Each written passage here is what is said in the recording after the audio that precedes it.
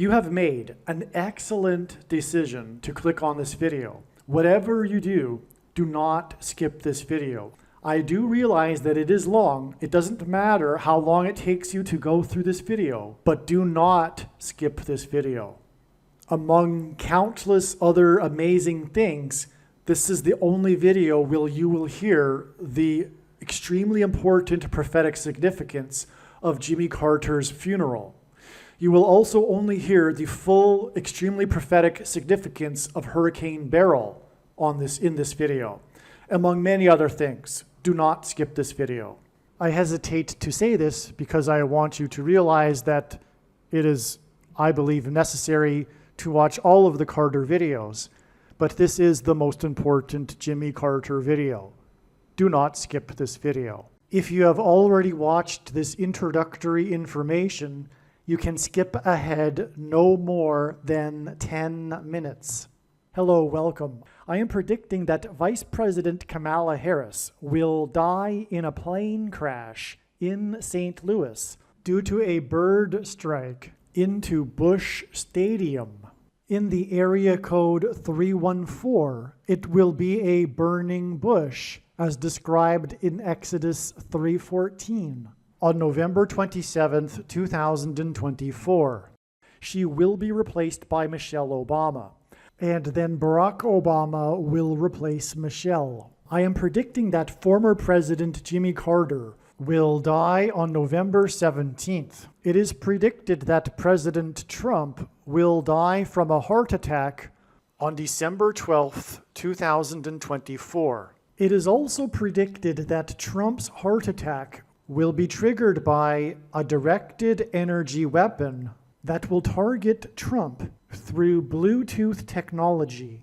The components inside the pointy thing that Trump took will facilitate this, and it is believed that when Barack Obama is sitting next to Trump at Jimmy Carter's funeral, Obama will obtain Trump's Bluetooth MAC address, which will be used to target Trump with a directed energy weapon. I am predicting that dirty bombs will explode in Manhattan, New York City, and there will be a large-scale evacuation on December 16th. I am predicting that Israel will bomb Iran on December 17th. Israel will nuke and completely destroy Damascus, Syria on December 26th, 2024. It is predicted that after Kamala Harris's death in a plane crash, Joe Biden will appoint Michelle Obama as his vice president. On December 17th, the Democrat Party will use their electoral votes to make Michelle Obama the president-elect. It is predicted that on either December 22nd or 25th, Joe Biden will suffer a stroke. It is predicted that on December 26th, 2024, Joe Biden will step down and Vice President Michelle Obama will become the 47th president. It is predicted that on December 26th, Michelle Obama will appoint Barack Obama as the 51st vice president. On January 12th, 2025, Michelle Obama will step down and Barack Obama will become the 48th president. His public inauguration ceremony will be on January 20th, 2025.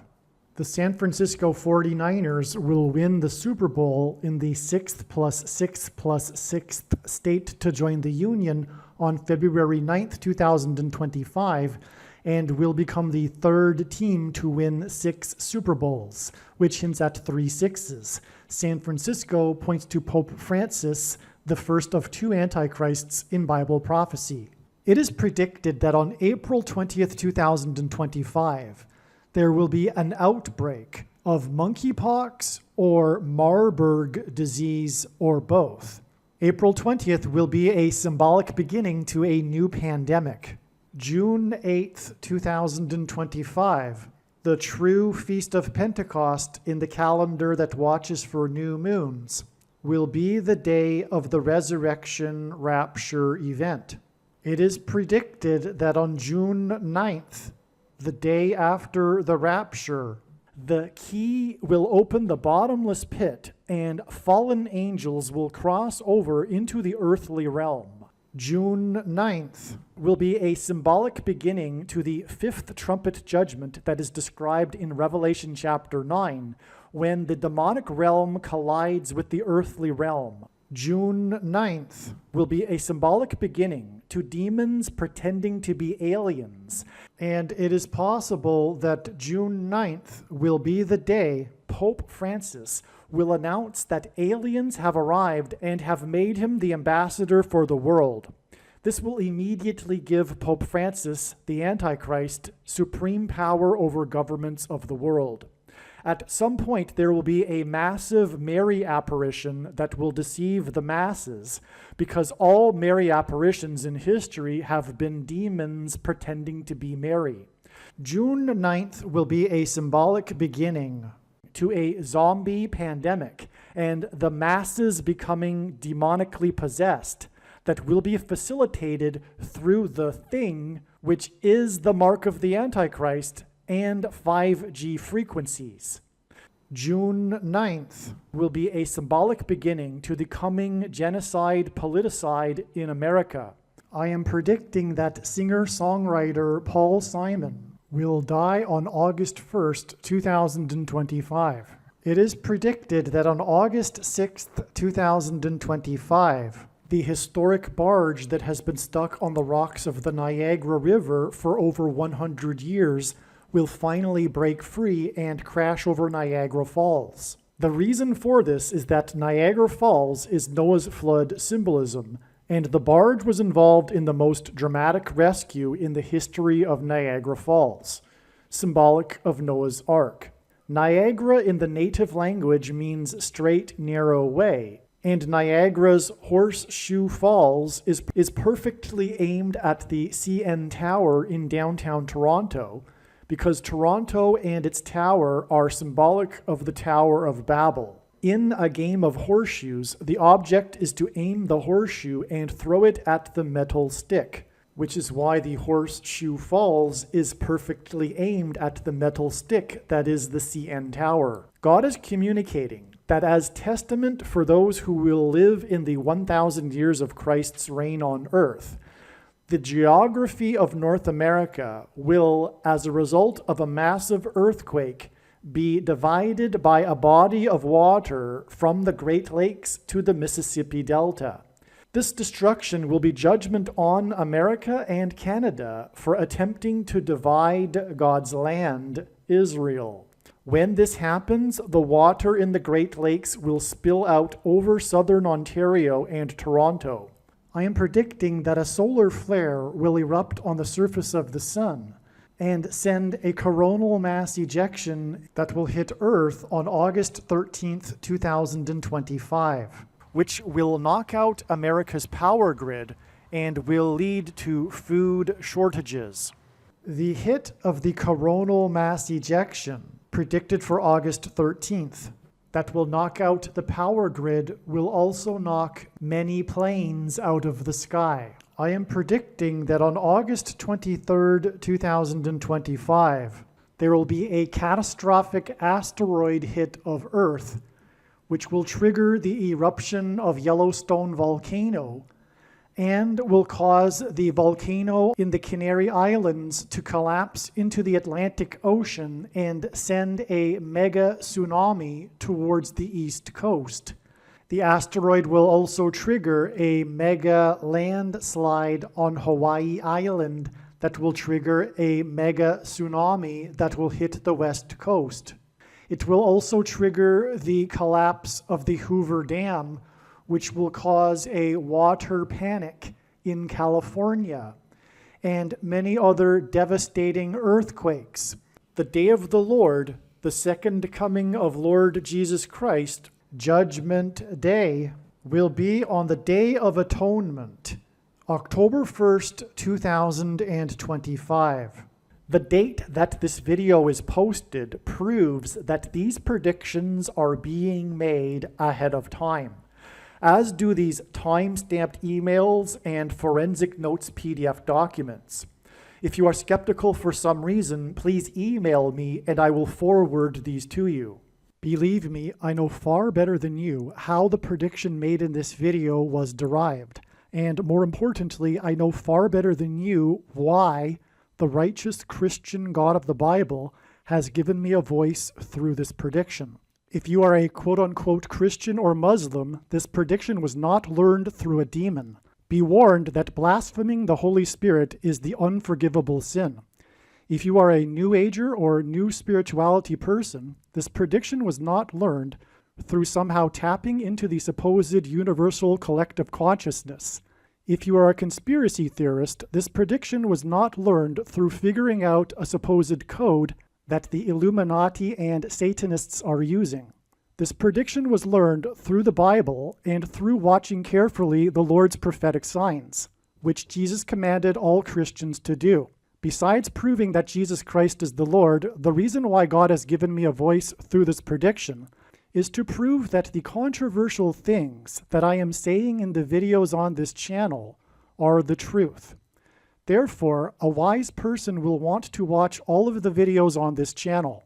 What I will also do is create a video or two that summarizes some of the controversial things that the Lord will prove to be true when the prediction being made in this video comes to pass. I will leave links to these must-watch videos in the description box below this video. Again, the purpose of this prediction, that is from God, is to prove these things that I will talk about. And therefore, it would be foolish to not watch the videos that I will leave links for in the description box below this video. Make a note right now of these alternative platforms that you can find me on, in case you can't find me later. All right, prior to July 6th, God was pointing to this date in regards to the funeral, the prophetic funeral of Jimmy Carter. And I will explain how that is, and I will also explain the prophetic signs that occurred on July 6th that confirmed all of the analysis. It is amazing beyond words. And after this explanation, I will get into so many other very important things. So let's get through this information that God is communicating through the signs that connected to and the signs that occurred on this very important date, July 6th, 2024. All right, now to explain what happened on July 6th, rather than have it all typed out into a script-like thing, there is no time for that. And so what I'm going to do is just read the thoughts as they came in their order, as the progression of the revelation came about what God was doing with July 6th. It's also a little bit, it's not complicated, but it's a little bit complex. But don't worry, I'm confident in my ability to teach this and explain it simply. All right, so, as we can see in this diagram, July 11th ended up being a step in the trail of signs. All of this is explained in 4 other videos.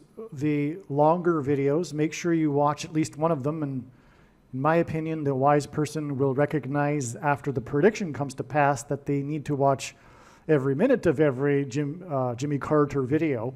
But it will explain the trail of signs that leads from July 11th to September 21st. And so don't be confused when in this video that was produced prior to July 11th, I talk about July 11th being the date it is predicted that Jimmy Carter will die. Again, it ended up being a step in the trail of signs, and this is how it works, as I've explained many times in other videos. The first thing to know is that it is believed that the day that Jimmy Carter will die, July 11th, is in itself, well, first of all, it's symbolism for 7 times 11, which is 77. And Carter, as I mentioned, was inaugurated in 1977 and began this succession of 7 kings. which culminated with the 7th King Trump, for example, and on, as I explained. So that's one reason why he will die on the date 11/7, or rather 7/11. It will hint at that. It'll hint at the number 77. But also, the date 7/7 hints at this.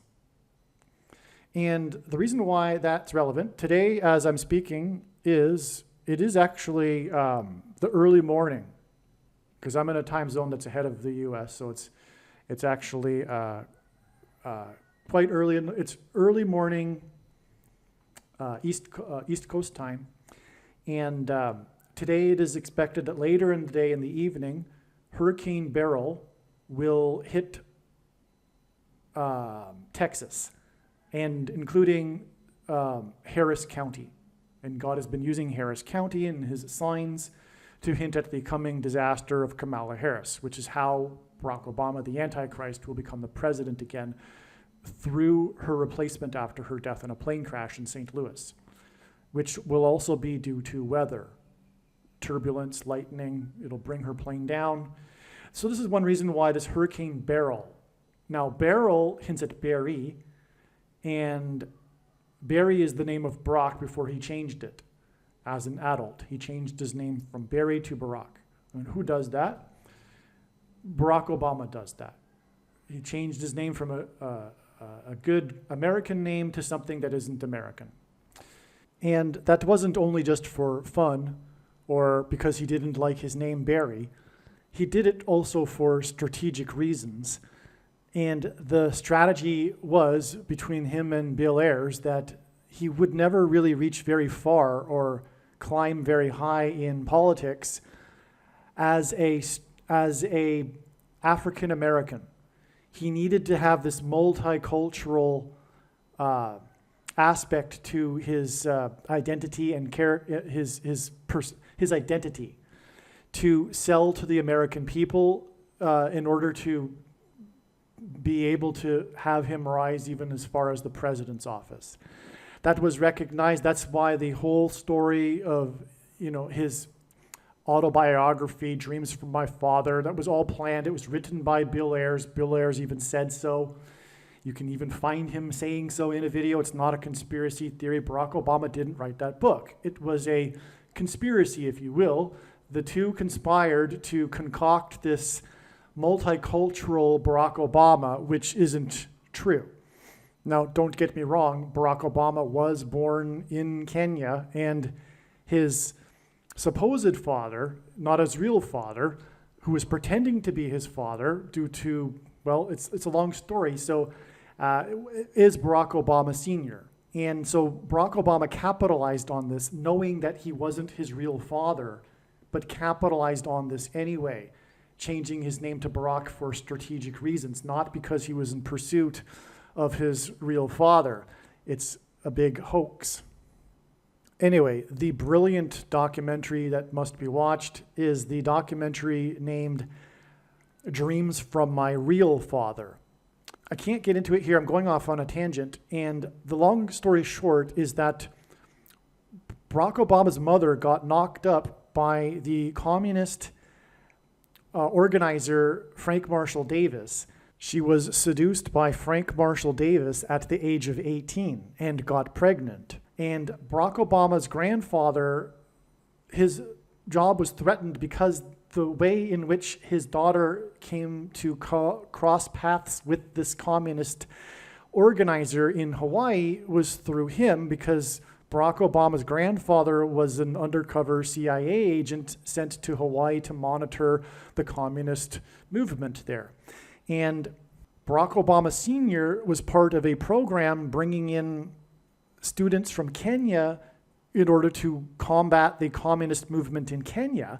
And the idea was that Barack Obama Sr. would play the role of the father and pretend to be the father in return for being able to stay in the country and pursue his doctorate.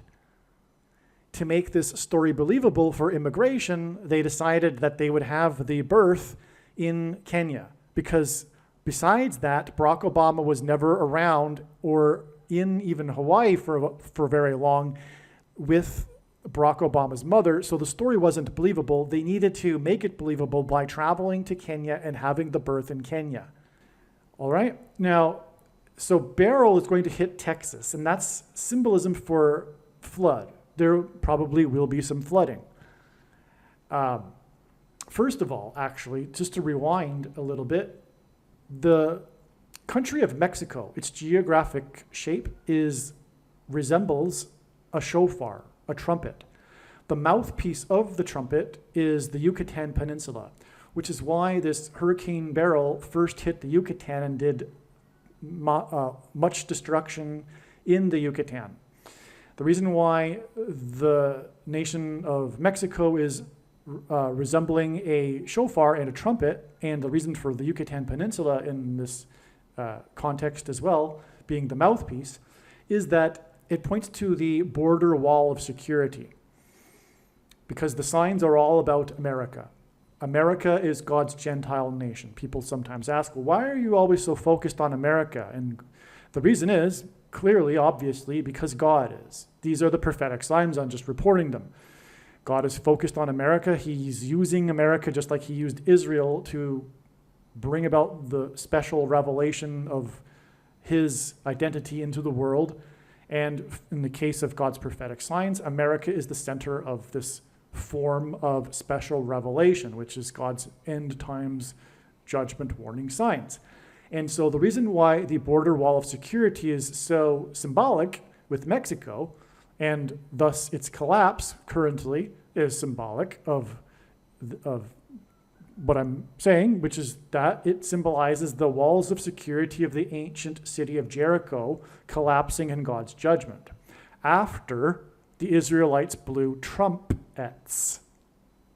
And that's why trump, which in archaic English means trumpet, why Trump and his presidency and election campaign were synonymous with his border wall of security. He was symbolically, in God's signs, trumpeting the collapse of America's walls of security and its destruction. Okay, so that's why Mexico is shaped like a shofar, and that's why Beryl first hit the Yucatan Peninsula and the mouthpiece of the shofar, the trumpet. Also, as would be expected, the wind speeds of Beryl, when it hit the Yucatan Peninsula, the mouthpiece of the trumpet, were 110 miles per hour. This was so predictable because the number 110 is used frequently in God's big picture of end times warning signs of judgment for America, because Joshua, who led the Israelites around the walls of security of Jericho before they collapsed after blowing trumpets, died at the age of 110. Also, the Israelites, led by Joshua, entered the promised land on the date 110, which hints at 110. Also on 9/11, the collapsed towers were 110 stories. The reason why there were two of them is that Jesus also had his triumphal entry into Jerusalem officially as the King of the Jews on the date 110, which again hints at 110. Two towers of 110 stories hints at the second coming, the second triumphal entry, if you will. And so that's why the wind speeds that blew into the mouthpiece, and that's another thing, the symbolism here of the hurricane is about its winds, and it's hitting the mouthpiece, which is symbolic of blowing into the trumpet. But the wind speeds were 110 miles per hour. It's amazing. Now, as I'm about to explain, the Beryl hurricane is, well, I recorded what I'm about to explain yesterday, but as we speak, it's hours away from hitting Texas on the other side of the border wall of security on the date 7/7. And that's also by design because of this parallel with the book of Joshua. Because when the walls of security collapsed, the Israelites marched around the walls of security 7 times while blowing 7 trumpets. In fact, it's also 3 sets of 7 because they marched around the walls once per day for 7 days, and then on the 7th day they marched 7 times while blowing 7 trumpets, which is why the Beryl storm, with its 110 miles per hour that hit the mouthpiece of the shofar, will cross over the border wall of security, symbolizing the collapse of walls of security and entering the enemy, entering Jericho, entering America, and destruction coming for America on the date 7/7, because it hints at the marching around 7 times while blowing 7 trumpets. Now, after hitting the Yucatan, it is predicted the meteorologists are saying that it will land on 7/7, which is hinting at God's number, the number 7, but also it's pointing to Carter, who was inaugurated in 77. And again, he will die on the date 7/11 because it also hints at 77. Now, what I'm getting at here is this Noah's flood symbolism, and the flood began in Genesis 7:11. Okay, the destruction of the ancient world began on the date 7/11. The death of Jimmy Carter will be a trumpet, if you will. It will be a signal of the beginning of the destruction. God has been, if you will, patiently waiting for this timing of the death of Jimmy Carter.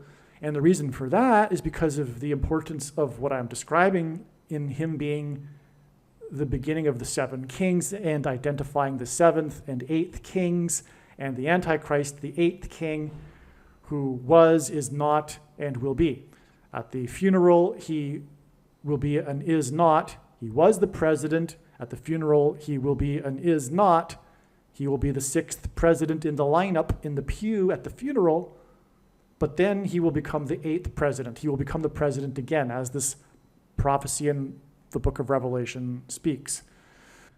I said that rather quickly, and I want to make sure that that was appreciated and it was understood, because this is really foundational here.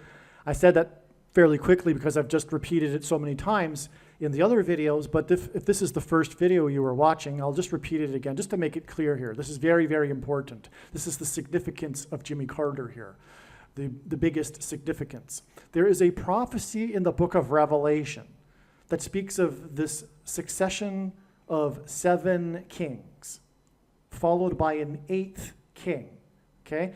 The 7th and 8th kings, well, so there's the primary fulfillment, and then there's, in God's signs, a secondary symbolic fulfillment.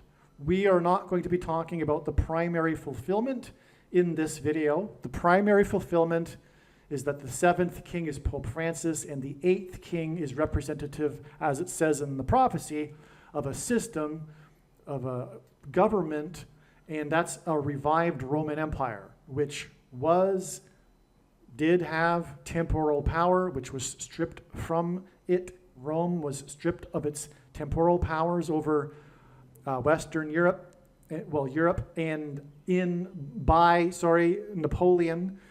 And Rome will be revived again, and it will be again. So the prophecy in the verse 17:11 speaks of the 8th king that was, is not, and will be again. All right. Now, at Carter's funeral, when the presidents are lined up in the pew in succession, the order of presidents, we have an order of presidents beginning with Carter, who was inaugurated in 77, getting us to the 7th king, Trump. And next to Trump will be sitting Obama. And at that moment, he will be the 6th king. He will be the is not.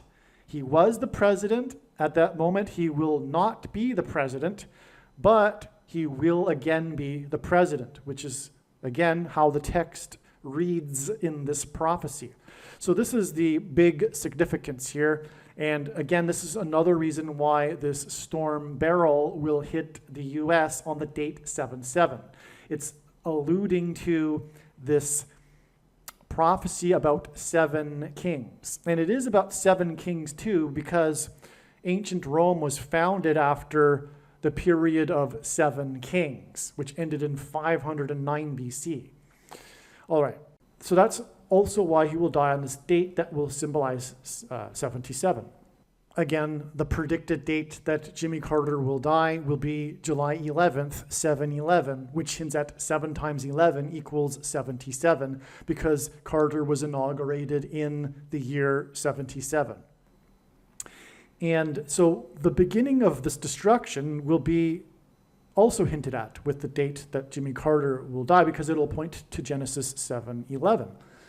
And incidentally, God gave Noah a 7-day warning to load the ark, and the ark was loaded on or in Genesis 7:11 after the 7 days.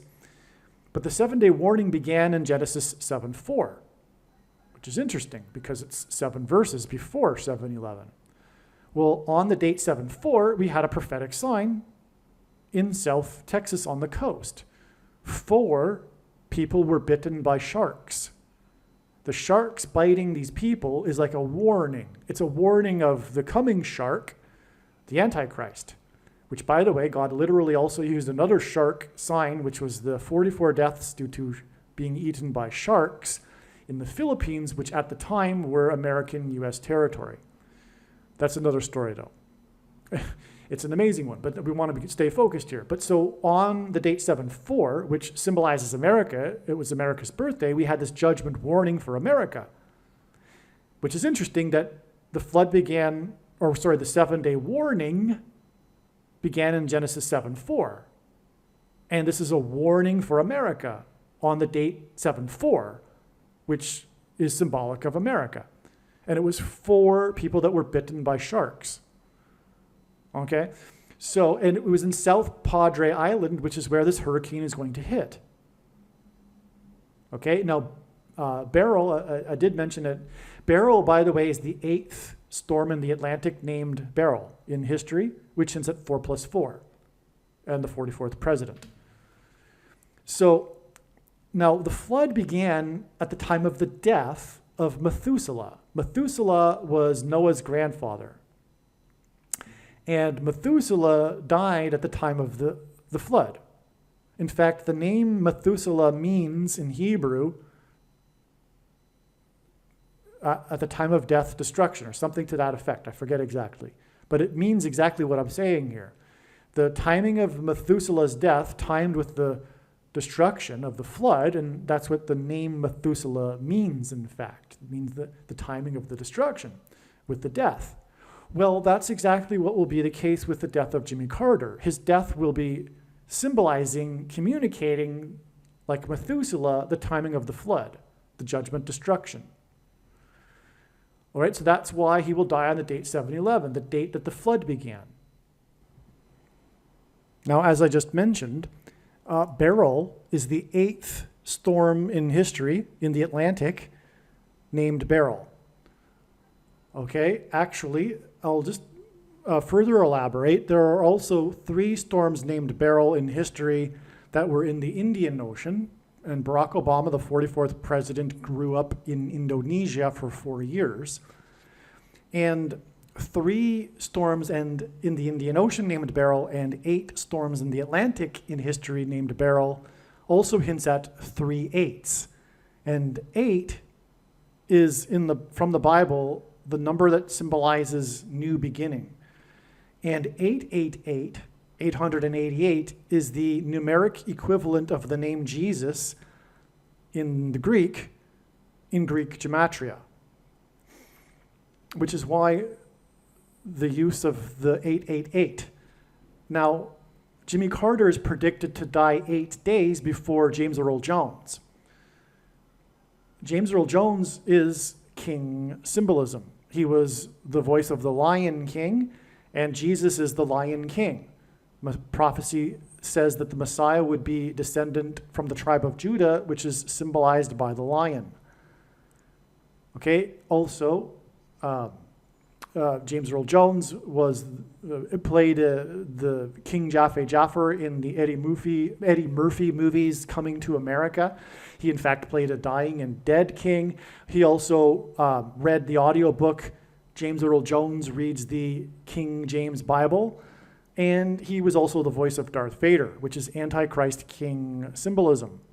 And so, James Earl Jones's death will be 8 plus 8 plus 8 days before the 9th of Av in the Hebrew calendar, which begins at sunset on August 12th, and the day of the predicted solar flare on the surface of the sun, a lion's roar.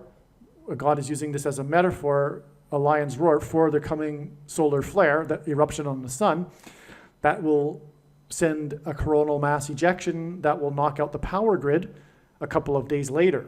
Well, anyway, that's 8 plus 8 plus 8 days. That's hinting at Jesus, the King of Kings, and this is from the death of James Earl Jones, who is king symbolism, and furthermore, he's symbolism for the king of the tribe of Judah, Jesus.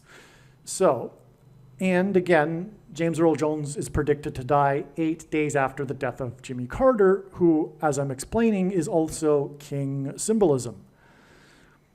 Well, what is fascinating beyond words is that Methuselah, and again, I'm explaining how Jimmy Carter's death will be symbolic of the death of Methuselah, who died at the time of the flood, and that's what the name Methuselah means. In octal counting, so our number system is based on 10, but if we use a system based on 8, okay, so I jumped ahead. Methuselah in the story died at the age of 969. Okay? 969 using the base of 8, the octal counting system, is equal to 1,711 in a base of 10. In other words, our system, the system that we use. Okay, the equivalent of our system, 1,711, would be in the base of 8, 969. Does that make sense? I hope that makes sense. No, the reason why it didn't make sense to me and why I wanted to reassure is because I got it backwards. So in base 10, 1,711 is equal to 969 in base of 8. Nope, I said it wrong again. Okay, sorry. In the base of 10, 969 is equal to 1,711 in the base of 8.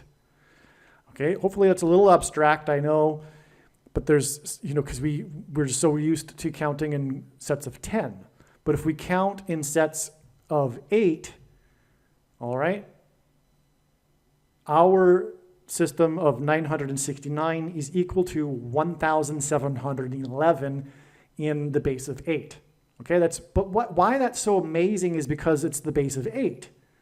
And the reason why 1,711 is so significant is because what we are talking about is how Jimmy Carter is pointing to the prophecy of the 7 kings and the 8th king in Revelation 17:11, which is why in the base of 8, Methuselah, who died at the age of 969, in the base of 8, 1,711 is equal to 969 in the base of 10. Hopefully you got that. So just again, Methuselah died at the age of 969. And 969 in equivalent of it in the base of 8 is 1,711. Jimmy Carter is symbolic of Methuselah and Revelation 17:11. That's why it's so amazing. Now, hopefully you got that. Hopefully I had done my job there and taught it well enough for you to be able to appreciate that. Hopefully, if you did, your jaw is dropped because, again, beryl. So also beryl, the instance in which this word occurs in the New Testament is in Revelation chapter 20 in regards to the foundation of New Jerusalem, in which there are, as a metaphor, the use of stones, and the 8th stone, and it even says that the 8th stone in the New Jerusalem is beryl. So beryl is a type of precious stone. And it says in the book of Revelation that it is the 8th stone. So this Hurricane Beryl is the 8th Atlantic storm in history named Beryl. And in octal counting,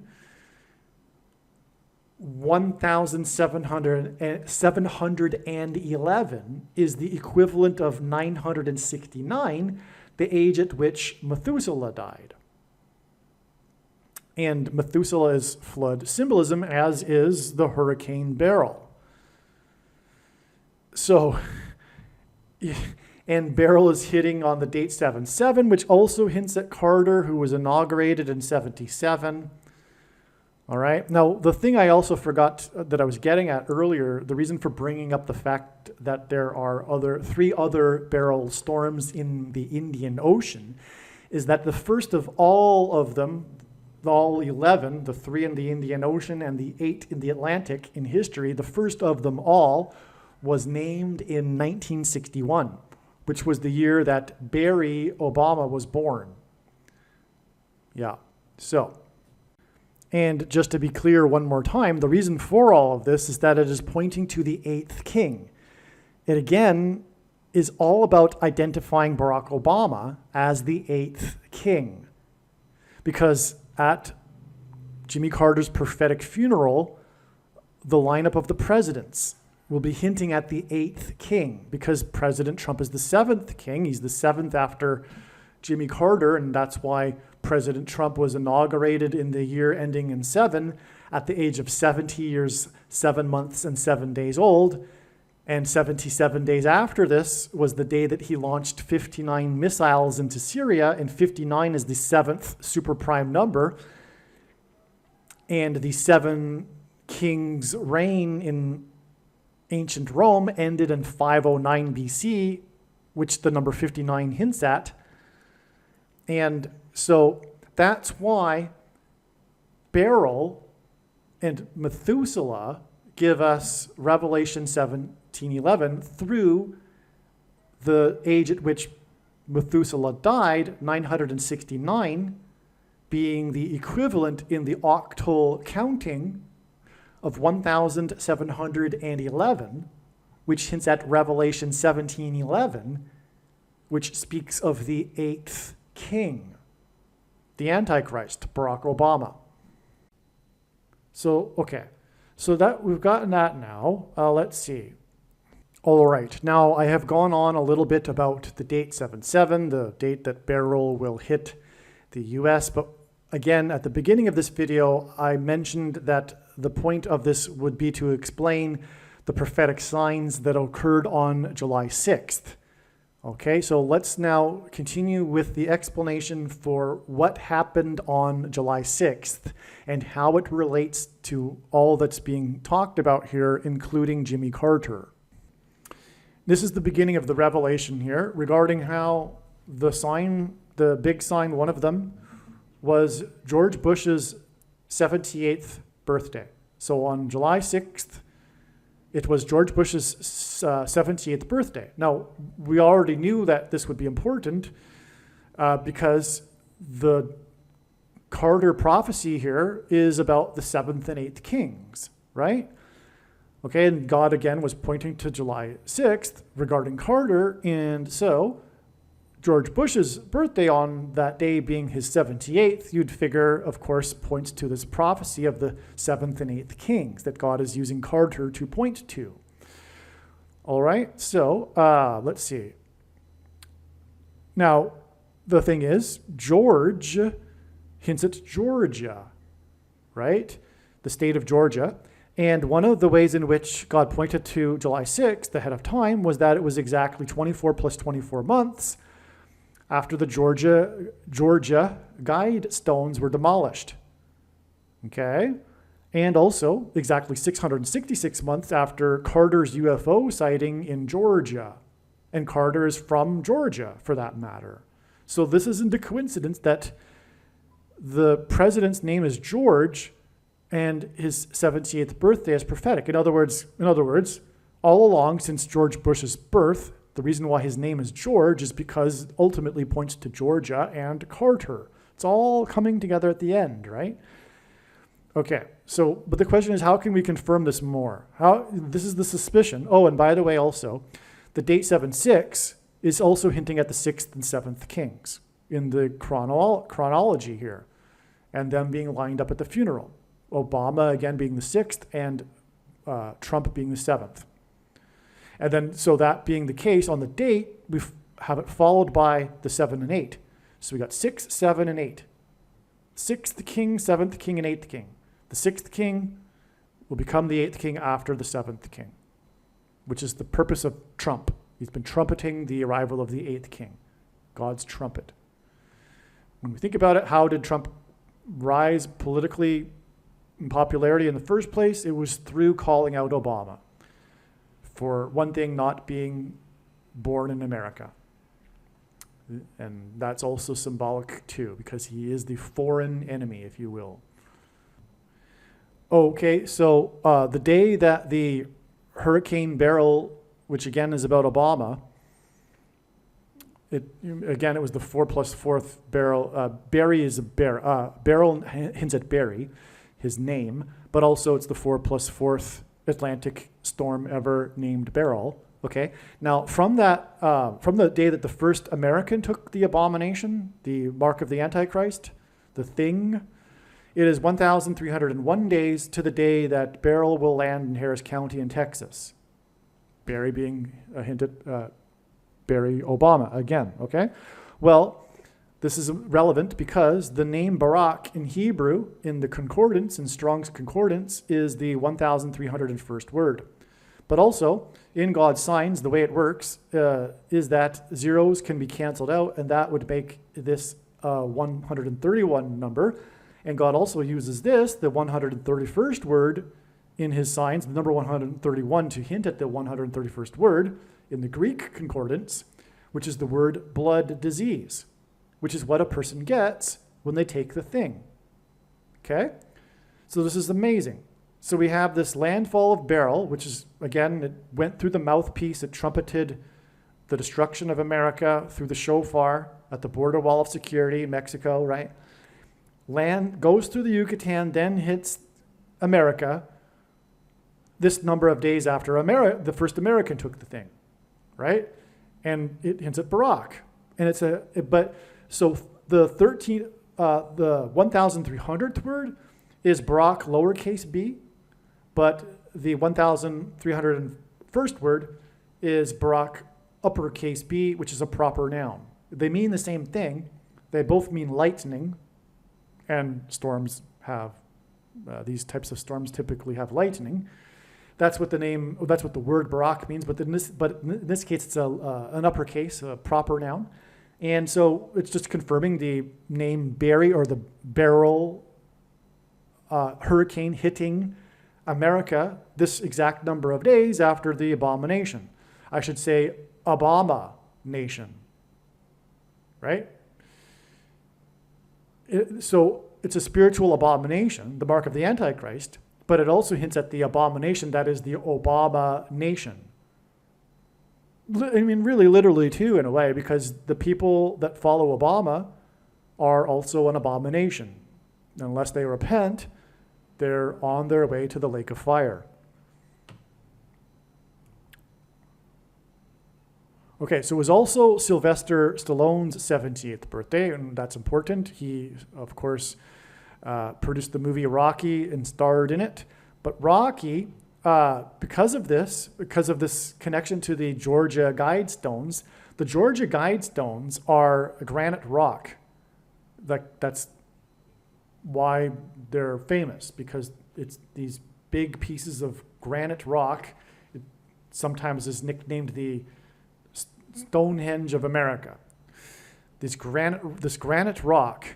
And so Rocky also lines up with this date, which again was exactly 24 plus 24 months after the Georgia Guidestones were destroyed. Oh, and by the way, the reason why that was relevant, I didn't explain, is because Carter was born in 1924, and predicted to die in 24, which hints at 2424, and G 2424, the 2424th word in Strong's Greek Concordance, is the word Jesus. And JC, Jimmy Carter, hints at Jesus Christ. And so that's the reason for why that's relevant in regards to Jimmy Carter. Oh, and also, I forgot to mention this, the date 7-6, because Jimmy Carter was the 76th governor of Georgia, and he was elected president in 76. All right? So it's relevant that Sylvester Stallone's 70th birthday is on the same day as George Bush's 70th birthday, which again hints at Georgia, and it also hints at the Granite Rock, Georgia Guidestones, which I'll explain more in a minute here. So we're on the trail here of figuring out what God is doing here. Okay. Well, here's that diagram again. Might as well just show it.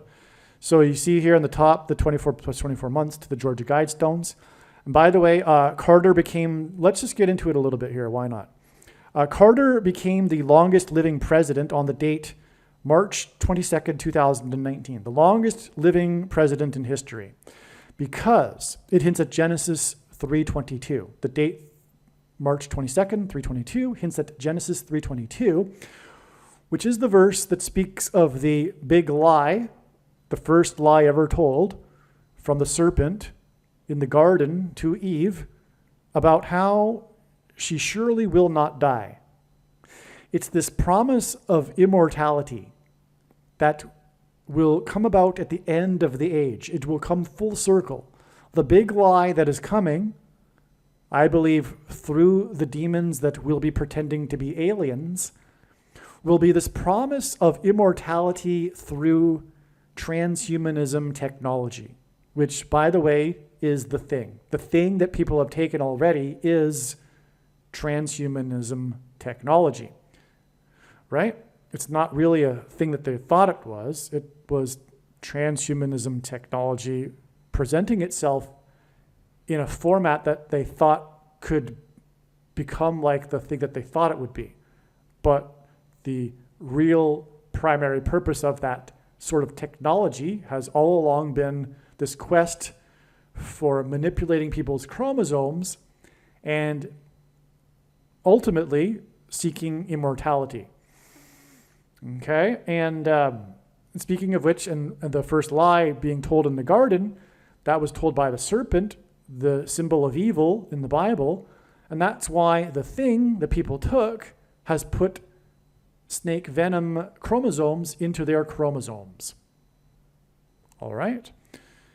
Well, anyway, this date is exactly 276 weeks, and that's this number 276 is one of three unusually specific numbers in the Bible, and it occurs in the context of a shipwreck, speaking of the coming flood judgment, and Jimmy Carter symbolizing Methuselah. But also, 276 is the 23rd triangular number, which in a triangle of numbers, the last number in the 23rd row is 276. And the number 23 God uses in his signs because it points to Barack Obama, who is the basketball president who wore jersey number 23. It is also the 9th prime number, and then number 9 is the most important number in God's big picture of signs, as from the Bible it symbolizes God's judgment. And the way in which his signs works is that he pairs certain numbers together, such as 9 and 23, because the president who wore jersey number 23 was inaugurated in 2009. And this number here, 45, is the 9th triangular number. So we have these two triangular numbers that confirm each other here, these two connections, okay? But back to the Georgia Guidestones. The day that Carter became the longest living president, which is this hint at immortality, because of the date that he became the longest living president on, which hints at Genesis 3:22, was exactly 39 years, and Carter was the 39th president after the Georgia Guidestones first opened. Okay? Now, the Georgia Guidestones, why are they so important in God's science? Because they symbolize George Bush, George H.W. Bush, actually, and his coining the phrase, if you will, New World Order. He's famous for his speech to Congress toward a new world order, delivered on 9/11 and 1990. All right, now, much will be said more about this in a minute. It's important. This is what is being hinted at here through George Bush's 78th birthday on this date. Okay, and by the way, speaking of the 78th birthday, in the news 7 months and 8 days earlier was Laura Bush, because she was attending the former First Lady's funeral. Okay, and so that's another sign. I won't get into the details, but that's also a confirmation of the relevance of George W. Bush's 78th birthday, 7 months and 8 days after Laura Bush was in the news in context of Carter. Okay, and again, George is Georgia, and so we got the Georgia Guidestones. We got the two men with the birthdays, their 78th birthdays, which hints at this prophecy regarding Carter and the 7th and 8th kings. And it's hinting at Georgia because of George and because of Rocky, because of the Georgia Granite Rock Guidestones. So this is how important the Georgia Guidestones are. Now, what is that about? Why is this so important? Again, I'm hinting at it. I'm getting to it. It's the New World Order, which involves the Antichrist. Okay? And I'll explain more in a minute. All right, one thing before we move on here is that this 276 weeks connection regarding the date that Jimmy Carter became the longest living president also hints at 276s. And this is related to Carter because he was the 76th governor of Georgia, speaking of Georgia Guidestones, and he was elected as the president in 76. So that's 276s. Now, what I'm going to do for the next couple of minutes is play a clip that I already produced for this video later when I'm explaining this diagram, because again, at the beginning of this video, I mentioned that I would be explaining this diagram at the end of the video. In other words, the explanation for this diagram came prior to July 6th, and I already explained how it ended up being a step in the trail. And so what I'm doing now is explaining first what happened on July 6th, and then I will explain how God was pointing to July 6th ahead of time. Well, part of that explanation that I explained ahead of time regarded the Georgia Guidestones. And so what I'm going to do now is just play a clip of that, just a couple of minutes, in which I explained the Georgia Guidestones. I need to insert this now in order to get to the bigger point, which is how this relates to the New World Order and George H.W. Bush, which is being hinted at through George W. Bush and his birthday on this date, his 78th birthday. Also, this date, 3/22, the day that the 39th president became the longest living president, was exactly 39 years after the Georgia, and Carter was the governor of Georgia, and his funeral will be in Georgia, after the date of the opening of the Georgia Guidestones on 3/22 in 1980. During his presidency, the president from Georgia's presidency, the Georgia Guidestones were officially opened on 3/22 because this is satanic. Satanists use the number 3/22 because of what I mentioned, the lie or the quest for immortality, the first lie ever told, which all comes full circle in the end with the last lie, which will be, again, this promise for immortality for those who will be deceived because they don't trust in the promises of God and eternal life through Jesus Christ, the only way to eternal life, the door, the gate, as Jesus said. The only way to life is through Jesus. Jesus was the one that conquered death through his resurrection, and we need to, as Jesus said, eat his flesh and drink his blood, which was a metaphor for being inside Jesus and having Jesus inside us. the Holy Spirit, not the universal spirit that New Agers talk about, not the collective consciousness, etc. The Holy Spirit, holy is a Hebrew word that means set apart. The set apart spirit that is God, and God will only come into those who him chooses. It isn't in all of us, like the New Agers would have you believe. It was through Christ's death and resurrection that he conquered death, and thereby we can have eternal life and be resurrected in him. And Jesus was crucified on the third hour and then came down off the cross and was buried in the ninth hour, which is why Jimmy Carter, was the 39th president. It hints at the third hour and the ninth hour as described in the Bible. And that's why we have this 39 years connection between these two dates, as I'm explaining, that hint at immortality. Okay, so what are the Georgia Guidestones? They are nicknamed America's Stonehenge.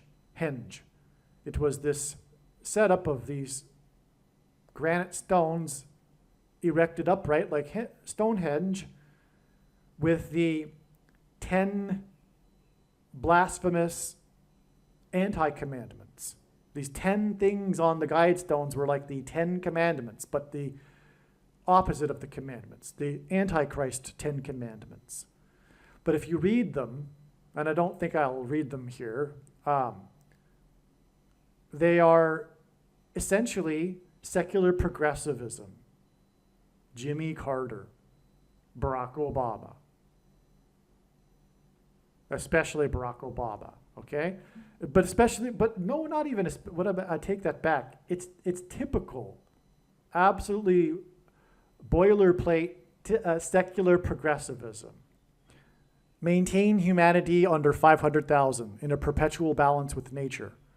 Okay, the leftist, lying, wicked media talks about there being a conspiracy theory about the Georgia Guidestones. It's clear, it's right on it. It's talking about depopulation. So whoever put it together was talking about a coming catastrophe that will reduce the world's population, and then the first commandment is to limit the human level of people on Earth to 500 million. Okay?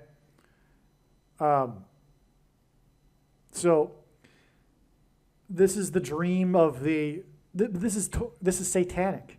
This belief that the world is overpopulated is satanic. It is a lie from Satan. It is not true.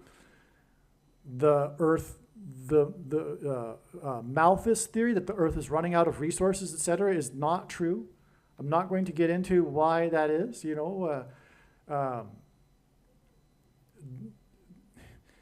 Resources don't run out. They are they become new things as new technology comes and man creates new uses for things. But the bigger point is that God wouldn't create an environment for man that would,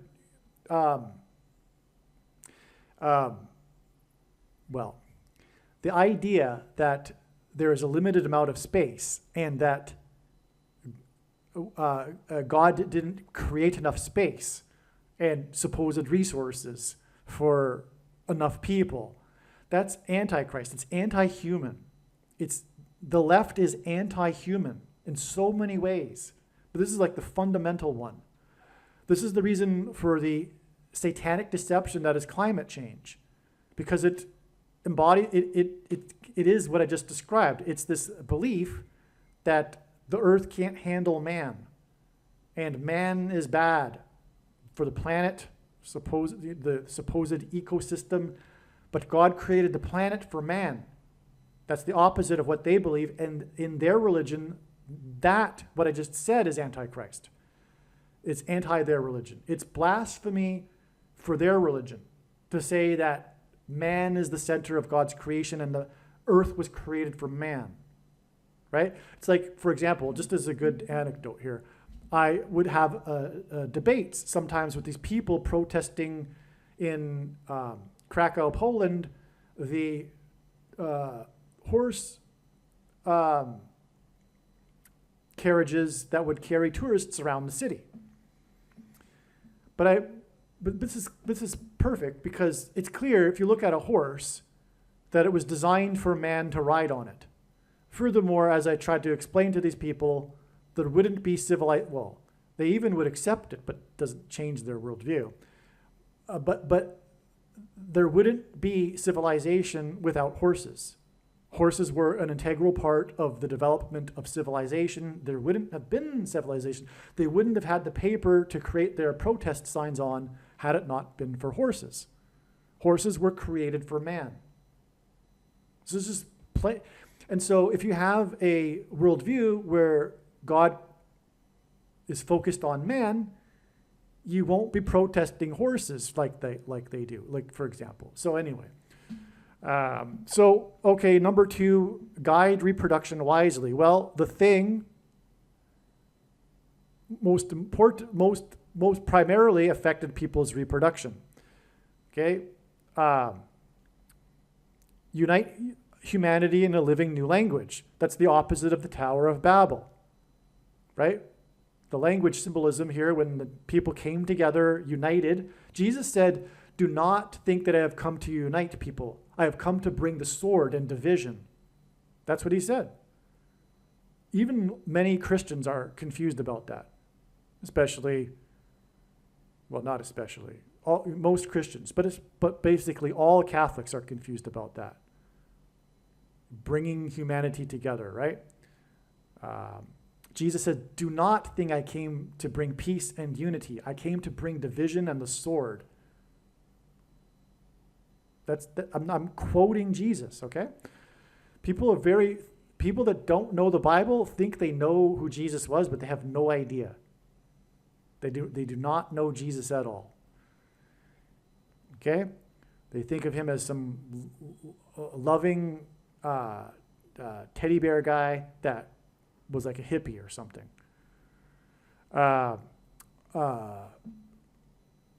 Okay, rule passion, faith, tradition, and all things with tempered reason. That's like anti-religion right there.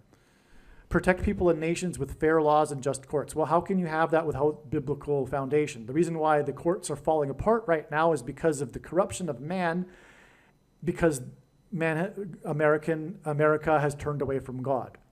It's turning into a third world country where courts are no longer fair and just, because it's become corrupt, which is inevitable when people do not have a biblical foundation and culture. And the reason why the Latin American countries don't have the courts and are the third world countries is because Catholicism isn't Christianity.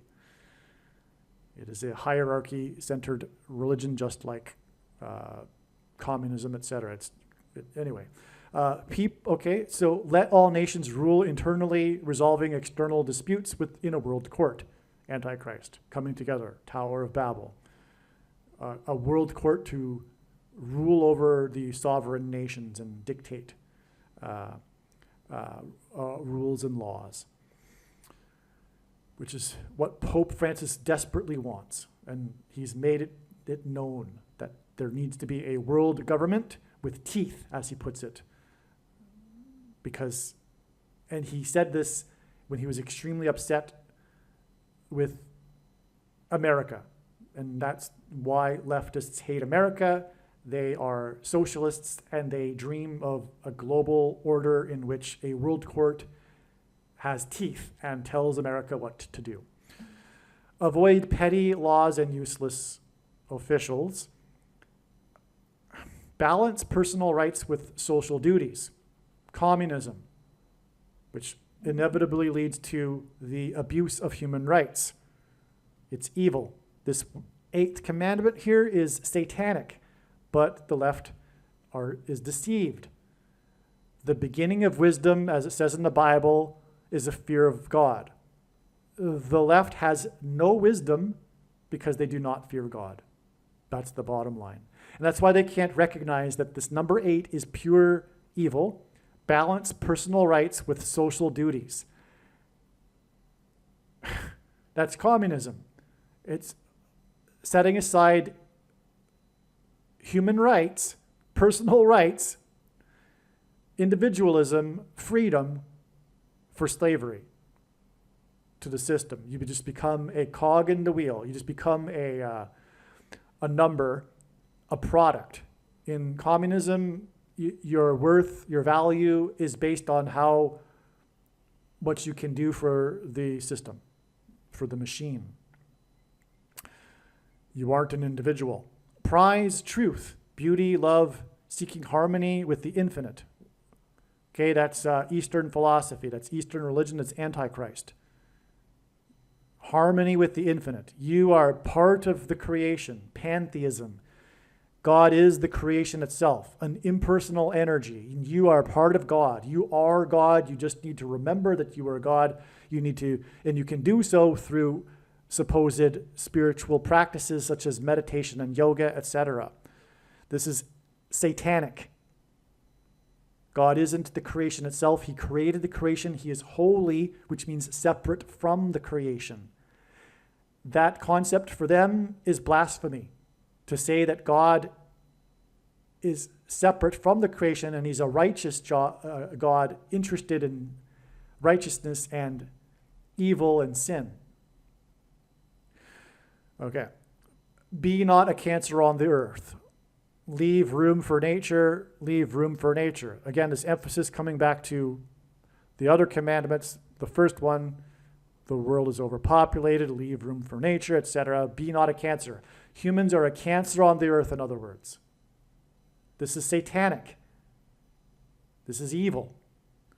The conspiracy theories are true about this stone, this Georgia Guidestones. I have personally seen a video in which a drone flies on top of the Guidestones, and on top here, it's clear that it's set up for conducting blood sacrifices. There's even evidence of a recent blood sacrifice on top of it. But the way the stone is cut out is like ancient pagan religion when they cut out of stone for purposes for their blood sacrifices. So, in other words, satanic rituals were done on top of the Georgia Guidestones, and it was intended for that purpose. This is the satanic worship place. Okay? So I think it was worthwhile to go, oh, by the way, 500, the 500th word in Strong's Concordance, speaking of 500 million, is the word Antichrist. And it is mentioned 5 times in the New Testament. The word demon is mentioned 5 times, and the word adversary, which is what Satan means in Hebrew, is mentioned 5 times. This is pure Satanism. Okay, it's satanic. Okay, so this was worthwhile to go into because of the diagram that we're studying here, because of God's signs and connections pointing to the Georgia Guidestones. You will not hear anywhere else how God has incorporated the Georgia Guidestones into his big picture of signs and point to the funeral of the longest living president, who became so on the date 322, 39 years exactly after the Georgia Guidestones were opened. Okay? The 39th president. Now, we have another connection to the Georgia Guidestones. And again, the 39th president is from Georgia, and his funeral will be in Georgia. And this president, as I explained earlier, was born in 1924, and will die in 2024, which hints at G2424, the word Jesus in the Greek concordance, which is why the Georgia Guidestones were demolished, blown up by a protester on this date. The end of the Georgia Guidestones was July 6th, 2022. 7-6 again hints at Jimmy Carter, the 76th governor of Georgia, which is why the Georgia Guidestones were blown apart on the date 7-6. Exactly 24 plus 24 months. 2 years to his funeral in Georgia. 24 plus 24 months hints at 2424 in concordance, the word Jesus, and it hints at Jimmy Carter, JC, who was born in 24 and will die in 24. Okay, this is a typo. I was confused here. I was confusing it with 2 days, which is 24 plus 24 hours. This isn't 24 plus 24 months. This is still a valid connection. It is the 2-year anniversary of the Georgia Guidestones, this July 6th date that God pointed to in advance.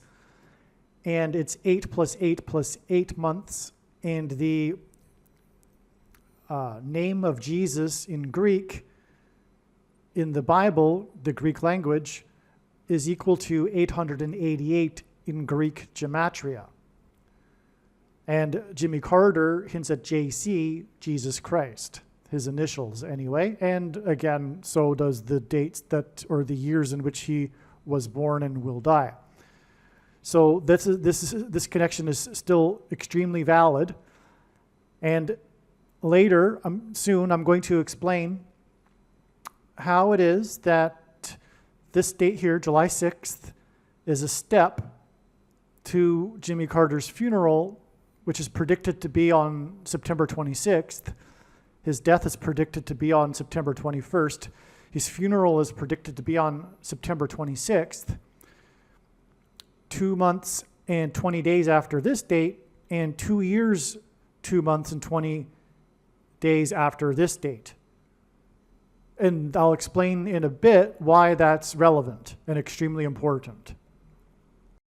Okay, I just mentioned that Jimmy Carter is predicted to die on September 21st. It too ended up being another very, very important step in the trail of signs.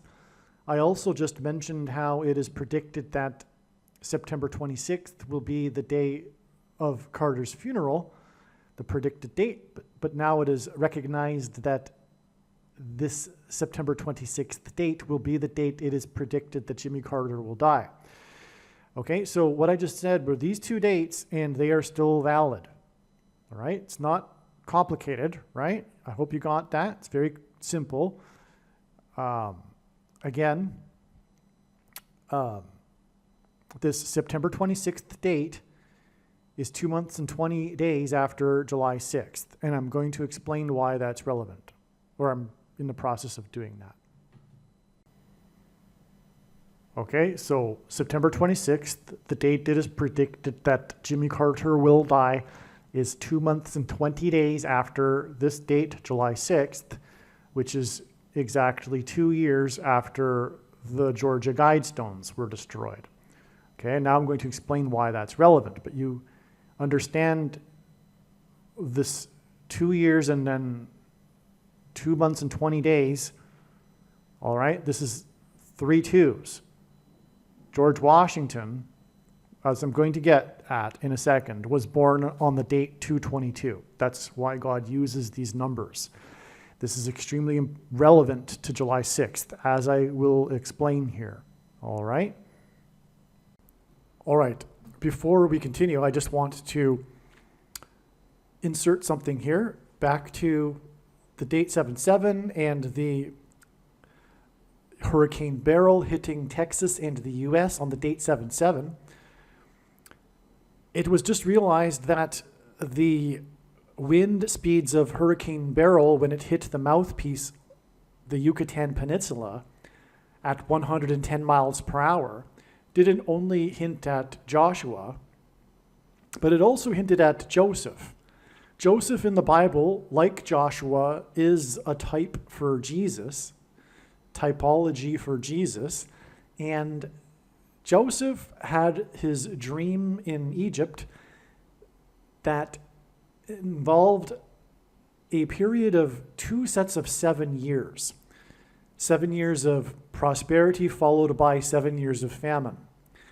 And in the typology, this 7 years of famine is symbolic of the final 7 years of the end times period, which is only in itself symbolic and symbolically began in 2017 That's another story, but anyway, the prediction in this video, the purpose of it from God is to prove this, that the 7 symbolic years began in 2017 and the second coming of Lord Jesus Christ is in October of 2024. Well, anyway, this date 7/7 hints at this. It hints at the 7 years of prosperity followed by 7 years of famine. And so that's another reason why it had 110-mile-an-hour winds, which hints at Joseph and his dream of 7 years and 7 years, which is a typology for the end times, which we are in, and the destruction that's coming, hinted at with Hurricane Beryl crossing over the border wall of security on the date 7/7. It's amazing. All right, now just continuing on in the email thread that I was exchanging with a friend regarding what happened on July 6th. Again, this was spontaneous, this was brainstorming, this is just coming to realizing what was happening in real time. I'm just going to read through it and explain to you how things became learned over the period here, over the time here. And the next email in this thread is this, which I wrote.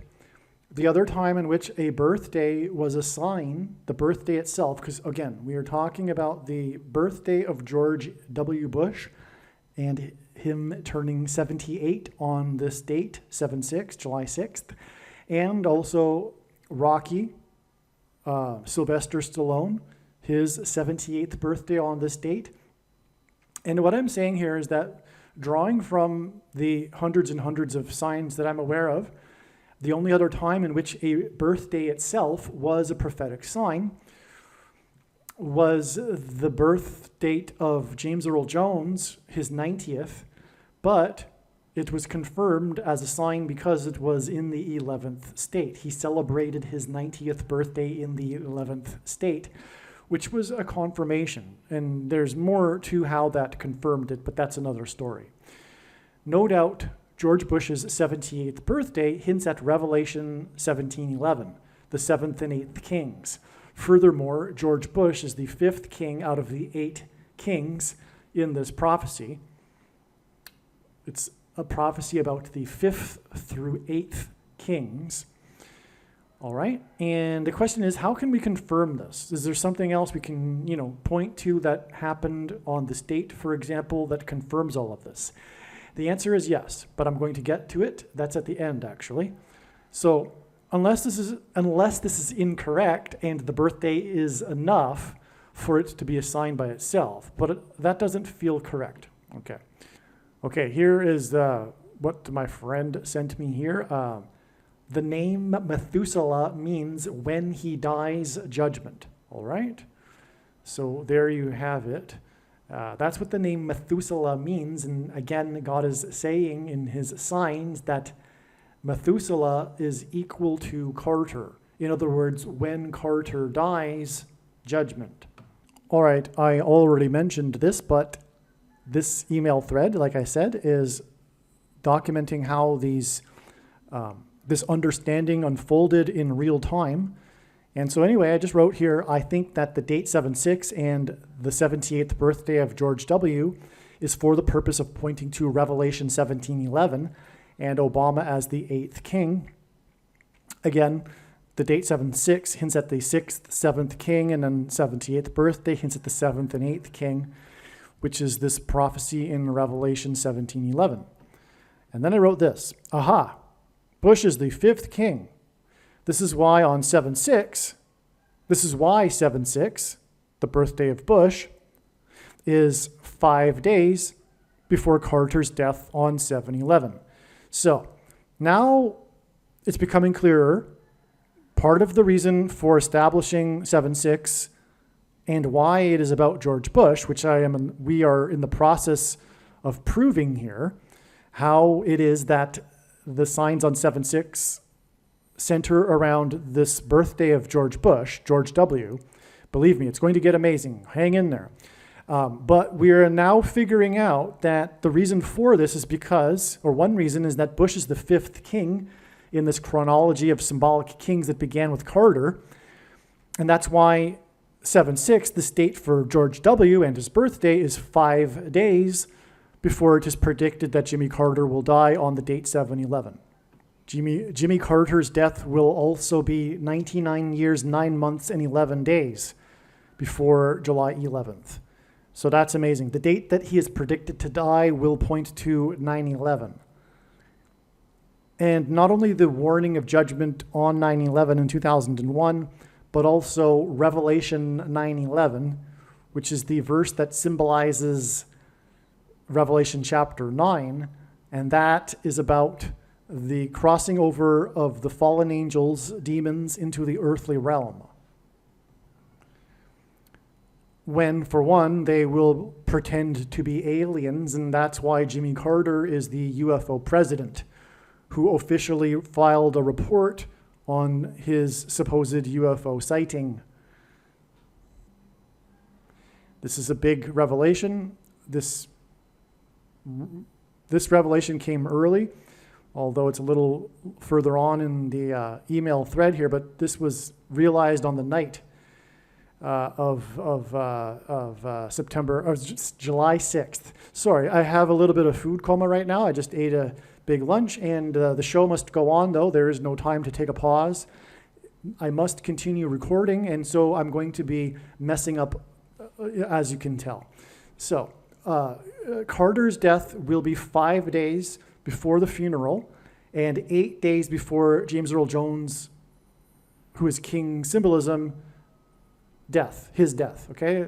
I'm writing to a friend. It's like abbreviated short form notation, really. So Carter's death will be 5 days before his funeral and 8 days before the predicted death of James Earl Jones, who is also King Symbolism, just like Carter. And this hints at the 5th and 8th kings in the prophecy. Again, this prophecy is about the 5th through 8th kings. And that's why Carter's death will be 5 days before his prophetic funeral, in which the presidents, who are symbolic of kings, will be lined up, the 5th through 8th kings, in other words, and Carter's death will be 8 days before the death of James Earl Jones, and that's a 5 and an 8, and therefore it's more confirmation. It's a hint at the 5th through 8th kings in Revelation chapter 17. All right. Okay, it seems Rocky's 78th birthday on this same day is confirmation for Georgia granite rock guide stones, which equal George H.W. Bush New World Order, which is what I have mentioned already. Rocky was released in 76. That's a number that hints at Carter, but Rocky, the actor who portrayed Rocky, had his 78th birthday on the date 7/6. All right? That's amazing confirmation. Now, in other words, this is a second witness. This is a confirmation for the relevance of Sylvester Stallone's 78th birthday on July 6th, 2024. All right? The fact that the movie Rocky was released in 76, and that is actually significant. It's the year that Carter was elected. But what I mean by it being significant is that Rocky, the story of the movie Rocky, is more than the actual movie. It's the production of the movie and the popularity of the movie itself. In other words, it's not just the plot, the character Rocky. What I mean is the actual movie. The movie had a parallel. The plot of the movie had a parallel with the actual movie in real life, because in the movie Rocky, the character Rocky is a huge underdog, and he takes on the heavyweight champion, and he perseveres and makes it through to the end, etc. All right. This was an independent movie produced on, I believe, a budget of $1 million, which is extremely small, and but it became the highest-grossing movie of the year, and beat all of the big Hollywood movies, including the big one of that year that otherwise would have won Best Picture at the Academy Awards. All the President's Men. And that's what I mean by Rocky being significantly tied to the year 76. Because the movie Rocky beat all of these other movies in 76. That's the point. It became the highest grossing movie and it won Best Picture for the year 76. And the movie that it beat was All the President's Men. Which is why we have this. Rocky was released in New York City on November 20th, 1976. 8 weeks and 5 days, which hints at the 5th and 8th kings, before Carter's inauguration in 77, which began the fulfillment of this prophecy about the 5th through 8th kings. Okay? Now, Rocky was released widely in the U.S. on December 3rd in 76, 48 days before Carter's inauguration. And 48 days is 6 weeks and 6 days, because the Antichrist is described in the last book of the Bible, the 66th book of the Bible, in which the Antichrist's symbolic number is 666, and the Antichrist will be the future 48th president, Barack Obama. All right, who was born on the date 8/4, which is written as 4/8 outside of the U.S., etc. And his name, Barack Obama, in Hebrew gematria is equal to 84. Well, anyway, the movie Rocky. So the movie Rocky, you know, I haven't even begun to explain the prophetic significance of the movie Rocky. That would take another video. But I'll just sum it up. The movie Rocky is about its location, which is Philadelphia, which is one of the 7 churches that Jesus wrote letters to in the book of Revelation, and said that this would be the only church that would be spared the hour of tribulation. So God uses this city of Philadelphia in his signs for this purpose, for prophetic purposes. Rock is symbolic of Christ in the Bible. The rock in the Bible is symbolic of Jesus. And the theme song became a major hit, a big hit. It's the instrumental. There's really no singing aside from a little bit of chorus, but it's a trumpet song. It's a song. It's Gonna Fly Now. Okay, you probably know. Anyway, you probably know the song, right? It's the trumpet song and at the end of the movie, the song is playing, and the iconic scene, which is the last scene of the movie, is Rocky at the top of the steps at the Philadelphia Art Museum, and he holds his fist into the air in a sort of victorious moment, and then the movie ends. The scene freezes. It's a freeze frame, and that's the end of the movie. But the song is playing during that the end of the movie there, or it's gonna fly now, and that's because the Church of Philadelphia that will be spared the hour of tribulation will fly. They will be raptured, as it says in Bible prophecy. They will meet the Lord in the air. And so the point is that this movie Rocky is very, very important in God's signs. And this is another example that was only just learned, because there's many other examples that I could list for you for the reason for how it is that God has used the movie Rocky and his signs. But this one was just discovered the other day. And that's because of the 78th birthday of Sylvester Stallone, which had us look at a connection between the movie Rocky and Carter. And sure enough, of course there is, because Rocky was released in the same year that Carter was elected. But not only that, we have the confirmation, which are these prophetic connections to the date that Carter was inaugurated. So there you have it. And okay. So, and like I say, it's the movie Rocky is a rags to riches movie. Oh, by the way, Carter, same thing. Carter was selected out of obscurity, and the reason why he was selected was because of that. The Democrat Party thought it was a good idea to nominate this guy from the South who talked about his religious faith, and they thought that the Democrats, secular leftists, the atheists could use this to their advantage and get votes that they wouldn't otherwise be able to get. And that's because Carter and his brand of Christianity fools people. It isn't Christianity, right? Carter basically has the same values as the secular progressive leftists, and it's all a lie. Whether Carter or believes his, I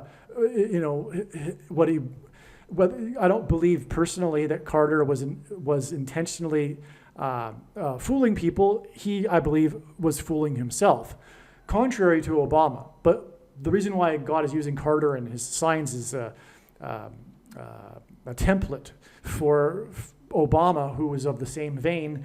But in Obama's case, he really does know that he is hoodwinking the people, the masses, presenting himself as a centrist. But anyway, Carter was all about his moralism, and that's why he rightly so was criticized by conservatives of the time and for years after. And also, Barack Obama is constantly moralizing, although when he moralizes, it's 100% lie, but it sounds good. And his moralizing is what the foolish people, the unwise people, find attractive about him, one of the things about him. But he's constantly moralizing and really talking down to people that don't agree with him, etc. Just like the left, just like the illiterate, ignorant people on the left that know nothing about history and know nothing about anything really, but they think they're so smart and more educated and more informed than anyone, and so they talk down to people. They think of themselves as the elites, the enlightened ones, which is why they feel justified in bending the law and trampling on rights, because the ends justify the means. It's classic communism, right? Anyway, I'm getting off track here, but we got to point here to arriving at the significance of the movie Rocky and its connection with Carter. And as I mentioned, it was the independent film underdog that beat All the President's Men. That's amazing, because here we have another connection to the president, right? Because of Rocky beating All the President's Men in the Oscars. It was the big showdown between these two movies at the Oscars that year. And the thing about it is that Rocky was produced by this outsider, Sylvester Stallone, a Hollywood outsider, and on a really small budget, whereas All the President's Men was your typical high-budget Hollywood movie. Well, anyway, it points to in other words, it points to the president and points to President Carter. Furthermore, it points to all the presidents that Carter is symbolizing, because again, Carter is the beginning of this symbolic chronology of 7 kings. And so it's all the presidents. You could take away the apostrophe and have all the presidents. That's what it's hinting at.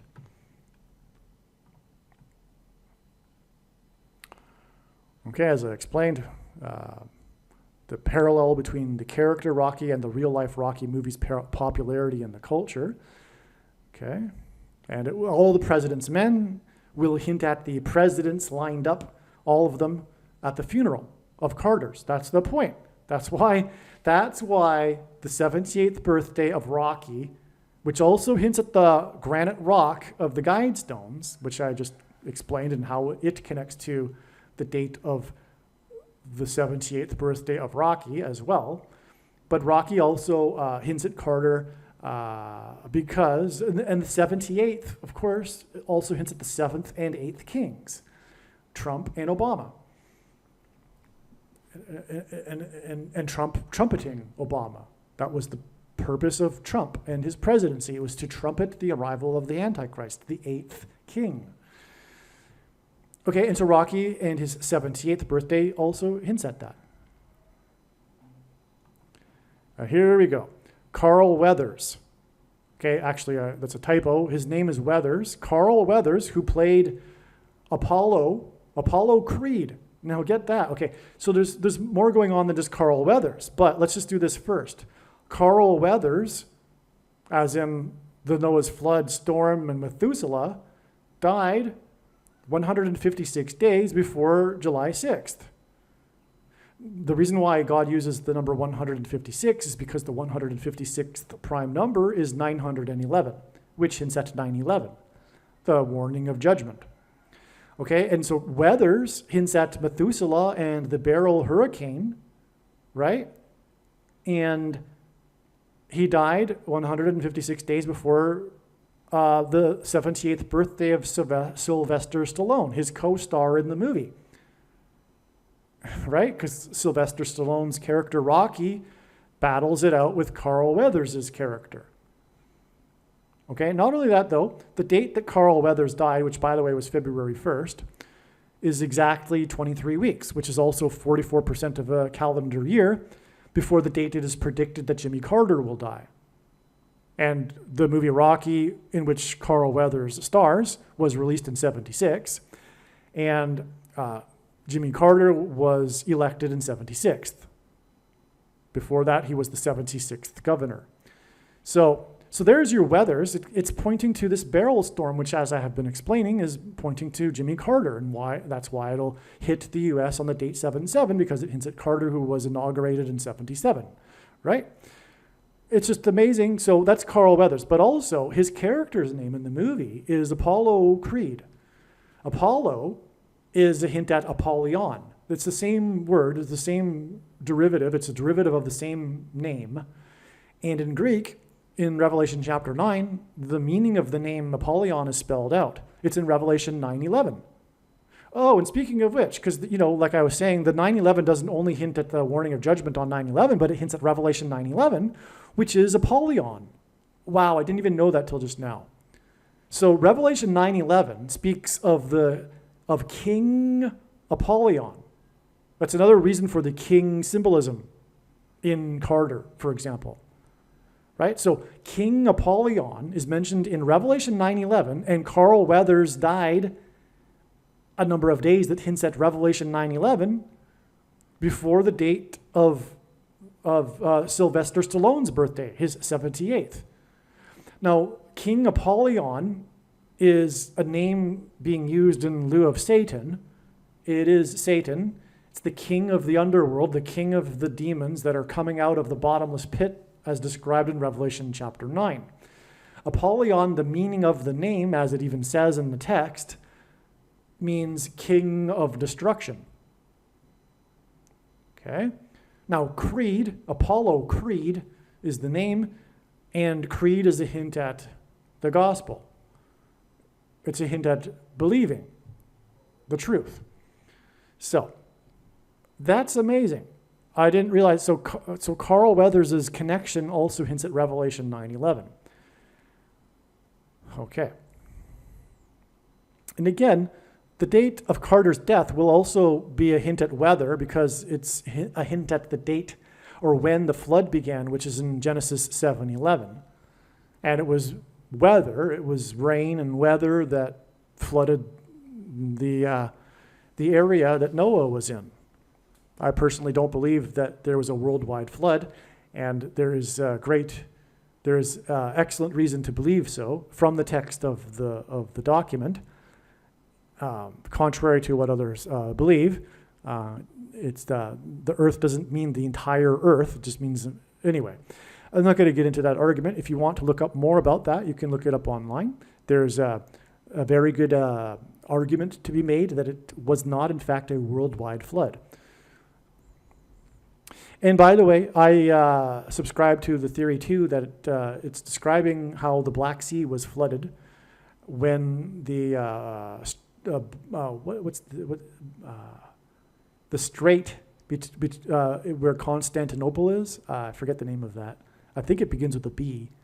But anyway, that broke. So it was the Mediterranean Sea didn't flow into the Black Sea prior to it breaking, like a dam, which is actually what's described in Revelation chapter 7. It's alluding to a dam bursting.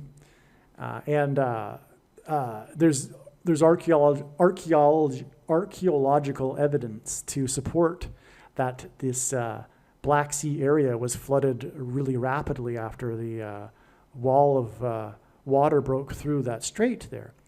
And this would also explain why Noah's ark ended up in the mountains in Turkey there, where the Black Sea is. So, okay.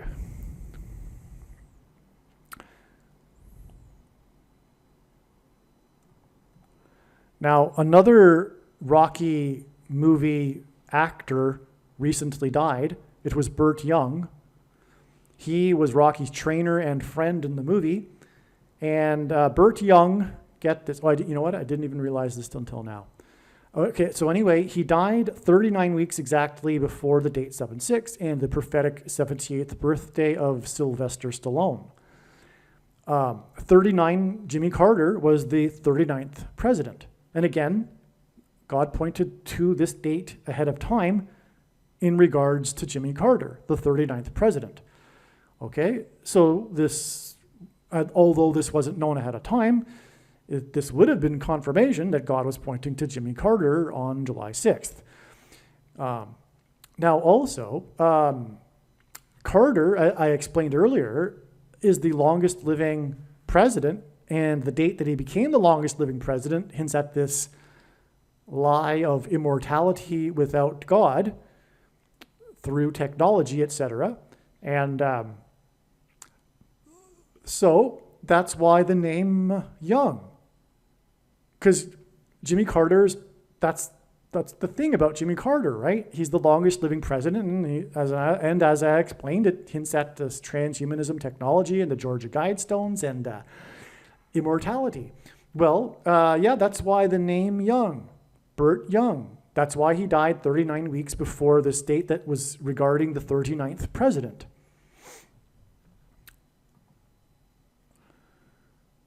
July 11th will be 2 times 203 months exactly after 9/11 in 1990. Okay, this was the day of George H.W. Bush's toward a New World Order speech that he used to address the Joint Congress. All right? This was exactly 11 years before 9/11 in 2001, when Flight 11, with a crew of 11 people, struck the Twin Towers that looked like a giant 11 in New York State, the 11th state in New York City, which is made of 11 letters. The reason why, well, one reason why in this context is because of Genesis chapter 11, which speaks of the world coming together. That's why it was the World Trade Center that looked like a giant 11. Towers coming together to build a tower to the heavens without God. Okay, it's this allegory in the Bible that speaks to our time, the parallel being this quest for immortality and transhumanism through technology and the world coming together and bringing in believed in utopia with a enlightened leader governing the world. This is the dream of the leftists, the people on the left. They worship the state. When one ceases to believe in and worship a god, you don't worship nothing, you end up worshiping the state. And their dream, their utopia, their heaven, if you will, consists of this fantasy of the world coming together under some enlightened form of government with enlightened leaders quelling the other unenlightened people that are made to shut up and go along with the enlightened utopian program. The values that they have are the enlightened values, and everyone should have them. And if they, and how that comes about, well, the ends justify the means. And anyway, that's in a nutshell Barack Obama, the Antichrist, and the world coming together. And that's why this is also the equivalent of, hints at the 48th president, because 2 times 203 months hints at the number 223, which is the 48th prime number, which hints at the 48th president, the future president of Barack Obama. Okay, and that's why Jimmy Carter and his death will hint at this. And again, Jimmy Carter is all about this prophecy that's pointing to the Antichrist, who will bring the world together and point to the utopia under his enlightened leadership. He will be the savior of the day in the moment of crisis. People will be willing to give him unchecked power in an emergency, in a crisis, which is classic textbook communist strategy in a revolutionary takeover. And so anyway, God is pointing to all of this through this connection. Okay? This exact 2 times 203 months, which hints at the 48th president. Now, this is the reason why Rocky hints at the Granite Rock, Georgia Guidestones, and why it connects to the birthday of Sylvester Stallone, the actor who portrayed Rocky. Okay, so in other words, Rocky is part of all of this that points to the Georgia Guidestones, which is part of this symbolism that's pointing to the New World Order, and that is why the date that Carter will die will also be pointing to George H.W. Bush's famous speech toward a New World Order. Rocky is all about its location, which is the second state. Carter is about his location, the fourth state, and you will hear this at the time of his death. The news will be talking about how he spent his entire life in this one location, this small town in rural Georgia, before he became the governor, and then after leaving the White House, went back to the same small town in the fourth state. Okay, so Carter, in other words, is Mr. Georgia, and Rocky is about the second state, Philadelphia in Pennsylvania. That's, like I said, a big part of the movie Rocky is its location, and that's why God uses it, because it's Philadelphia. So anyway, you have here the second and fourth state, which hints at Carter, who was born in 24 and will die in 2024. And G2424 is the word Jesus, Jesus Christ, Jimmy Carter, JC. Okay, also, you could also reverse the 4 and the 2 and get the number that symbolizes the Antichrist and the period of the Antichrist in Bible prophecy, the number 42. On June 6th, 1966, in other words, 6-6 in the year 66, New York Senator Robert F. Kennedy used the phrase New World Society in his Day of Affirmation address in South Africa. This was exactly and by the way, this is the Rainbow Nation, as it's called. And Obama is the Rainbow President, who famously lit up the White House in rainbow colors and said that Bishop Desmond Tutu was his role model. Anyway, and Desmond Tutu is a leftist communist. This was exactly I shouldn't have gone there. Now I have to explain it a little bit. Well, anyway, Desmond Tutu, his death was a major prophetic sign, and he is also Antichrist symbolism. Desmond Tutu was in rebellion with God. He was not of God. And long story short, just like Obama and Carter, they present themselves as, even Obama, although not quite like Carter, presents himself to be a Christian, but he isn't. And anyway, it's this leftist brand of Christianity. But Carter and Desmond Tutu too was anti-Israel and anti-God. I'll just give you one example and then I'll move on. Desmond Tutu once said that if God is against homosexuality, then he is against God. Well, the news is that God is against homosexuality. It is a sin. It is an abominable sin. And, well, there you have it. Well, anyway, let's just move on. But there's a reason spiritually why Obama is tied to Desmond Tutu and South Africa. Well, anyway, this was the day that, on the 66666 date, that Kennedy used the phrase New World Society, all right? This was exactly 4 times 40 months, which hints at the 44th president, before the first pope visited Carter at the White House. Okay, that's a very important date. The pope is this world figure too. He's also a communist, Pope Francis. And he is the first of the 2 antichrists, in fact. Barack Obama is the second one that gets his power from the first one, as it says in Bible prophecy. And these 2 men will be the leaders of this new secular left world government, etc., and new world order. And that's the reason for this connection. Okay? The Pope is obviously a man of the world. He doesn't even live in a country. The Vatican is a state on its own, and because it's an international place, if you will. Anyway, and speaking of which, their goal will be to make Jerusalem an international city. And just like Desmond Tutu would want to. Okay? And Desmond Tutu was a big UN guy. That's the other thing I forgot to mention.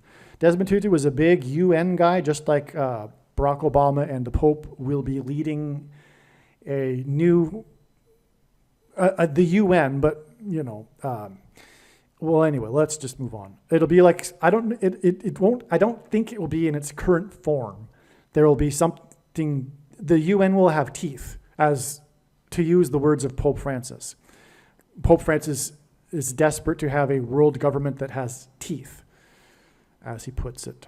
Well, so anyway, so the 4 times 40 months between this 666 sign about the New World Society and the visit of the first ever Pope to visit the White House, which was when Carter had the first Pope visit the White House.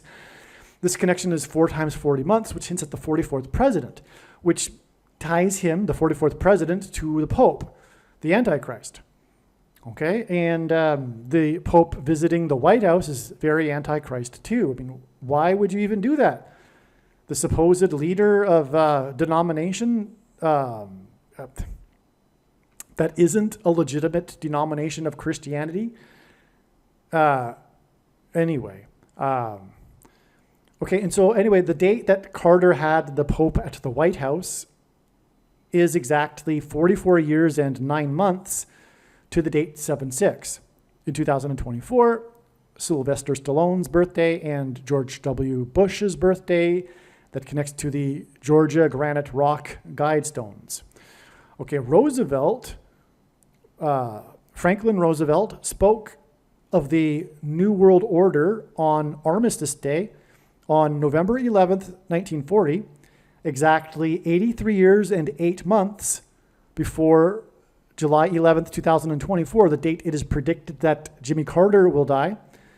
838 is the 252nd semi-prime number, which is a number that is only divisible by 2 other prime numbers, and God uses these numbers. The number 252 hints at 2,520, which is the number in Bible prophecy that symbolizes the period of the end times. So let me read that again. The President Roosevelt, by the way, the 32nd president, which is 4 times 8, which is the 48th president. Roosevelt was the only president to serve more than 2 terms, just like Barack Obama will serve more than 2 terms. Okay, and Roosevelt, the 32nd president, the name Obama in simple English gematria is equal to 32. Okay, and so Roosevelt spoke about the New World Order on Armistice Day on November 11th, 1940, exactly 83 years and 8 months, which hints at this number 252, which is symbolic of the period of the end times and the Antichrist. Roosevelt was the 32nd president. Carter was the 39th president, which is 7 kings symbolism, because there's 7 kings between the 32nd and the 39th. And again, Carter, in turn, begins this chronology of 7 kings after his inauguration in 77. But to give us another witness, a second witness confirmation, we have the 32nd president connecting to the death of the 39th president through this mention of the New World Order. Okay, that's amazing, because again, the 8th king, that's it, actually. Because if you read the prophecy, the 8th king isn't actually a person. It's a system. It's not a nation, but it's a conglomeration of nations. It's a UN, if you will. But I don't know it's going to be. I personally think, well, no, I take that back. There will be some form of new UN, but the 8th king isn't even about the UN. It is about the revived Roman Empire. In other words, among the Western nations, the seat of power and the capital will once again be Rome. Right?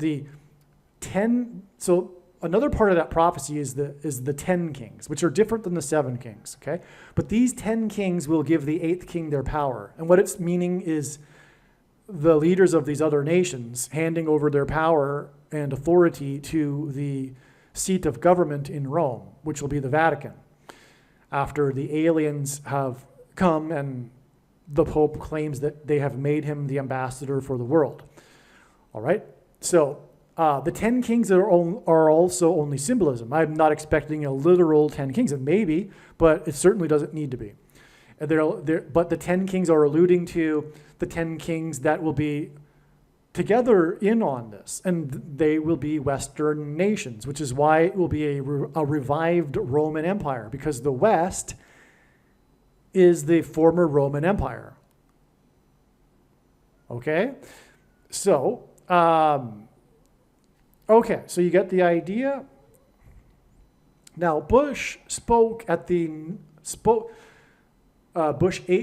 George H.W. Bush spoke of the New World Order in his address to Congress on March 6th, 1991, after the Persian Gulf War, exactly 400 months before 7/6, this date that God was using to point to Carter.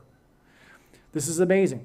Now, first of all, Carter was known for the Camp David Accords, which forced or pressured Israel to giving back to Egypt the Sinai Peninsula. Okay, so Carter is tied to Egypt. In the Bible, the king of Egypt is a type for the Antichrist. And the Israelites were afflicted in Egypt, and they were afflicted for 400 years, which is why the symbolic significance of 400 months. Okay, and so this speech about the New World Order given to Congress after the Persian Gulf War, which is in the area of Egypt, it's the Middle East, was exactly 400 months before this date that God was using to point to Jimmy Carter, which was the 78th birthday of George H.W. Bush's son. Okay, so that's amazing. As a first step toward his ambition of a new world order, Bush announced the Madrid Peace Conference, okay, which ended on the same date of the 1991 Perfect Storm. Now, a Hollywood blockbuster movie starring George Clooney was made titled Perfect Storm. It was made after this storm in 1991. It was based on real life. And so this storm covered the entire east coast of the U.S., and I forget the details. But I made a video about this in the first 5 videos I ever made, a series of 5 videos that talked about how these record-setting weather events coincided with the U.S. and the world, these symbolic moments of the world seeking to divide Israel, God's land. And this is an example of it, okay? So that's why the perfect storm occurred on the very day of the end of the Madrid Peace Conference that was organized by Bush as a first step for his new world order.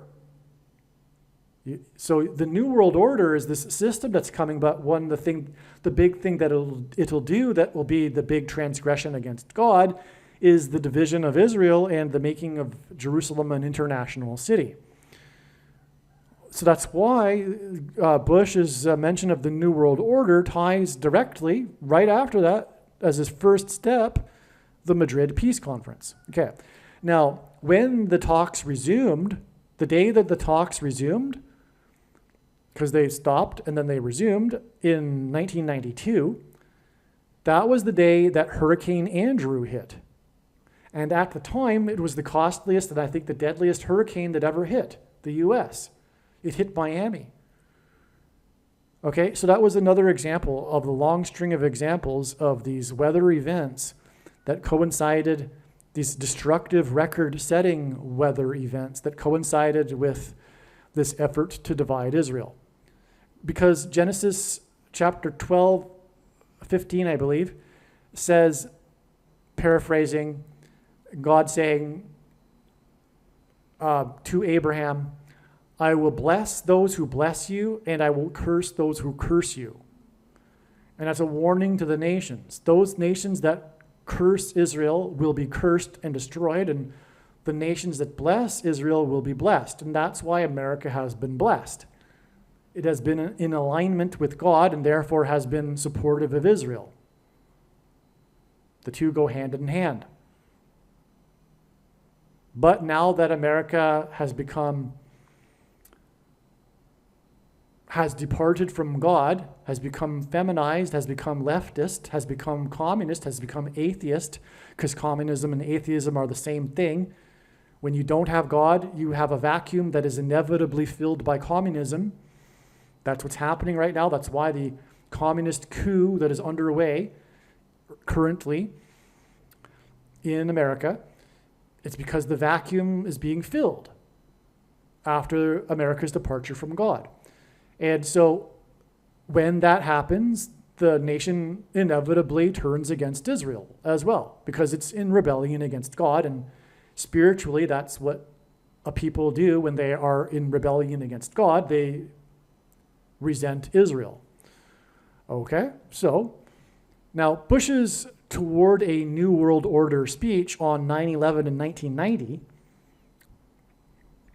which in itself, the date hints at 9/11, was exactly 11 years before Flight 11 and the crew of 11 hit the Twin Towers that looked like a giant 11, which was the World Trade Center, as I explained.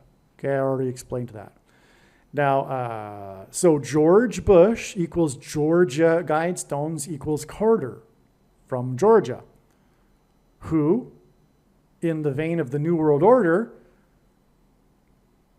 pressured Israel to return the Sinai Peninsula to Egypt, which is the reason for this 400 months connection again between this date pointing to Carter and George Bush's speech about the New World Order. Okay. Does all of this connect to George Washington and King George? Symbolism for tyrannical government and the Antichrist. George Washington defeated King George's army, right? So, and of course, the revolution, the birth of America, was symbolism for a tyrannical government, because before the revolution, the government of America was King George and the British Parliament, right? So it was a rebellion against their own government. But that's what's coming. The tyranny will be coming from our own government.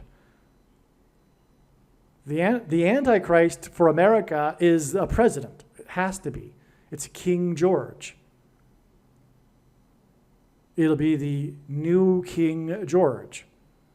The tyranny from the centralized government in Washington, George Washington, D.C. Okay, on 9/11 in 1813, the British landed at Washington's Mount Vernon estate and then proceeded to burn down the Capitol building and the White House. The portrait of George Washington was famously rescued by Dolly Madison. The only other time a foreign enemy attacked the nation's capital was exactly 188 years later on 9/11 in 2001. And this is huge, okay? So the two times that a foreign enemy attacked the nation's capital were exactly 188 years apart. All right? The reason why is because of the 188th word in Strong's Concordance, the Hebrew word that means woe exclamation mark, which is used in the context of extreme judgment from God in the Bible. Okay? Now, what I'm getting at here specifically, though, is this connection to George Washington, because the British landed at his estate. That's where they came in and then went to the Capitol to burn down the White House and the Capitol building. And also, in the process, George Washington's portrait was famously rescued by the First Lady, Dolly Madison.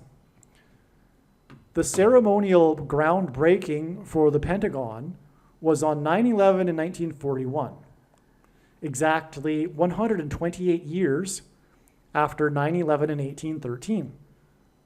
Okay, so the Pentagon, which is symbolic of America's defense against a foreign enemy, the ceremonial groundbreaking was exactly 128 years after the time that a foreign enemy attacked the nation's capital. And of course, the Pentagon is located in the nation's capital. Now, the reason why 128 is because this identifies the Antichrist. Because the 128th word in Strong's Greek Concordance is the word the Ethiopian, and Barack Obama is the Ethiopian. He was born in East Africa, near Ethiopia. Okay, it might as well just say the East African. That's all it needs to say. Okay, so now let's see. Also, 9/11, 1941, the symbolic beginning of the Pentagon, was exactly 2 times 30 years, which since Obama, whose jersey number in high school was number 23, the basketball president, before 9/11 in 2001, when a foreign enemy attacked the Pentagon. That's amazing, right? This also identifies Obama, who will take command of the Pentagon to use it against its own citizens. Yep. Which, by the way, is the reason for the obsession of the left to take away the guns. The people on the left, being as ignorant and as illiterate as they are, they have no clue as to the reason for the Second Amendment. But the Second Amendment, the reason for it, is for the protection of the individual's rights, which the left does not believe in because they're communists, against a tyrannical government. It's not only the Second Amendment wasn't only to protect against a foreign invading army, but against a tyrannical government. For example, King George's army, because that was the government until the Revolution. It became tyrannical, and the way that the Patriots defeated the Loyalists was through arming themselves. Okay? Not only that, though, the history of the Second Amendment goes back centuries in British culture. It, for centuries, was a requirement of every man capable of going into war to be armed and weekly practice with their arms. For example, it goes back even to the days of archery, where the men were required to practice archery on a regular basis, and it was a requirement. It was a law, you know. And of course the reason is because it was for self-defense for the community. But that self-defense didn't only, like I'm saying, mean to defend against a foreign enemy, but also a tyrannical government, which happens, especially and inevitably when the people in government don't believe in God. See, when people don't believe in God anymore, and that man is just another animal, the person's rights no longer come from God, they come from the state. And the state can dictate as it wills what it believes to be in the best interest, which inevitably leads to trampling of the individual's rights for the supposed greater good. The ends justify the means. We saw this in the last three years, for example. The trampling of every one of the amendments in the Constitution, except for the Second Amendment. The left was not able to get at that one. But, in other words, the reason for the last 3 years is exactly because of the misunderstanding that the left has regarding government. The only purpose, the sole purpose of the government is to protect the rights of the individual. But when an individual is not created in the image of God, there is no respect for the individual's rights, and the rights of the greater good become paramount over the individual's rights. But what created America and British civilization, and the reason why the world wants to move to a Anglosphere nation, Australia, Canada, America, the UK, is because of its culture of individualism, which is rooted in its Protestant Christianity and individual rights and rule of law. But the founders knew, and they even said so repeatedly, that what they had created was wholly unfit for an ungodly, unreligious people. A people, a culture that does not believe in the God of the Bible cannot have democracy. And that's what we are seeing currently with the left. In the name of supposedly protecting democracy, they're bringing it down because they have a spirit of Antichrist within them. They are evil.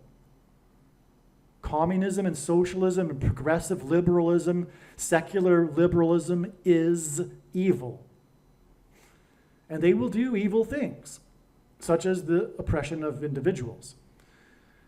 But although they don't consciously know it, because for one, they're illiterate and they're ignorant, they know nothing, they're unenlightened people, they're really dumb, they do not understand the Second Amendment, but unconsciously they have a spirit of Antichrist, because it's all spiritual. And the reason for the drive to take away the guns is because the powers that be, if you will, which and what I mean by that is the leaders of the left, but also spiritually underneath that, Satan knows that the thing that stands in their way to their new world order are conservative Christians in America and their guns. The Soviets knew that it would be futile to invade America because of the overwhelming amount of guns. You could not take over this people, which was the exact purpose of the Second Amendment. It's every man's duty and responsibility to be armed and own a gun, and all kinds of guns. No restrictions on the type of gun either, because there aren't restrictions on the types of guns that the government has. And the purpose of the Second Amendment is to protect the community against a tyrannical government, including one inside their own nation.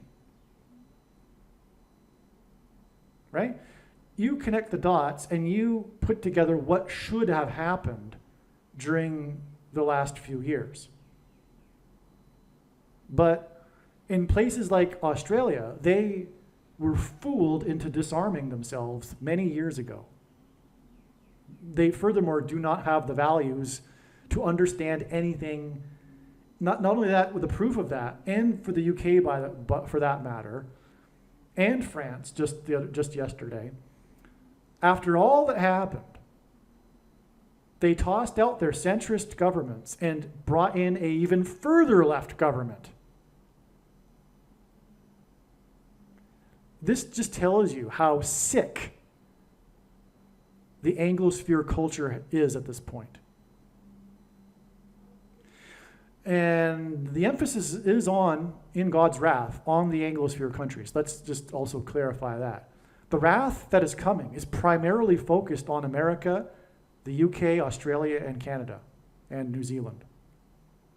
Because these were the nations that had received the most amount of light, the most amount of blessings. And the cursing will be commensurate with the amount of blessings it received. That's why Australia and Canada and the UK and the blue states in America were the worst in the world in the response to the CVD disease. These were the worst totalitarian, Australia being the worst of all. Okay, so, and by the way, another thing that the left is so ignorant about, the mass shootings are not the result of guns, they're the result of people no longer believing in God. As Nietzsche said, God is dead and it'll take generations for us to wash the blood off our hands. He knew that the result would be the 20th century being the bloodiest in history. But this also applies to the mass shootings. The mass shootings have become a form of suicide. These people that are angry and want to kill themselves figure that they'll take out a few people out when they go in revenge, and because they don't fear God. They don't believe in a God. They don't fear God. That's a result of secular progressivism, not conservative Christianity and Christians with their guns. Again, just like the left, on every single thing, they have it completely backwards and upside down because it's a lie from Satan, and Satan's prerogative is to lie and turn everything upside down. The opposite is the truth in every case. And this is just another example. And so anyway, also, Satan is behind the mass shootings because he's behind the left and he's behind this drive to take away the guns, which is what's coming. Which is why what is coming is the tyrannical government coming for the guns, which will lead to all kinds of problems. Let's just put it that way. So, now I really got off track here, but I think it was worthwhile because, again, the globalist future cannot happen without taking down America. And to take down America, a big part of it is coming for the conservative Christians and their guns, right? Because the left hates it, but there's still enough red states to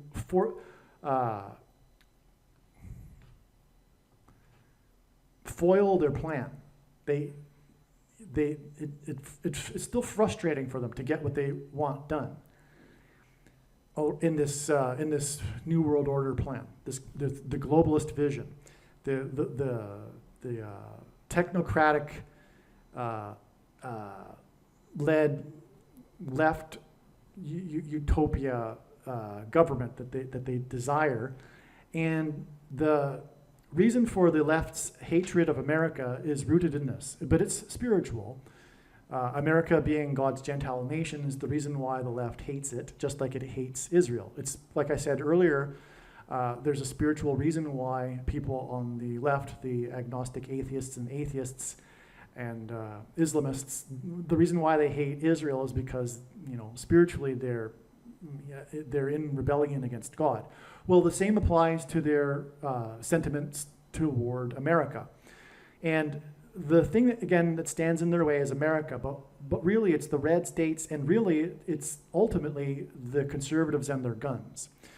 And so that's why it was worthwhile, I think, to go off onto this tangent when we were talking about this connection between the New World Order and the Pentagon and how it points to Barack Obama. With this, for example, exact 2 times 30 years connection from the symbolic beginning of the Pentagon and 9/11 and the collapse of the World Trade Center. the One World Order, New World Order, World Trade Center. Okay, so 9/11 in 1813 was also exactly 11,000 weeks, or 77,000 days, before July 6th and George W.'s 78th birthday. It was Flight 11 that crashed into the World Trade Center, and it was Flight 77, which is 11 times 7, that crashed into the Pentagon. Okay, so on 9/11 we have a 77, because it was Flight 77.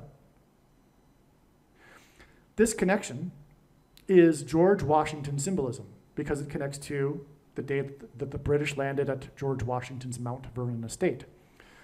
Furthermore, through the 9/11 events, God pointed to George Washington. The death of Jimmy Carter, who was inaugurated in 77, will be 5 days after the 78th birthday of the symbolic fifth president, George Bush, George W., which hints at George Washington, which was 77,000 days after 9/11 in 1813, when the British landed at George Washington's estate. That's amazing. So you get that? So the British landing at George Washington's estate, which I've established already to be a significant date, is exactly 77,000 days before this date, July 6th, that hinted at Carter, who was inaugurated in 77, but it was also George W., as in George Washington's birthday, and he was the fifth president in this chronology of kings, and George W.'s birthday is 5 days before the predicted death of Jimmy Carter, who was inaugurated in 77, which is why the 77,000 days. George Washington died exactly 146 years and 6 months before the birth of President Trump. 1,446 is the 430th semi-prime number. H430 is the word in the Hebrew concordance that means God. The Israelites were also afflicted for 430 years.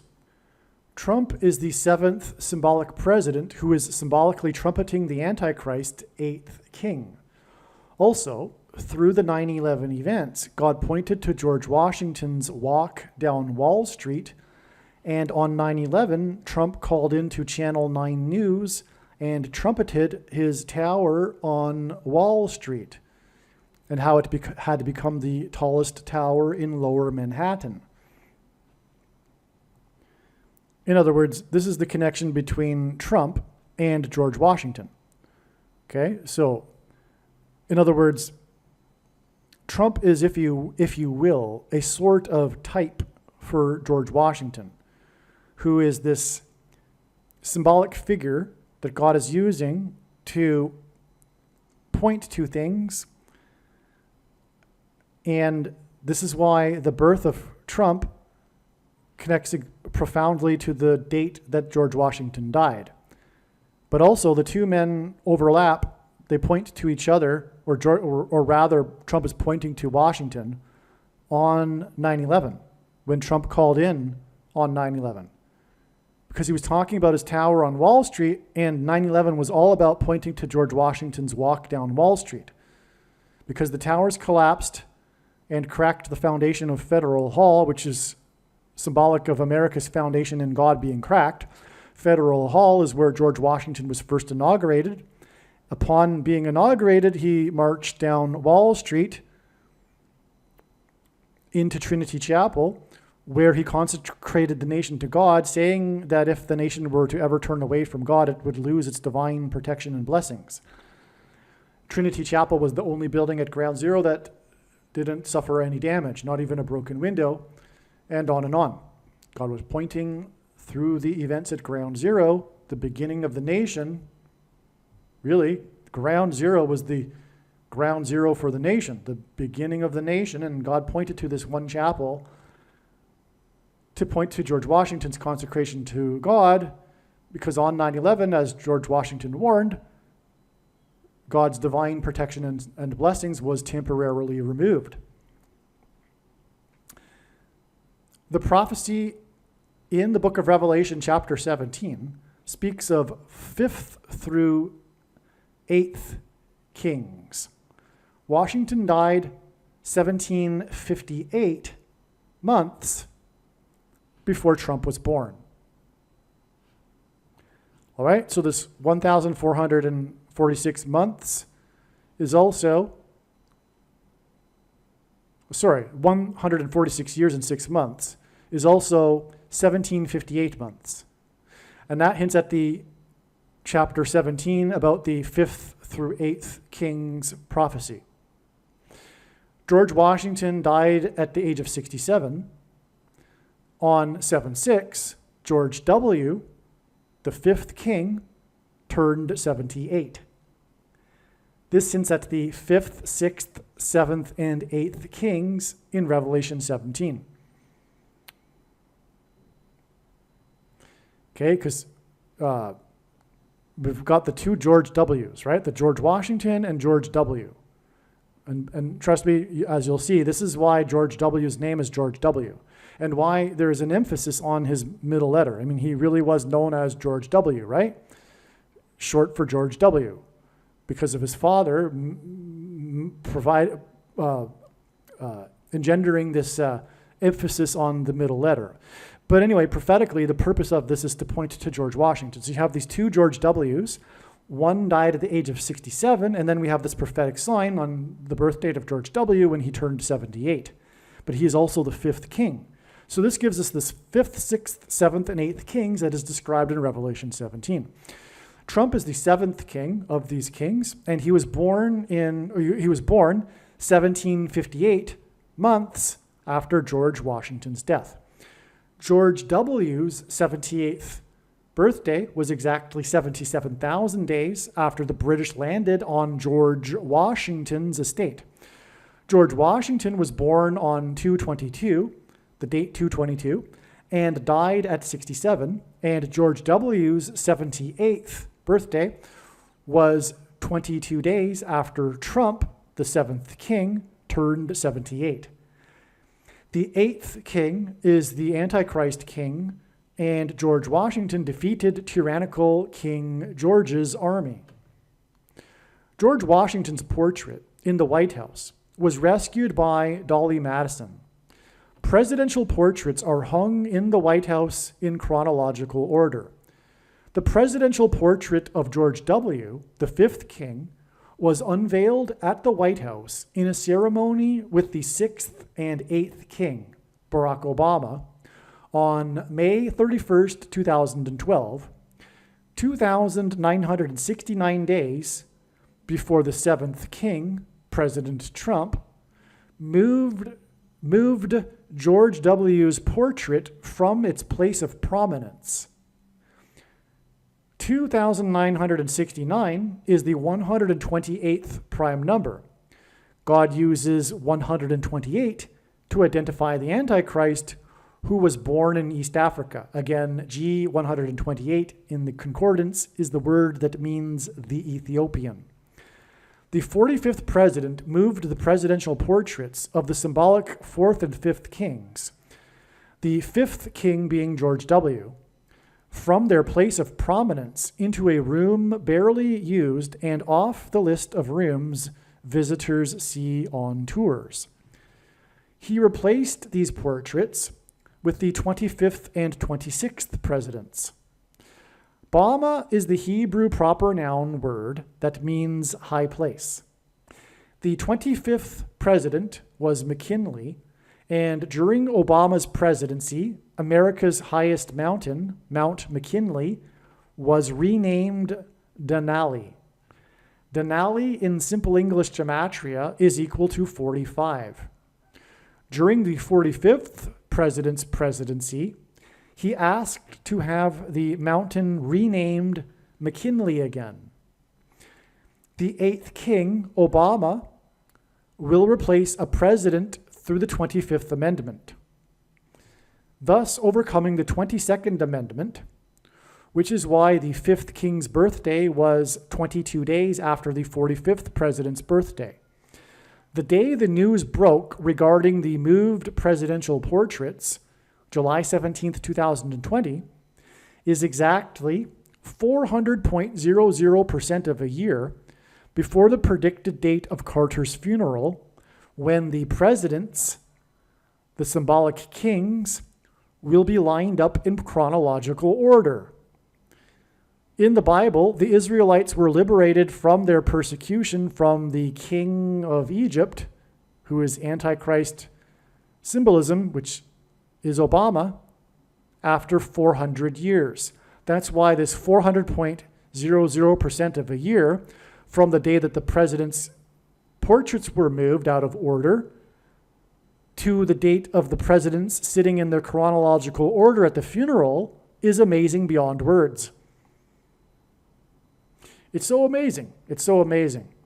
Not only that, we have a second witness to this, because Bama means high place, and the nation's highest place was renamed from McKinley, or was renamed from McKinley to Denali, and then President Trump, who moved McKinley's portrait in place of the fifth king's portrait, George W., wanted the mountain, the highest place in America, renamed back to McKinley.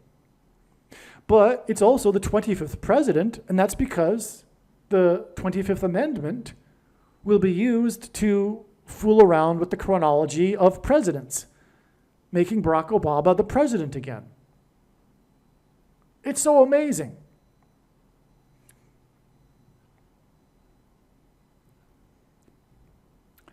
The 8th king will be appointed through the 25th Amendment.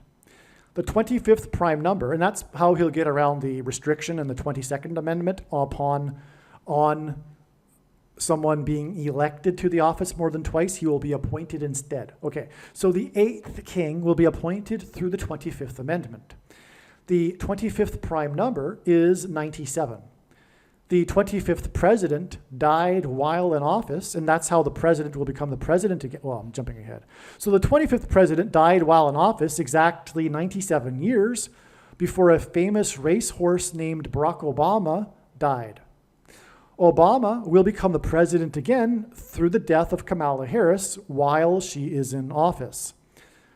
Barack Obama's presidential portrait was unveiled in the White House on the date 9/7 in 2022, exactly 97 weeks before it is predicted that the presidents will be lined up in chronological order at Carter's funeral. That's so amazing. Okay, so the president, because the portraits are all about them being hung in presidential order, right? The president got his, Obama's got his unveiled on the date 9/7, which hints at 97 and the 25th prime number and the 25th Amendment. And this date, 9/7, is exactly 97 weeks before Carter's prophetic funeral, in which the presidents will be lined up in chronological order. This 97 weeks is also 1 year, 1 month, and 9 days, which hints at 9/11. And through the 9/11 events, God pointed to George Washington. It was George Washington's rescued portrait from fire and destruction by the enemy that began the tradition of hanging presidential portraits, which is why George W.'s portrait was unveiled by the enemy, Obama, and why it connects to the day that the 7th king, Trump, moved George W.'s presidential portrait. And to refresh your memory, that date that the George W. portrait was unveiled by Barack Obama in the White House was 2,969 days to the day that President Trump moved the portraits. And that hinted at the number 128, which hinted at the Ethiopian. Okay, so back to what I was saying here. Which in turn, okay, so Trump moved George W.'s portrait in July of 2020, and that was in turn, it connected to the predicted date of Carter's funeral with exactly 400.00% of a year, when the 7th king will sit next to the 6th king, who will also be the 8th king, Obama, who will be sitting next to the 78-year-old George W., who is the fifth, which will be 5 days after the fifth king, George W., turned 78. Well, actually, no, it'll be 10 days. The funeral will be 10 days. It'll be 5 plus 5 days. 5 days later will be Carter's death, and then 5 days after that will be the funeral. Okay, so 5 days after the fifth king, his birthday, will be the date of the death, and then 5 days after that will be when he, the fifth king, will be sitting next to the sixth king, who will be sitting next to the seventh king, which trumpets the eighth king, Obama. The day that the 45th president moved the 25th president's portrait into a place of prominence was exactly 25 plus 25 days before the Kentucky Derby on the date 9/5, September 5th, which hints at 9 times 5 equals 45, and the 45th president. As the horses were being led out to the track, the horse named Thousand Words reared back and fell over onto its trainer, fracturing his arm. The horse was scratched from the race. The name Thousand Words hints at the saying that a picture is worth 1,000 words, which is why Thousand Words was scratched on the date 9/5, which hints at 45, 25 plus 25 days after the 45th president moved the 25th president's picture. Thousand Words' number in the race was number 10. The winner of the Kentucky Derby, the horse named Authentic, was horse number 18. In the winner's circle, this horse behaved erratically and again knocked over its trainer, which was Hall of Famer horse trainer Bob Baffert, who that year was the trainer of both Thousand Words, number 10, and Authentic, number 18. In Luke 10:18, Jesus said that he saw Satan falling like lightning from heaven. The name Barack Obama in Hebrew means lightning from heaven. Barack means lightning, Obama means high place, which in the Bible is a metaphor for heaven, as it is said that Lucifer fell from the high place. And in the language Jesus would have spoken, Aramaic, the word for from is O. And so Barack Obama means lightning from heaven. Either Jesus didn't know what he was saying when he said this, or he said this knowing that there would be a president, famous one, named Barack Obama, and said this anyway, knowing that it would confuse us, or he was revealing the identity of the Antichrist. Obviously, the latter option is the only one that makes any sense. And so, okay, on the same day that the Kentucky Derby sign pointed to Bama, a high place, was the day that Trump boats sank to the depths of a lake in Texas at a Trump boat rally. These Kentucky Derby and Trump boat signs that pointed to Luke 10:18 and high place, Bama, involving Thousand Words, were 25 plus 25 days after Trump moved the 25th president's picture. The 25th president was McKinley, whom the nation's highest mountain was named after until Obama changed it, followed by Trumpet's request to have the highest peak changed back to McKinley. Methuselah died at 969. Does this hint at 9 plus 6 plus 9 equals 24, and therefore 1924 and 2024, the years that Carter was born and will die, and G2424, the word that means Jesus in the Greek concordance, JC, Jesus Christ, Jimmy Carter? Is there another way to connect Methuselah to Carter? Okay? So I'm looking for how. So the thing is, like I've explained already, Methuselah, or Carter, is symbolism for Methuselah. When Carter will die, it'll be the beginning of judgment. Just like when Methuselah died, it was the beginning of judgment, which is what the name Methuselah means. All right, so what can connect Methuselah to Carter? Now, I was just brainstorming here. It could be this, but there's more, okay?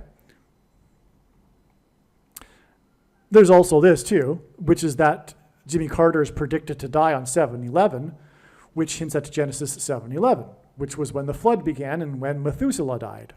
Okay, but there's probably another way, and yes, there is. I'll just get to that.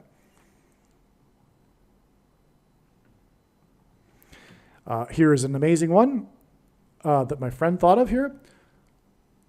Methuselah links to Carter, who is the longest living president in U.S. history, while Methuselah was the oldest person in the Bible. That's amazing. Because I explained already the profound reason why, prophetically, Jimmy Carter is the longest living president. It hints at this theme of immortality, the first lie ever told, and will be again the last lie at the end of the age. And so Methuselah also is connected to Carter in this way, because Methuselah was the oldest person in the Bible. Jimmy Carter is the oldest president ever to have lived. Okay, so Methuselah is also the 8th generation from Adam. Okay, and well, again, the storm Beryl is pointing to Carter, and it's the 8th storm named Beryl, and the Beryl usage in the Bible is the 8th stone used in the foundation of the New Jerusalem.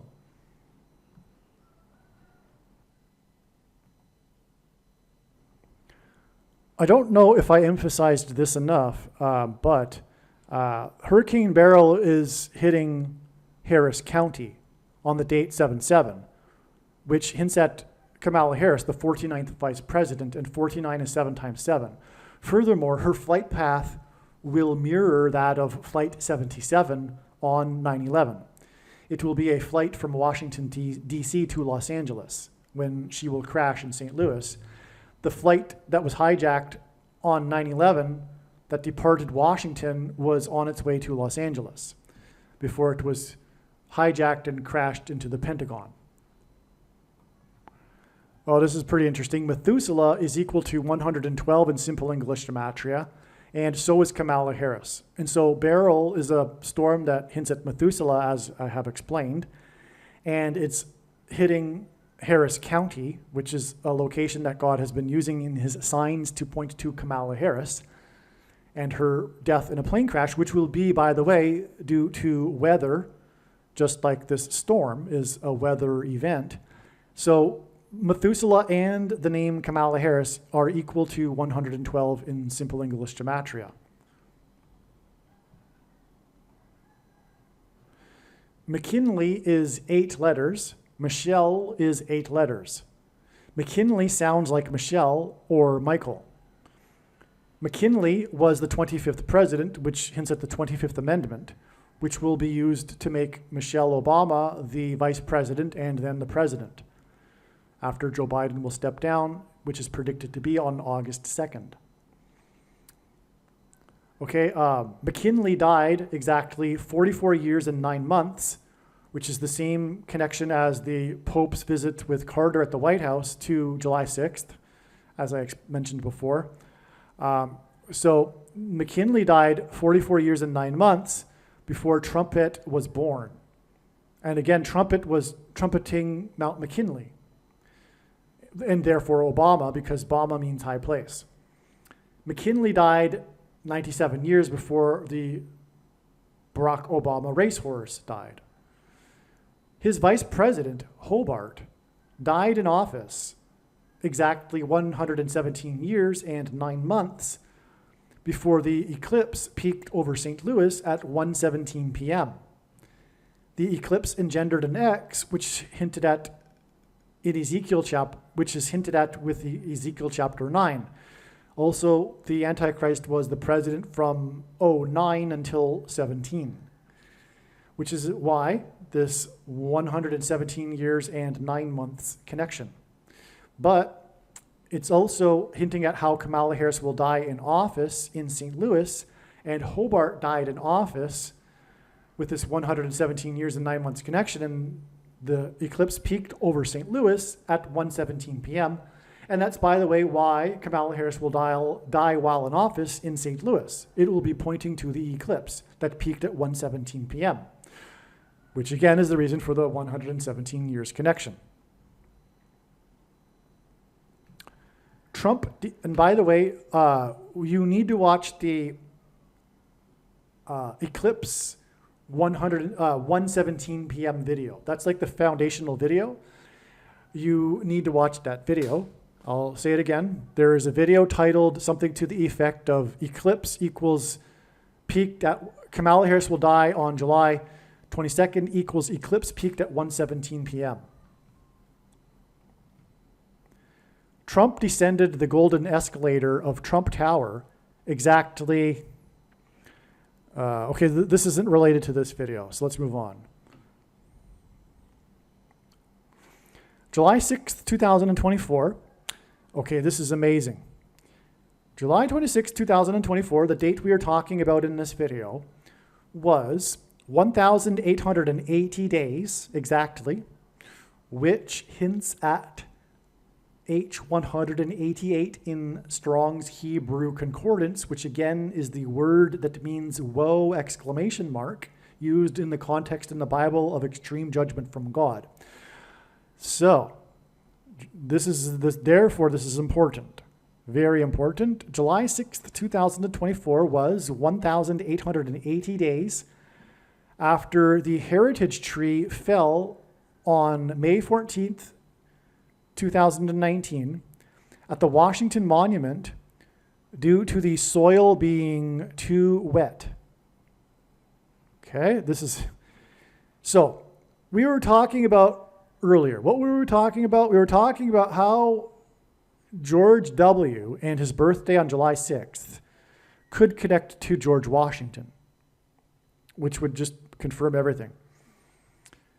This is it, because it's the Washington Monument we're talking about. So there was this heritage tree, I forget the type of tree, but it was like a 200-old or more tree that was there at the time of the construction of the Washington Monument, all right? It fell over due to the soil being too wet, all right? Exactly 1,880 days before this prophetic birthday of George W., as in George Washington. In the news that day, it was reported, the day that the tree fell at the Washington Monument, it was reported on that same day how Washington, D.C. had received its wettest 365-day period in history with 71.05 inches. This was on the exact 71st anniversary of the rebirth of Israel. So in other words, this 365-day period coincided with the 71st year of Israel, and it was the wettest period in Washington, D.C. that resulted in, at the end of the year of the 365-day period, with the falling over of the tree at the Washington Monument. And in the Bible, the felling of trees is symbolic of God's judgment. The National Park Service, which gives this national symbolism, posted on Twitter about the fallen tree at the Washington Monument at 9:20 a.m. In Genesis 9:20, Noah began to be a man of the soil and planted a vineyard. That could have been, that's a quotation there, okay? He began to be a man of the soil and planted a vineyard. George Washington was known for being a man of the soil and for the vineyard at his Mount Vernon estate that he planted. Truly, after he left the president's office, he became a horticulturalist. He is famous for it. If you visit the Washington, the Mount Vernon estate, it's largely focused on the horticulture that Washington had there. Okay? So, and part of that known history is how he tried to start a grape vineyard, but it didn't work out. But today, still to today, the area of the estate in which there are produce, where there is produce growing, is called the vineyard area.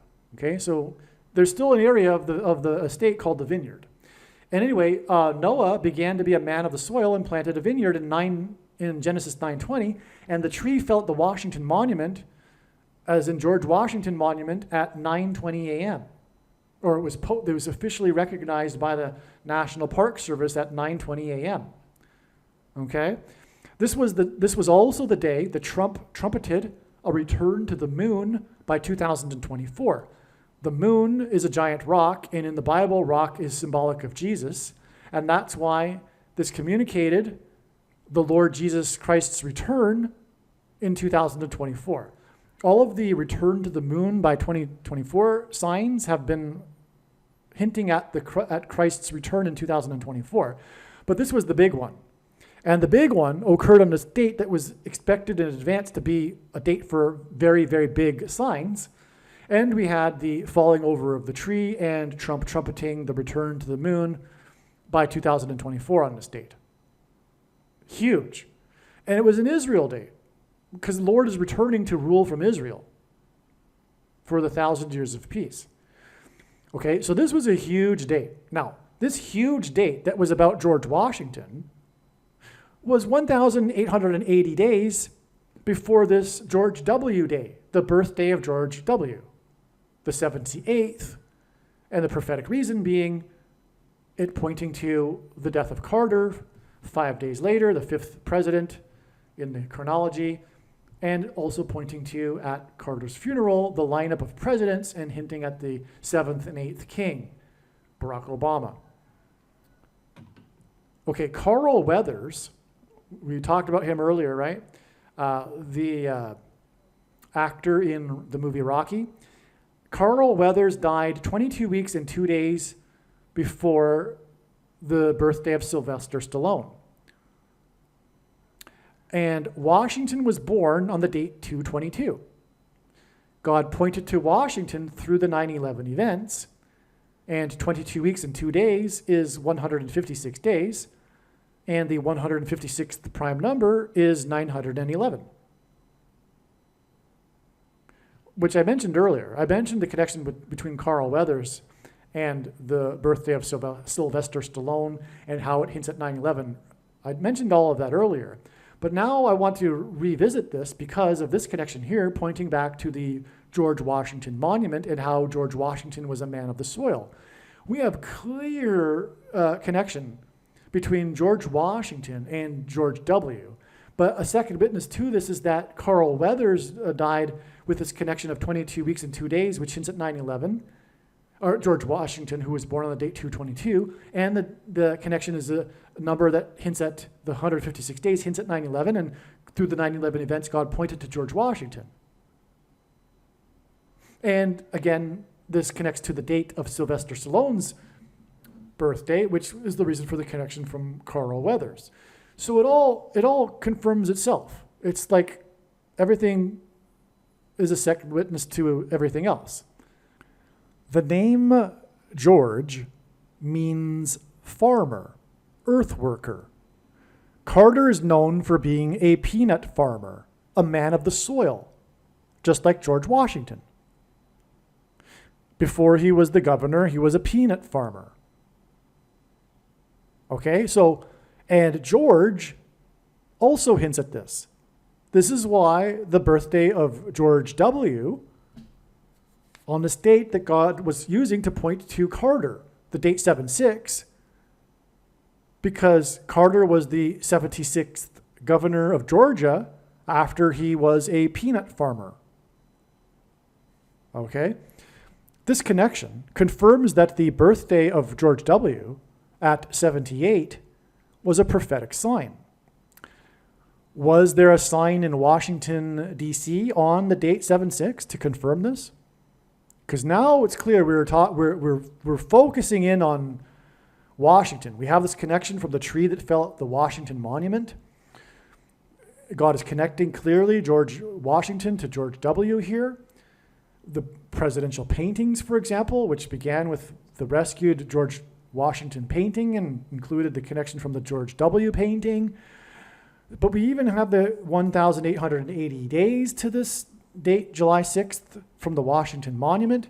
Could there be a prophetic sign bookending the 1,880 days connection from the Washington Monument in Washington, D.C. to another prophetic sign that occurred in Washington on July 6th. That's when the light bulb went off in my mind, and I checked to see, and sure enough, it was correct.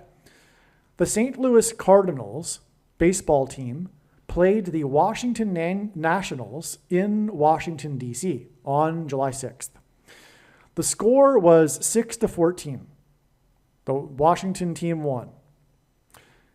Genesis 6:14, okay, the score was 6-14, and in Genesis 6:14 is the verse, quote, "Make yourself an ark," unquote.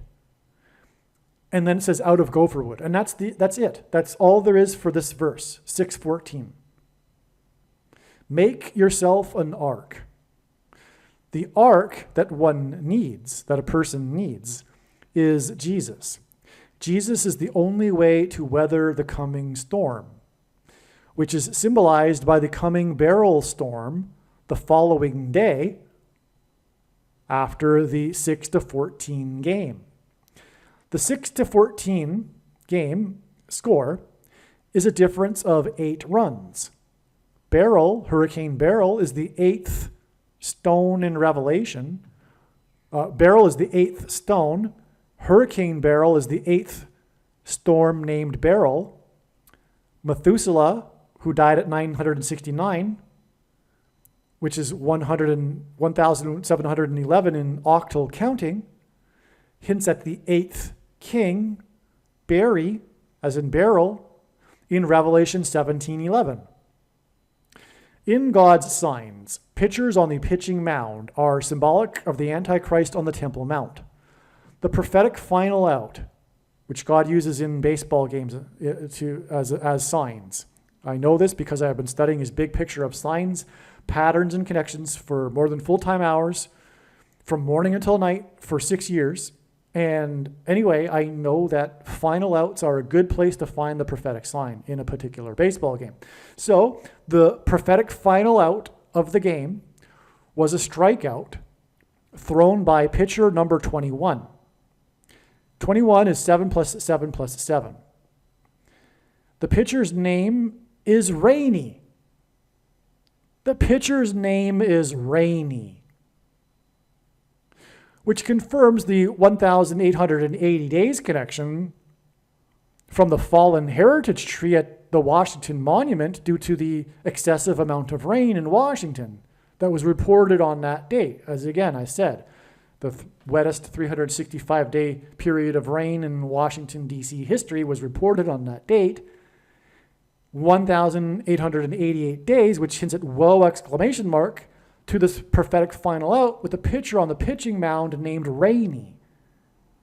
Furthermore, the 3 sets of 7 here are symbolic of judgment because of the symbolic 3 sets of 7 that the Israelites enacted before the walls of security collapsed in God's judgment on the city of Jericho. But in the account of the flood, there are 3 sets of 7.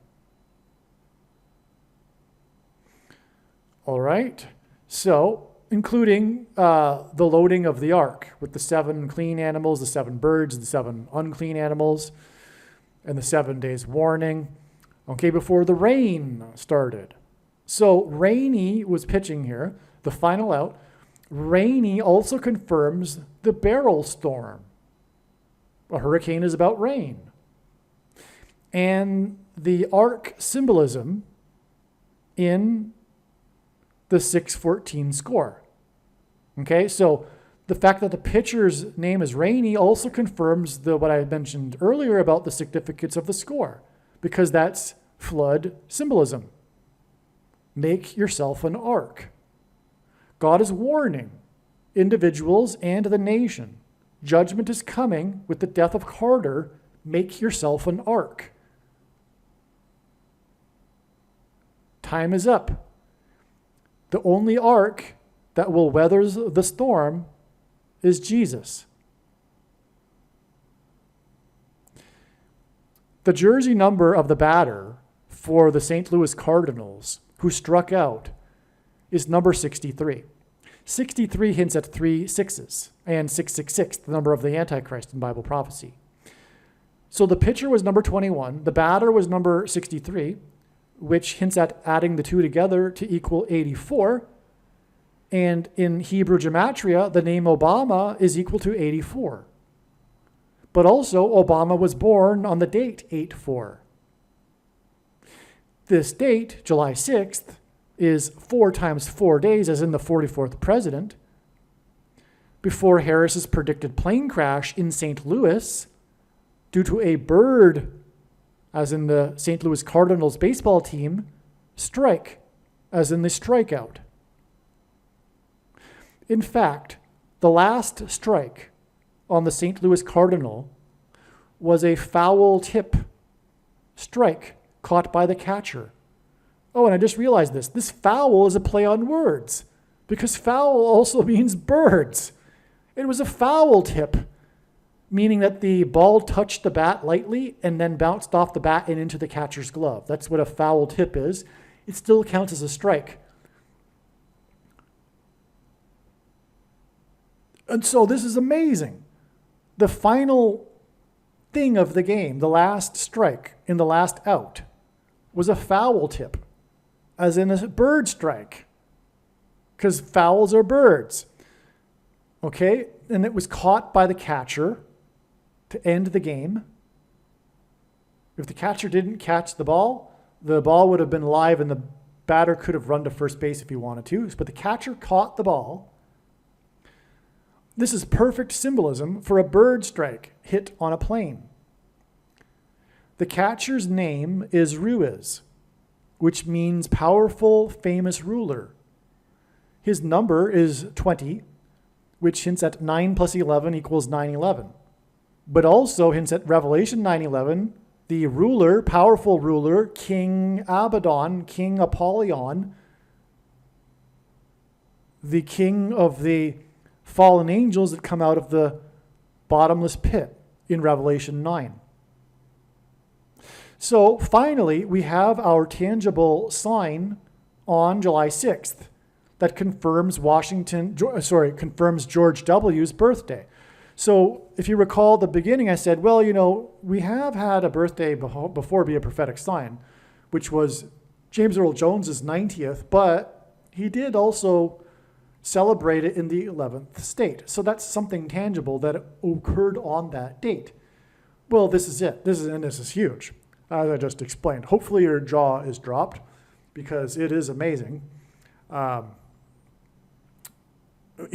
everything from the 8-run difference, hinting at the barrel 8th stone and the 8th storm barrel, and it's all flood symbolism.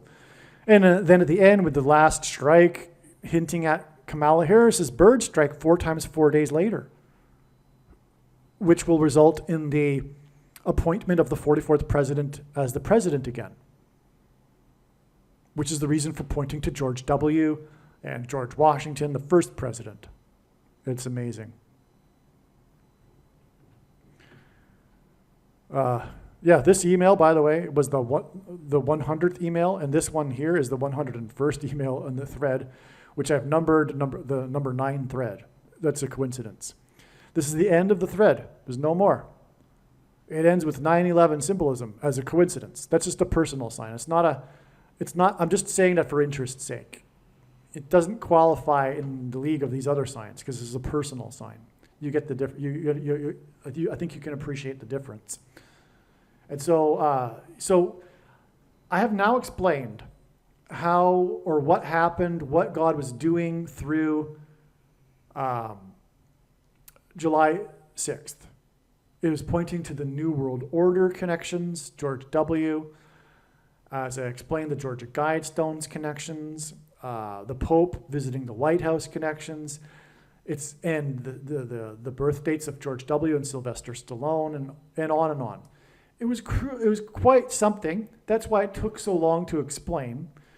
And that would be expected because God pointed to this date ahead of time and to that degree. And so we would expect it to take an hour or two to be able to explain, and sure enough it did. But now that I've explained it, I'm going to now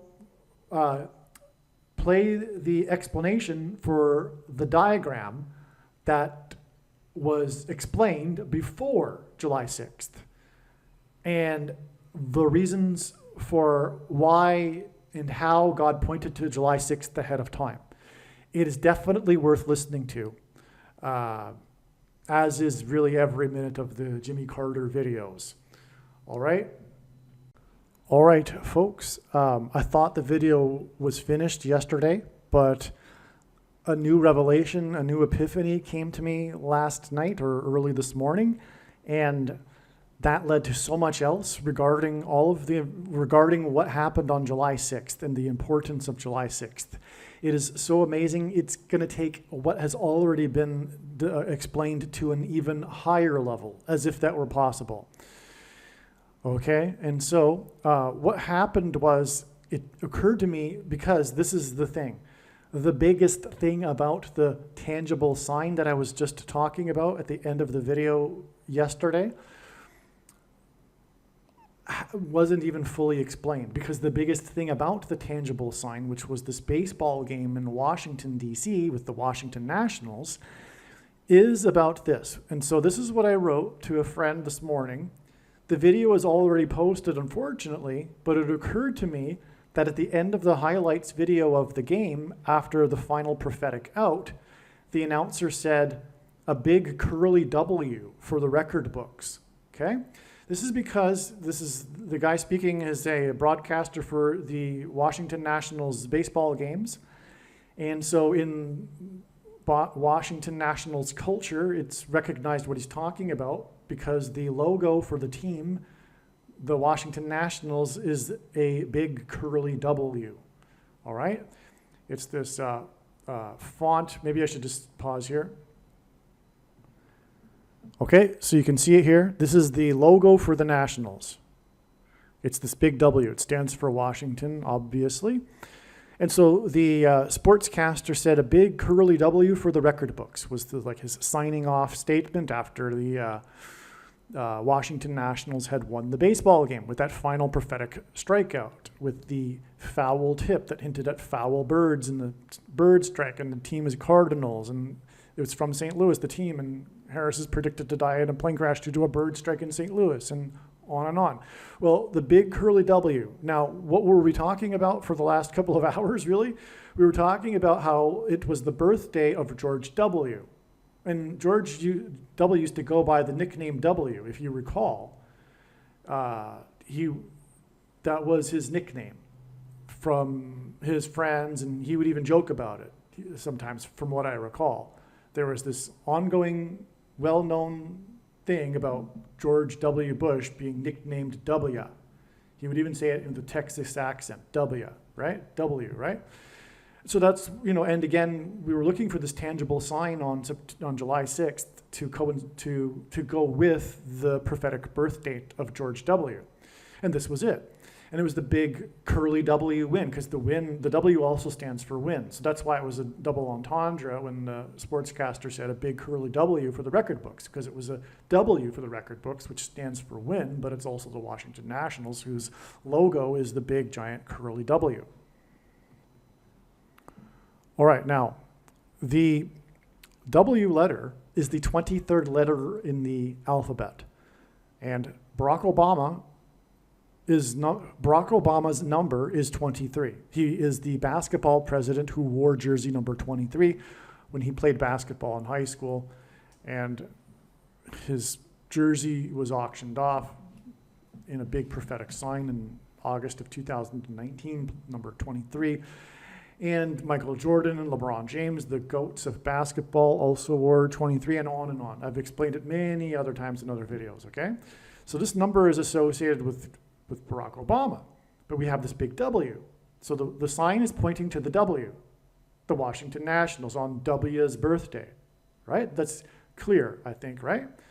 Okay, so now I'm just going to start reading what I started writing as the revelation started coming to me, and I wrote it down in this email thread. I think we're onto something here. August 23rd, 2011, the Washington Nationals baseball game against the Diamondbacks, the team from Arizona, which by the way is the 48th state, which hints at Barack Obama, the 48th future predicted 48th president. And diamondbacks are, of course, a type of snake, and snake in the Bible is symbolism for evil, and the two antichrists are symbolized by this because, as I'll explain. Okay, so the Washington Nationals baseball game was being played in Washington, D.C. on the day of the extremely prophetic Washington, D.C. earthquake that occurred on August 23rd, 2011. This was the strongest earthquake east of the Mississippi, and I forget how many ever years. It was felt by 1/3 of the U.S. population because of the amount of people that live on the eastern seaboard, but the earthquakes on the East Coast are felt at long distances because of the way in which the ground is, or whatever. I know, like the tectonic plate or whatever it is. The earthquake vibrations can travel further. So that's why, anyway, 1/3 of the U.S. population felt this earthquake. It was extremely prophetic, but it occurred just outside of Washington, D.C., and it cracked the Washington Monument and caused $34,000 in damages to the Washington National, otherwise known as the spiritual home of America. Did I say 34,000? I mean 34 million. And 34 is a number that symbolizes Barack Obama as well, but that's another story. So this baseball game was delayed 20 minutes because of the earthquake, and it began because of the earthquake at 7:26 p.m., which hints at 726, a very prophetic number, because the 726th word in Strong's Greek Concordance is the word rapture, okay? And so this is applicable to the American church. So the score was 2-0 for the Snakes, which hints at the two snakes that met in the White House garden, and they literally met in the White House garden exactly 49 months earlier, okay? This was when Pope Francis visited Barack Obama at the White House, and there was the big ceremony, and they met in the back of the White House, in the White House garden. And this is interesting because, of course, the snakes, the serpent deceived Eve in the garden, but also when Barack Obama met the Pope for the first time at the Vatican, he gave the Pope a gift of a box of seeds from the White House garden. And in appreciation for the Pope being the first Pope to open the papal gardens for the first time to the public, and when the Pope came to the U.S., he held Mass in Madison Square Gardens, and he met the other Antichrist, Barack Obama, in the the White House garden. Okay, so August 23rd, 2011, pitcher number 49 for the team from Washington State. Now, this is a different baseball game on the same day. This is the Seattle Mariners, but they are from Washington State, okay? And during the earthquake, pitcher number 49 on the pitching mound, and God uses pitchers on the pitching mound to symbolize the Antichrist on the Temple Mount in Bible prophecy, okay? And so he, during the earthquake, he was on the pitching mound, okay? And the earthquake was felt in Cleveland, which is where the game was being played, and President Grover Cleveland was the 22nd president, and during the earthquake, a double was hit off this pitcher by a 22-year-old batter on a pitch count of 2-2 with 2 outs. And again, Cleveland was the 22nd president. The teams played a doubleheader, which means that they played 2 games in one day that day. And, and also, what was I going to say? The double, which means that he got 2 bases, okay? The 22-year-old batter, 2 outs, hit for 2 bases. Now, George Washington was born on the date 2/22, and again, this game in Cleveland was against the team from Washington State on the same day that the Washington Nationals lost their game to the Snakes 2-0 in Washington during the earthquake, or just prior to the earthquake. This game was played during the day because they were playing 2 games in one day. What they do when they do that is they're making up for a previous day in which the game was rained out. So they had an evening game, which is typical on a weekday, which is what this was, and then the other game was during the day, which made it conveniently during the earthquake for this prophetic sign. Now, July 6th, 2024, the date we are talking about in this video, is 50 days before August 25th, when it is predicted that Barack Obama will become the 48th president. Okay, the Washington Nationals won the World Series in their 50th year, exactly their 50th year as a franchise. Okay, so that's why it would be relevant from this Washington Nationals sign on July 6th to add 50 days to get the date of the president, the Antichrist president, and his second presidency. Okay, because again, we were talking about the Washington Nationals and the Washington, D.C. earthquake and these numbers of 2, which hints at the second presidency for Barack Obama in Washington, which will be 50 days after this Washington Nationals W sign. And that's relevant because, again, the Washington Nationals won their first ever World Series in their 50th year as a franchise. Okay, all right. The Washington Nationals sign on July 6th, 2024 was 1,711 days after they won the World Series. Okay, this is amazing. What were we talking about for the last few hours? We were talking about how Carter is symbolism for this prophecy in Revelation 17:11. We were talking about how Carter is symbolic of Methuselah, who died at the age of 969, and in octal counting, 969 is equivalent to 1,711. Okay, and Beryl, the 8th named Storm, the 8 run difference in the prophetic sign in the game, because again, the prophetic sign was the score of the game, and there was an 8 run difference. 8 storms named Beryl, Beryl being the 8th stone described in the book of Revelation. And octal counting makes that relevant. That gives us the number 1,711, as we were saying earlier. Okay, well, so and again, it's all about this prophecy about the 5th through 8th kings, and George W was the 5th king in this prophecy, and this parallel with the prophecy.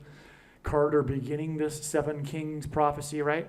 So that's all in Revelation 17:11, which is why it's amazing that we have the day that the Washington Nationals won their prophetic World Series, there's more to be said about that in a second, was 1,711 days before this Washington Nationals sign on July 6th.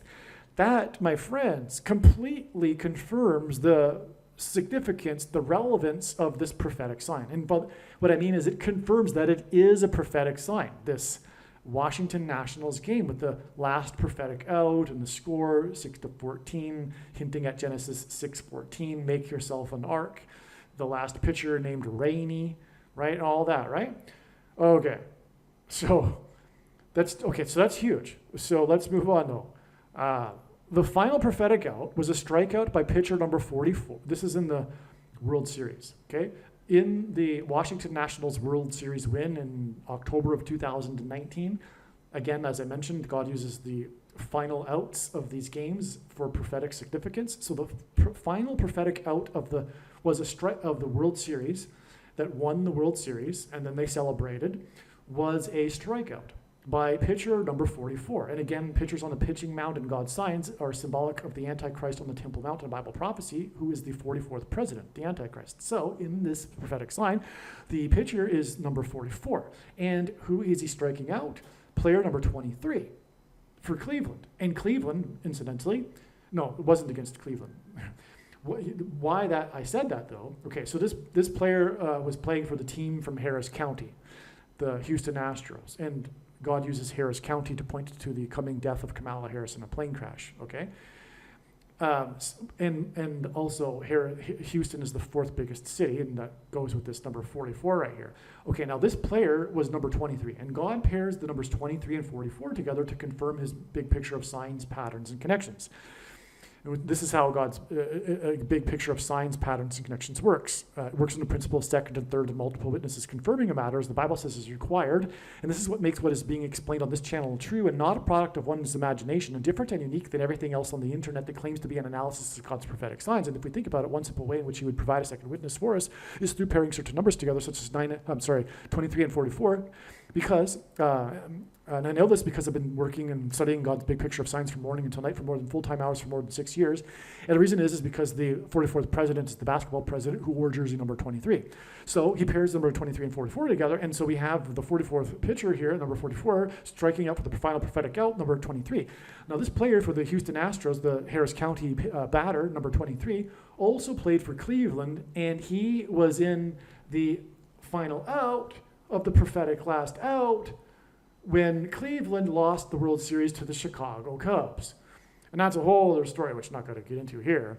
But that also points to Barack Obama, who's from Chicago. And that was dramatic because the two teams with the longest droughts without having won the World Series were Cleveland and Chicago and on and on. Well, anyway, this player played for Cleveland in that team, and then he's playing in this World Series again, and he's the last batter to strike out here.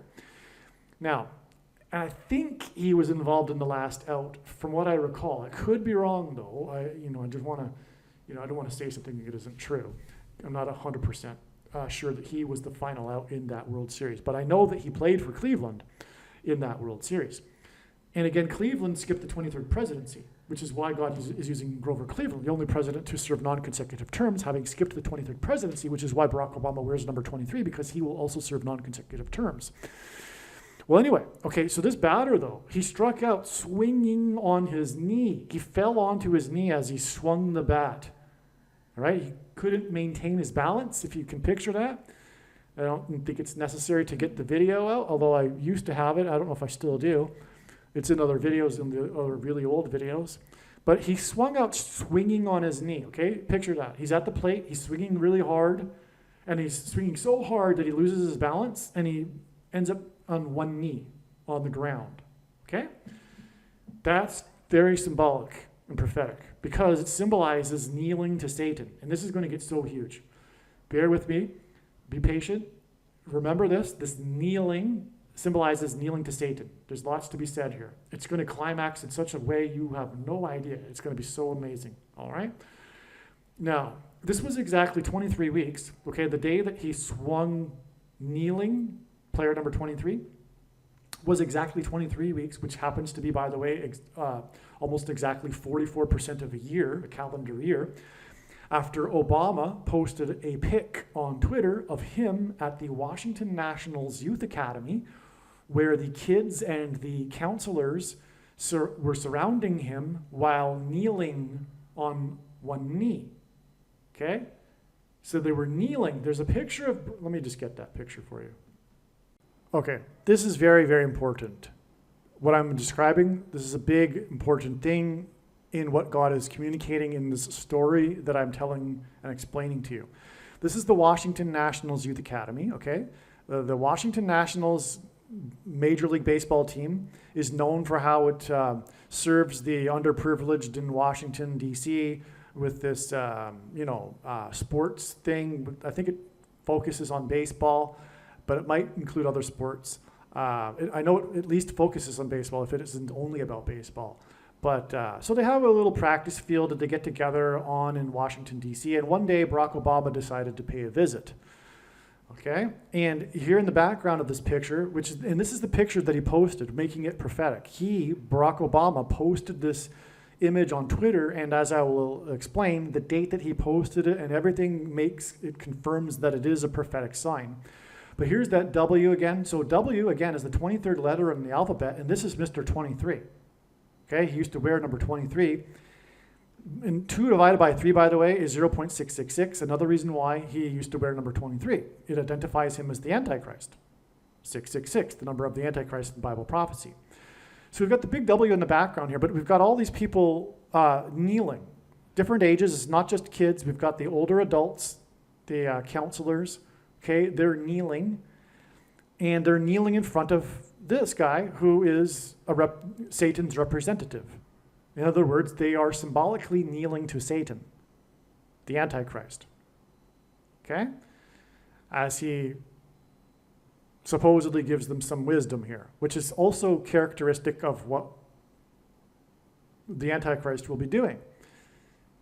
Leading people that are listening attentively to what he has to say regarding his moralism and his and his instructions. Okay, so this is perfect. Now, what else happened on this day that he posted this image will make it even more amazing for you. Okay, so where was I here in the paragraph? So again, the Washington Nationals won the World Series 1,711 days before the prophetic W sign on July 6, 2024, and then the World Series win also was in turn, which involved the final out involving number 23, who also played for Chicago, or Cleveland, I should say. This was exactly 23 weeks, which is 44% of a year, after Obama posted this pic. Okay, so we got all these, all of it still connects, right? In other words, the Obama Washington Nationals pic connects to the Washington W sign on July 6th, 2024. Okay, so let's see. The Washington Nationals Youth Academy threw, that's a typo, it should be THREW, threw, as in throw the baseball. They threw the first ceremonial pitch before the World Series game in Washington. And pitchers on the pitching mound are symbolic of the Antichrist on the Temple Mount. Okay? So in other words, so if you don't know baseball, they have a ceremonial first pitch before games. And before one of the World Series games, they had the Washington Nationals Youth Academy, a few of the kids come out onto the field, and one of the kids threw the baseball to the catcher for the ceremonial first pitch. But the thing is, just prior to this, Barack Obama visited the Youth Academy, and pitchers on the pitching mound symbolized the Antichrist on the Temple Mount in Bible prophecy. So in other words, this connects to Barack Obama, the fact that the Youth Academy threw the first pitch just shortly after Barack Obama visited them. Now, the Washington Nationals Youth Academy pitched the first pitch of Game 4, and this was exactly 22 weeks and 2 days after Obama's picture with the Academy kneeling in front of him. Washington was born on the date 2/22. This 22 weeks and 2 days, which is what that hints at, is also 156 days, and the 156th prime number is 911. It was through the 9/11 events that God pointed to George Washington. Okay, that's amazing. By the way, that's amazing. How is it that 156 days is also 22 weeks and 2 days? Because it hints at 9/11, and through the 9/11 events, God pointed to George Washington, who was born on the date 2/22. Which is why, by the way, exactly 222 months after 9/11 was CVD Disease Day, when the World Health Organization officially declared the CVD to be a pandemic, etc. It was a date that I predicted in advance, by the way, as explained in many other videos. So, okay. So anyway, this is amazing because it's clearly we've got a clear connection here with George Washington. And of course, the city Washington is named after George Washington, and the baseball team is the Washington Nationals. All right, now, the Washington Nationals went on to win their first World Series after the first pitch in Game 4. I think they won in 6 games. No, it was 7 games. The Washington Nationals went on to win their first World Series in franchise history. Oh, and by the way, that's significant because this is like a strange World Series when every game that was played in the home field, the home team lost. And I think that might have been the first time that ever happened, or something. I would want to look back into that, but there's too much going on. I'm not going to. But anyway, that was interesting in itself. So the Washington Nationals went on to win the first World Series in franchise history, and their franchise began in Montreal. It was formerly the Montreal Expos, and they moved to Washington, D.C., I forget which year. So Montreal is French for Royal Mount, which hints at the Temple Mount. The Temple Mount in Jerusalem. It is the Royal Mount. The King of Kings will dwell in the Temple Mount, or on the Temple Mount in the temple, in the 1,000 years of peace on earth. It is the Royal Mount, and that's what the name Montreal means. The Montreal Expos, that's the team, baseball team, were named after the 1967 World Expo in Montreal. The 1967 was the year that the Jews recaptured the Temple Mount after 19 centuries. What a coincidence. which is why God pointed to this team that began its French franchise in Montreal 50 years ago. And 50 years, by the way, 50 years is extremely prophetic in the book of Leviticus, and it symbolizes 50 years, the returning of God's people to their original land and inheritance, which is what happened in 1967, which was, by the way, 50 years after the Balfour Declaration in 1917, because of the 50 years in the prophecy in Leviticus chapter 25. So that's why the team that began in Montreal won in their 50th year, because the team began in Montreal and the team was named after the Expo in 67, and it was in 1967 that Jews recaptured and returned to their ancient capital, East Jerusalem, in the Six-Day War, a preemptive war that the Arab neighbors forced them into, and then as a result, they expanded their territory in self-defense. Okay. The day that Obama posted the pic of him with the kneeling Washington Academy was the day of the prophetic tornado warning in Washington, D.C. Okay, now let me just explain that. So there was a tornado warning in Washington, D.C. on the same day that Obama posted the pic about him visiting the team in Washington, D.C. Okay, now the tornado warning occurred in the Capitol building. There was an emergency alert in the Capitol building telling members of Congress to seek emergency weather shelter. So they've got these shelters set up in the Capitol building, and on the PA system it was announced, seek shelter in the emergency weather shelters immediately. This call, this announcement, this alarm of the tornado warning occurred right as the vote was underway for the aid package, for the relief aid for the hurricanes that occurred in the latter part of 2017. These three hurricanes, Harvey, Irma, and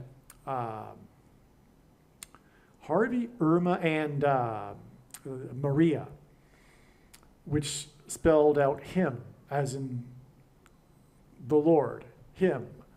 And so they in themselves were second, third, and they were second witnesses, three witnesses to the prophetic significance of the eclipse that passed over America in 2017. Because the eclipse exited the US and made a bullseye. It ended precisely where Hurricane Harvey was forming in the open Atlantic. And then Harvey landed 4 days later and dumped 4 feet of water over the fourth biggest city over 4 days, and it was Category 4, Harvey. All right, and the eclipse occurred on the 21st, and the Harvey landed on the 25th, and Luke 21:25 is there will be signs in the sun and the sun and the moon, and the roaring of the waves. You know, I haven't memorized the passage, but it talks about the sign in the night sky, or it's not the night sky, but the sign in the sky of the sun and the moon, which is an eclipse, and then the roaring of the waves, which is Hurricane Harvey. All right, so anyway, back to what I was saying. So that's when the tornado warning occurred, right when that vote was going underway for the relief aid for the victims from these hurricanes.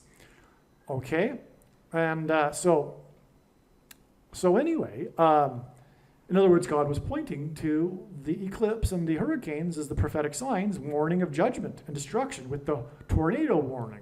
Okay, now.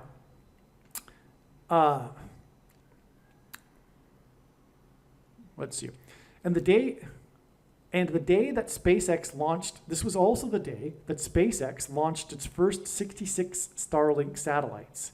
This was the beginning of Starlink on this same day, May 23rd, 2019, with a stated goal of launching an average of 44 per month, which hints at the 44th president, the Antichrist, whose number is 666.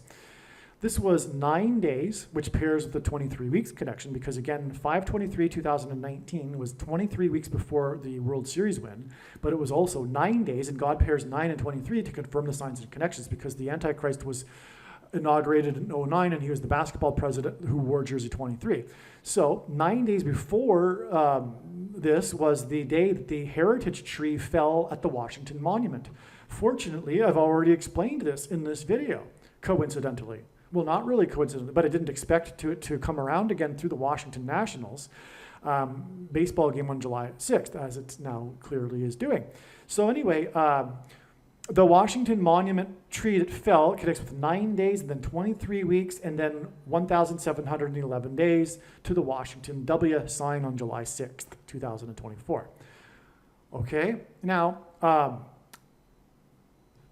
also in that wind storm, the tornado warning, the tree fell for a second time 9 days later, because they were in the process of trying to erect it and make it stand up again, and then it was propped up, but the wind knocked over the apparatus that was propping it up, and it fell over again a second time. And again, in the Bible, fallen trees are symbolic of judgment on the nation. So on May 23rd, 2019, 9 days after the tree fell, it fell a second time in a wind storm during an attempt to upright the tree. This storm included the tornado warning at the Capitol building, which was during the vote of the aid package for the victims of the 2017 hurricanes, which were prophetic signs that pointed to the eclipse. The eclipse engendered an X over the nation, the two eclipses, the one in 2017 and the one in 2024, which hints at the mark of the Antichrist, which is why SpaceX, because SpaceX is symbolic of this X in the mark of the Antichrist, launched its first 66 Starlink satellites on the day of the kneeling before Obama pic posted on Twitter. Okay, that's SpaceX did that on the same day as this kneeling to Satan. And what is taking the mark of the Antichrist tantamount to? Kneeling to Satan, kneeling to the Antichrist. All right? It's amazing. I hope you got that. Also, Elon Musk, who owns Neuralink, is symbolic of transhumanism technology. And, well, anyway, let's move on. The tornado warning in Washington and in the Capitol building on the day of the fallen tree and 66 SpaceX satellites was exactly 110 months after Obama signed his Obamacare law. All right? 110, Joshua died at the age of 110 after the walls of security collapsed on Jericho. Well, the 110-story World Trade Center towers that collapsed symbolized the two arms of a chromosome. How to prove this? Well, exactly 70 weeks, the most central prophecy in the Bible, Daniel chapter 9, involves a period of the 70th week, a prophecy of 70 weeks, and the 70th week being the symbolic period of the Antichrist in the end times. Well, exactly 70 weeks after the World Trade Center officially opened was the day that Philip Petit evaded security and stretched a tightrope between the two towers and walked across the two towers. Quite something. Anyway, Philip Petit, because petite is a French word that means small. This is why one of the two arms of a chromosome, because chromosomes are made of two arms, is named petite. Okay, and that's a hint that the two towers are actually symbolic of these two arms. But also, the replacement One World Tower resembles a thing, right? You know what I'm talking about. If you look at it, it looks exactly like a thing. It's not a coincidence, it's not an accident. And it replaced the two towers that resemble chromosomes, or hint at chromosomes. Okay, through the 9/11 events, God pointed to George Washington. The logo for the Washington Nationals is the curly W, the 23rd letter. Obama wore number 23 in high school. There are 23 pairs of chromosomes. That's another reason why Obama wore jersey number 23. And a reason for his Obamacare, because we are talking about health care, and that's what the thing is. It's about health care, right? The mark of the Antichrist that changes one's chromosomes, the 23 of them.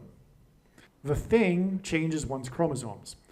Obamacare connects with 110 months, then 23 weeks, then 1,711 days to July 6th, 2024, and the W, the curly W, the W, George W. sign. Then 8 plus 8 days to Harris's predicted crash in St. Louis, near the midpoint of the X engendered over the nation by the two eclipses, which is why she will crash in St. Louis. It will be pointing to the midpoint of the X that was engendered over the nation. It'll be 8 plus 8 days after July 6th. In other words, Obamacare connects to the day that Kamala Harris will die next to the X, or point to the X, and Obamacare, healthcare, is used to enforce the mark of the Antichrist. It's about healthcare, socialism healthcare, right? That's Obamacare, and so is the CVD reaction. It was communism in disguise. But for those that have any wisdom, it was clear to see that it was all hype propaganda for the purpose of furthering the communist agenda. Anyway, so Obamacare connects to the day that Harris will die at the X, which is symbolic of the mark of the Antichrist. And by the way, to prove that, X's are about their midpoint. The two straight lines that cross each other in the middle form an X. The mid date, the middle date between the two dates of the eclipses in 2017 and 2024 that engendered an X, the midpoint date was December 14th, 2020, which was the first day that an American outside of a trial took the thing, the mark of the Antichrist, which proves that it is the mark of the Antichrist, furthermore. The final pitch in the prophetic final out strikeout in the World Series win was 88 miles per hour, which hints at Back to the Future, the movie, a movie about a prophecy, because Marty is trying to give Doc a prophecy about the future, which Doc is refusing to look at, if you recall the plot. And the movie prophesied 9/11. That's a whole other story, which I explain in the must-watch Back to the Future video on this channel. It's very amazing and clear. God was communicating 9/11 through the movie Back to the Future. It's very, very clear. Make sure you watch that video. The events of 9/11 pointed to George Washington. According to Wikipedia, there are 88 places in America named Washington.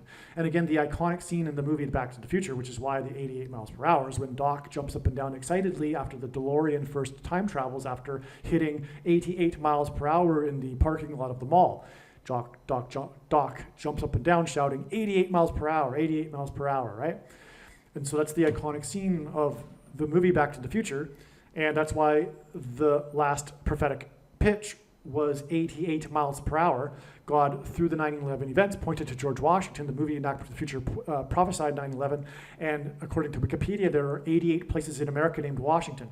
Furthermore, in the 9/11 events, there was the Heroes of the 88th Floor. Okay, this 88 miles per hour pitch was 1,711 days before the Washington Nationals sign on July 6th, 2024, in which the score was prophetic and was a difference of 8 runs. This was during Hurricane Beryl, and Beryl is the 8th stone, and there are 8 storms in the Atlantic named Beryl.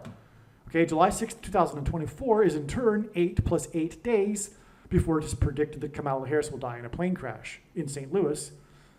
The 88 miles per hour pitch hints at the 8th storm named Beryl, and which that was about its miles per hour wind speed when it hit the Yucatan. And the 88 miles per hour pitch hints at the 8 plus 8 days from July 6th to July 22nd, the date of predicted of Harris' crash.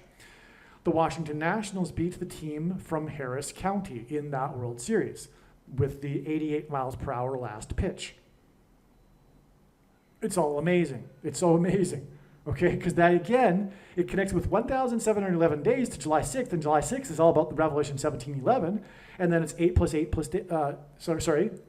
days to Harris's predicted crash, which is why the Washington Nationals beat the team from Harris County, Houston. The tornado warning in Washington, D.C. on May 23rd, 2019, the day that Obama posted his pic of him with the kneeling Washington Nationals Youth Academy, was exactly 23 weeks before they won the World Series for the first time in franchise history, which was exactly 44 months after the two antichrists met in the White House garden. Sorry, I phrased this incorrectly. The 44 months is actually from the day that Obama visited or posted the pic of him visiting the Washington Nationals Youth Academy. Okay, so this, in other words, it's in reverse. So the Washington Nationals won the World Series 23 weeks after Obama posted the pic of him visiting the Washington Nationals Youth Academy, which was in turn exactly 44 months after the two antichrists met in the White House garden. That's amazing because it's a pairing of 23 and 44 that confirms the signs and connections. This is how God's true big picture of signs, patterns, and connections works, which is only being explained on this channel, okay? So I know this from years of experience now. It's very, very simple, and it's amazing how it's so simple to understand how it works because God just frequently pairs these 23s and 44s to confirm for you what's going on. You don't have to really think about it too much and guess whether, is this really correct or is it just my imagination here? It's so clear, right? Okay. So the Washington Nationals won the World Series, and the last out was number 23, and it was 23 weeks exactly, which is also 44% of a year, after the day that the president who used to wear number 23 was at the Washington Nationals Youth Academy, and that in turn was 44 months after he and the other Antichrist met in the White House garden. Okay, and that day that they met in the White House garden was exactly 49 months after player number 49 of the team that from Washington State was pitching on the pitching mound in Cleveland. Cleveland was the only president to serve non-consecutive terms. Cleveland, the 22nd president, was the only president to serve non-consecutive terms. Was the only president to serve a second presidency. Hence the double, which is two bases, by the 22-year-old batter with the pitch count at 2-2 and with two outs in Cleveland, the 22nd president, against the team from Washington State during the Washington, D.C. earthquake. All right? Literally, the double, the hit was made, the play was ongoing during the earthquake. Okay? There's a nickname for it. It's the baseball earthquake. I don't know. It is through the death of the 49th vice president that Obama will serve a second presidency. That's the reason for the 49 months connection from pitcher number 49. Okay, and he will overcome the 22nd Amendment. That's another reason for all the 22s in Cleveland, 22nd presidency. He will overcome the 22nd Amendment after the 49th vice president dies in a plane crash. Barack Obama will be appointed instead of elected. That's how he will overcome the 22nd Amendment's restriction on someone being elected to the office more than twice. He will be appointed instead. The two Antichrist snakes met in the White House garden exactly 66 months. They met, by the way, on 9/23 in 2015. This was exactly 66 months. The mark of the Antichrist and the Antichrist, whose number is 666, are described in the 66th book of the Bible. Okay, so the two Antichrists, snakes, and again, the day that they met, during the earthquake, the Washington Nationals played the Snakes team and lost 2-0. Okay, so the two, and that connects. It connected with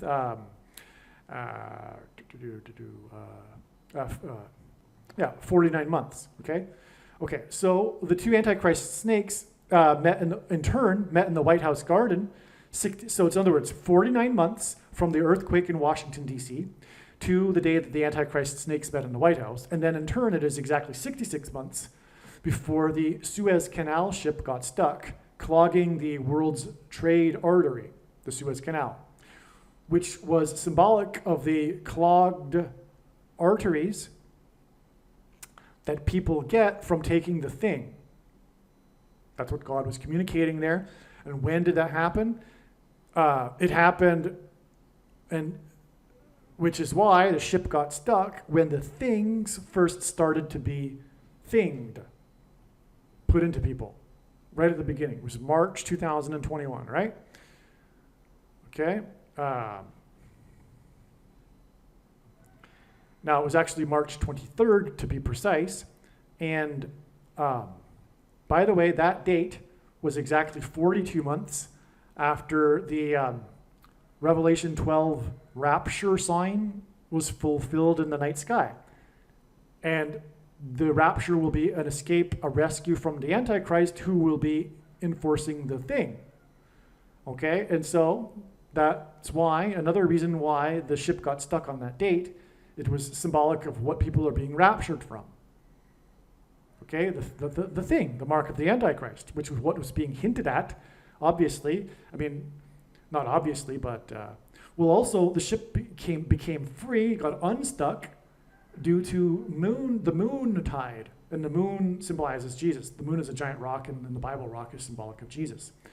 So, okay. Which is why in the Bible, watching for the timing of the moon is important, and why watching for the Lord's signs, including moon signs for the Lord's return, is important.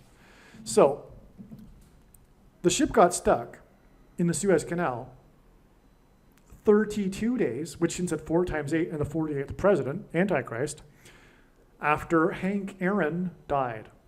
The 32nd prime number is 131, and G131 in Strong's Greek Concordance is the word that means blood disease, which is what a person gets when they take the thing.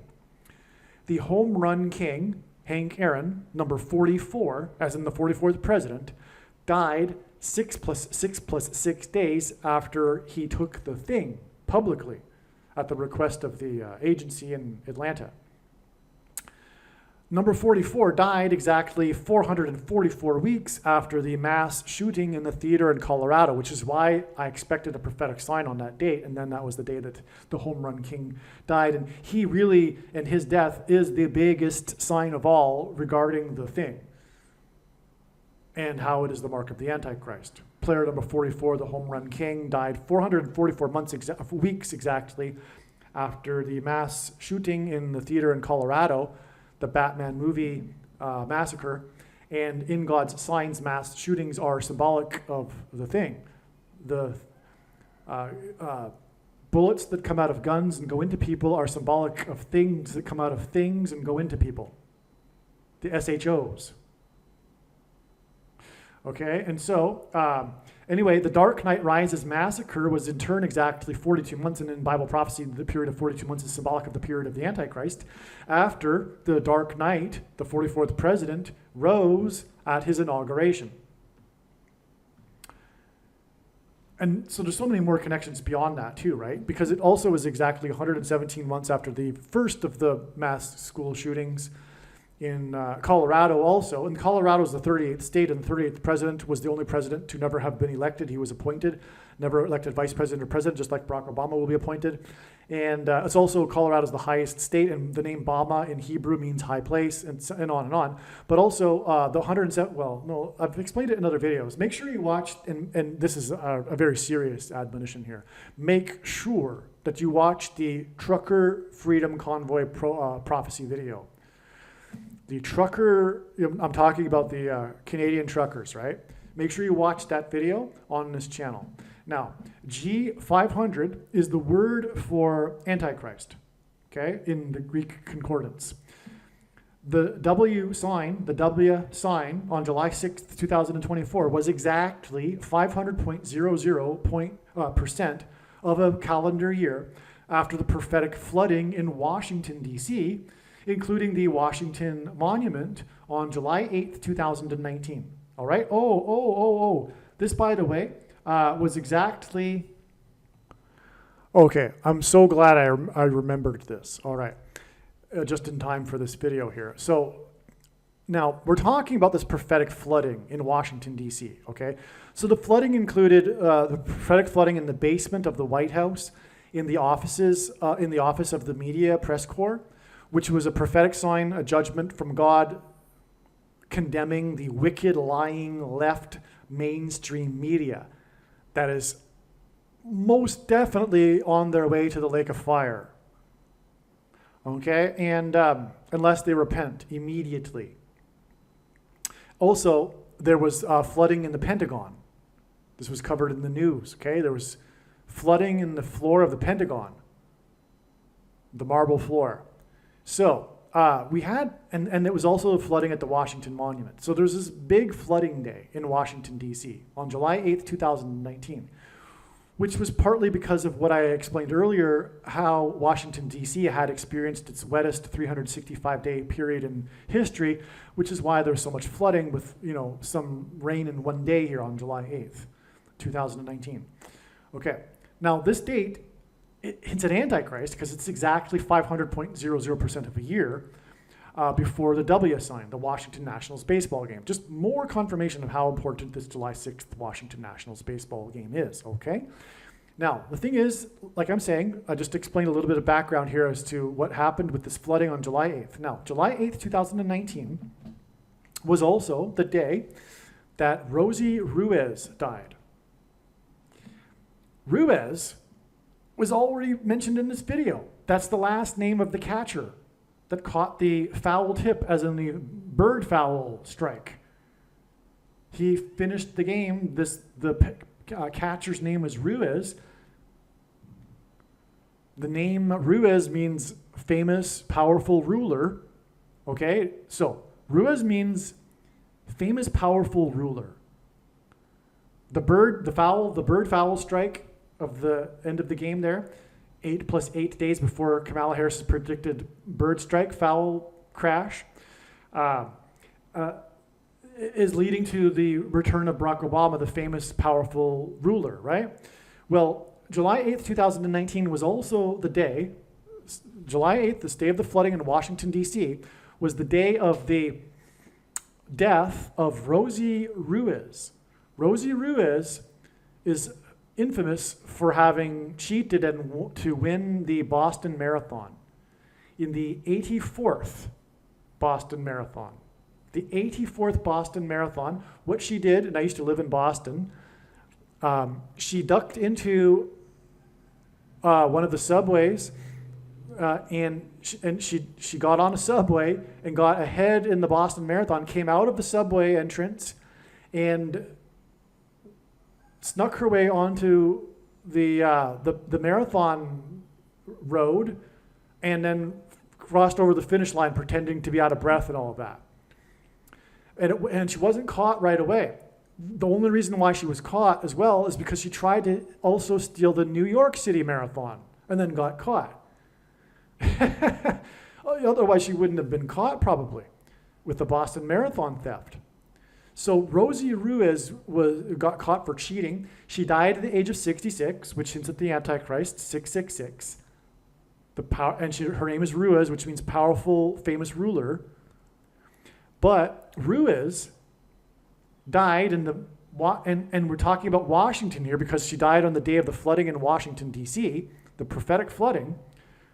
And what she's famous for cheating. And how is Obama going to become the president again? Through the shoplifted referendum in the year that ends with the 2020 referendum that was exactly 999 weeks after 9/11, and the number 9 is the most important number in God's signs. It's from the Bible. It symbolizes God's judgment. Okay, so Rosie Ruiz died at the age of 66 on the day of the Washington flooding sign, with the Washington, D.C. monument even being flooded. Okay, and that date, July 8th, 2019, was exactly 60 plus 60 plus 60 years after the birth of John Rockefeller. And 60 plus 60 plus 60 years, first of all, the 84th marathon is the one she cheated on. Well, the name Obama in Hebrew gematria is equal to 84, and he was born on the date 8/4. Which is the 216th day of the year of the calendar year, which is why July 8th, 2019 was also exactly 2,160 months, which is a 216, after the birth of John Rockefeller. Okay, and 216 is 6 times 6 times 6. Barack Obama was born on the 6 times 6 times 6th day of the year. Okay, and in other words, John Rockefeller was born exactly 6 times 6 times 60 months before Rosie Ruiz died at the age of 66 on the day of the Washington flooding sign. And obviously, flooding is a warning sign for the nation because it's the nation's capital, right? And also, it was 60 plus 60 plus 60 years exactly, which also hits at 666, the number of the Antichrist, to the date that Rosie Ruiz died at the age of 66. Why John Rockefeller? Well, it was John Rockefeller's Institute that pioneered the thing industry. And the thing is the mark of the Antichrist. Furthermore, John Rockefeller's Institute is responsible for the flu that is named after people from Spain. The 50 to 100 million, which is a gross exaggeration, it's not even close to that amount. But according to the story, that all of those deaths, regardless of however many there was, are the result of the Rockefeller Institute because of the experiments they were doing in, I don't want to say too much. The place that begins with the fort, the fort RILEY, okay? Anyway, before we get off track too much more, if you if you want to learn more, you can find this information. It's not a conspiracy theory. This is actually a fact. There's all kinds of documented evidence for this.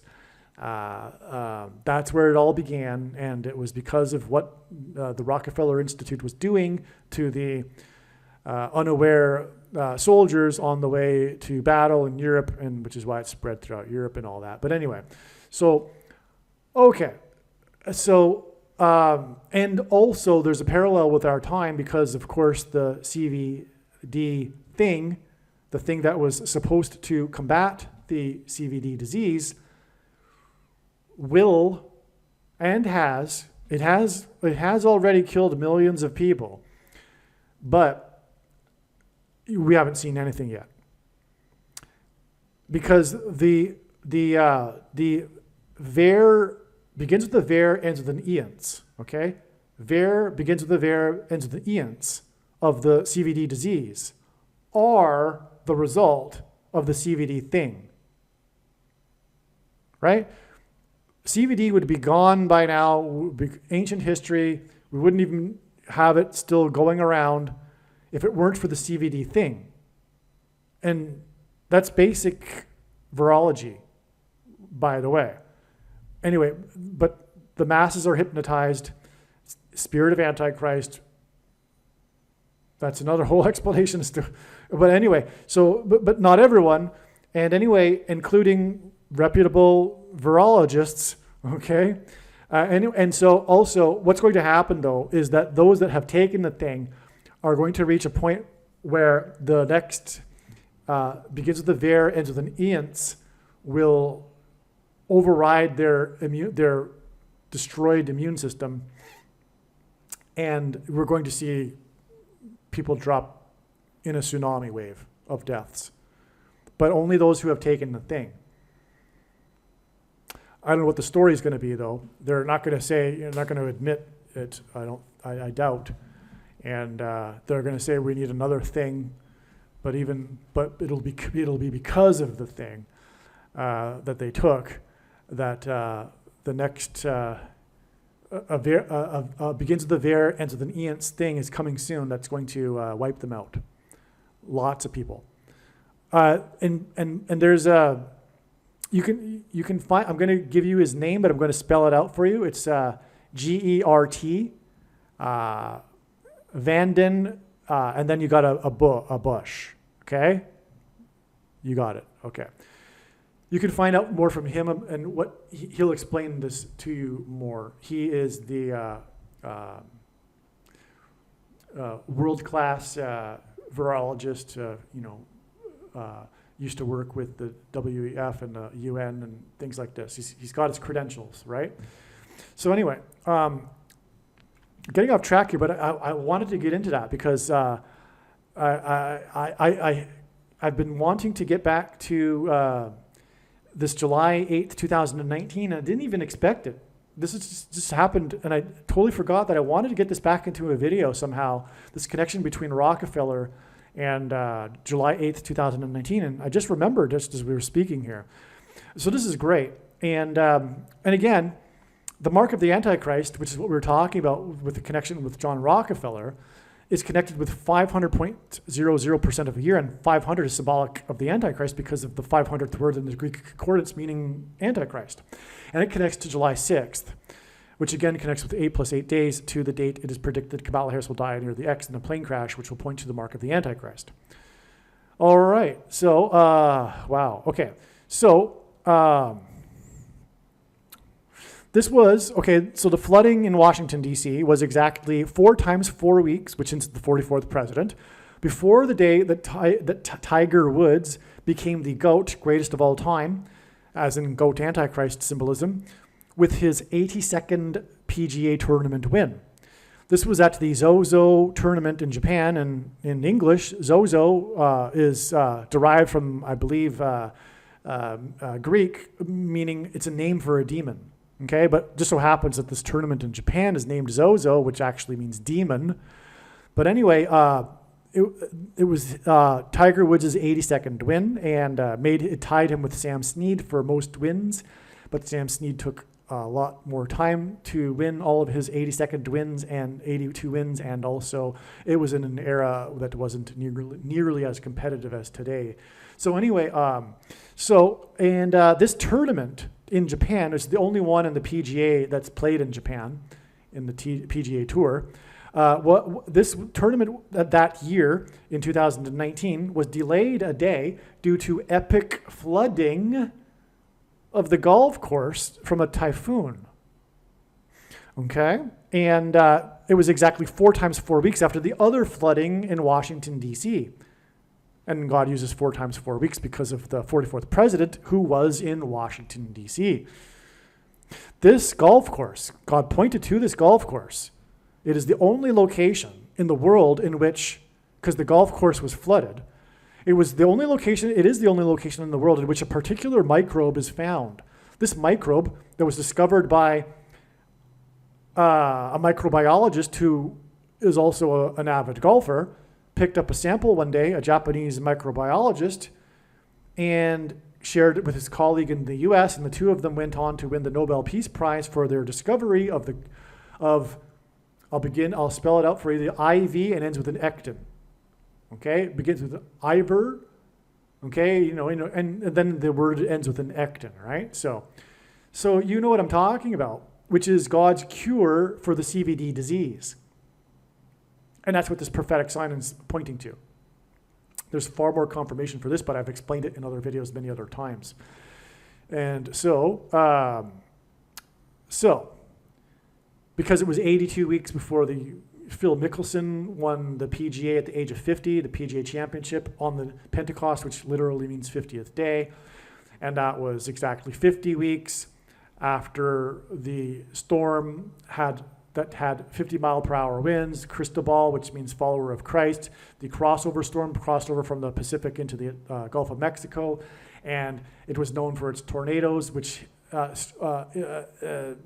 blew a huge billboard sign right up against the church. It was a literal judgment warning sign for the church. It was an evangelical church.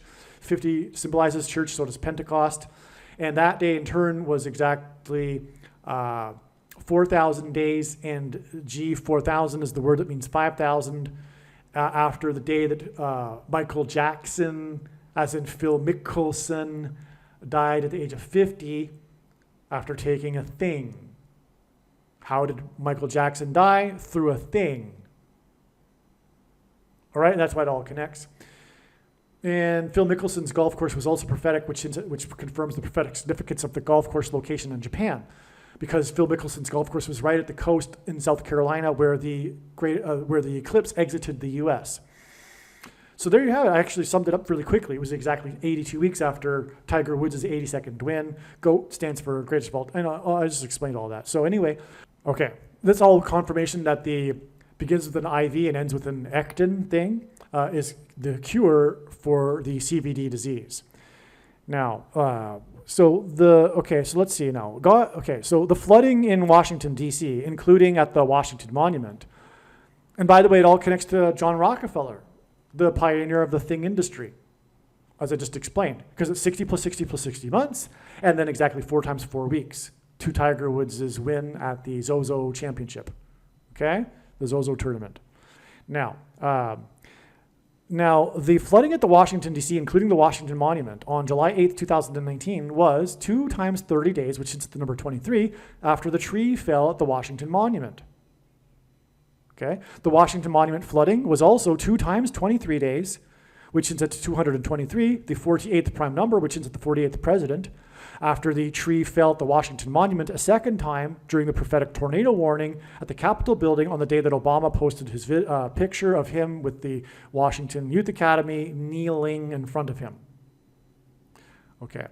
Again, the prophetic W, is the 23rd letter in the alphabet, and this sign on July 6, 2024, at the Washington National Game, in which the run difference in the score was 8 runs during Hurricane Beryl, the 8th Beryl storm, was 1,711 days after the Nationals won the World Series with an 88-mile-per-hour pitch against batter number 23, which was in turn exactly 23 weeks after the Washington Nationals Youth Academy kneeled in front of Barack Obama on May 23, 2019, and Barack wore jersey number 23. The Academy kneeled in front of Obama 8 times 8 times 8% of a year before the 8-run difference in the score in the Washington Nationals game during the 8th storm named Beryl. H 1288 in Strong's Concordance is the word Barak. I should say Barak, which means to kneel. By the way, this is the big climax to all of this, okay? The H1288 word in Strong's Concordance is the word Barak, and it means to kneel. The name Barak means to kneel. Okay? And so the definition of this word Barak is to kneel, by implication, to bless God as an act of adoration, also by euphemism, to curse God or the king as treason, which is exactly the word we would use when speaking of kneeling to Satan. When we speak of kneeling to Satan, when I use this phrase, it's the exact meaning of this word, because it's an act of treason. It's like symbolic of kneeling to God or a king, but it's a euphemism in this case, kneeling to Satan, because it's the opposite. It's like the opposite of the true meaning. It's a form of treason.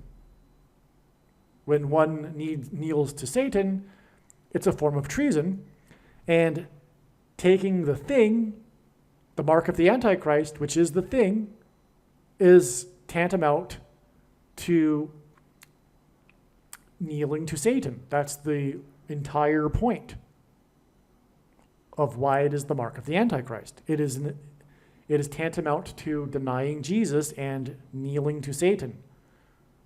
Okay, and that's this word here, okay? 1288. Okay, so the Washington Nationals WW sign on July 6, 2024, during the storm named Beryl, which hints at Barry and Barak, was almost exactly 1,288%. In other words, it was 1,287.95%.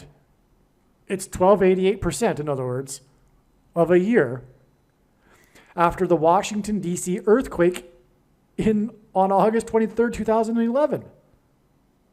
We get a direct connection from this extremely prophetic Washington, D.C. earthquake during the presidency of Obama that caused significant damage to the National Cathedral.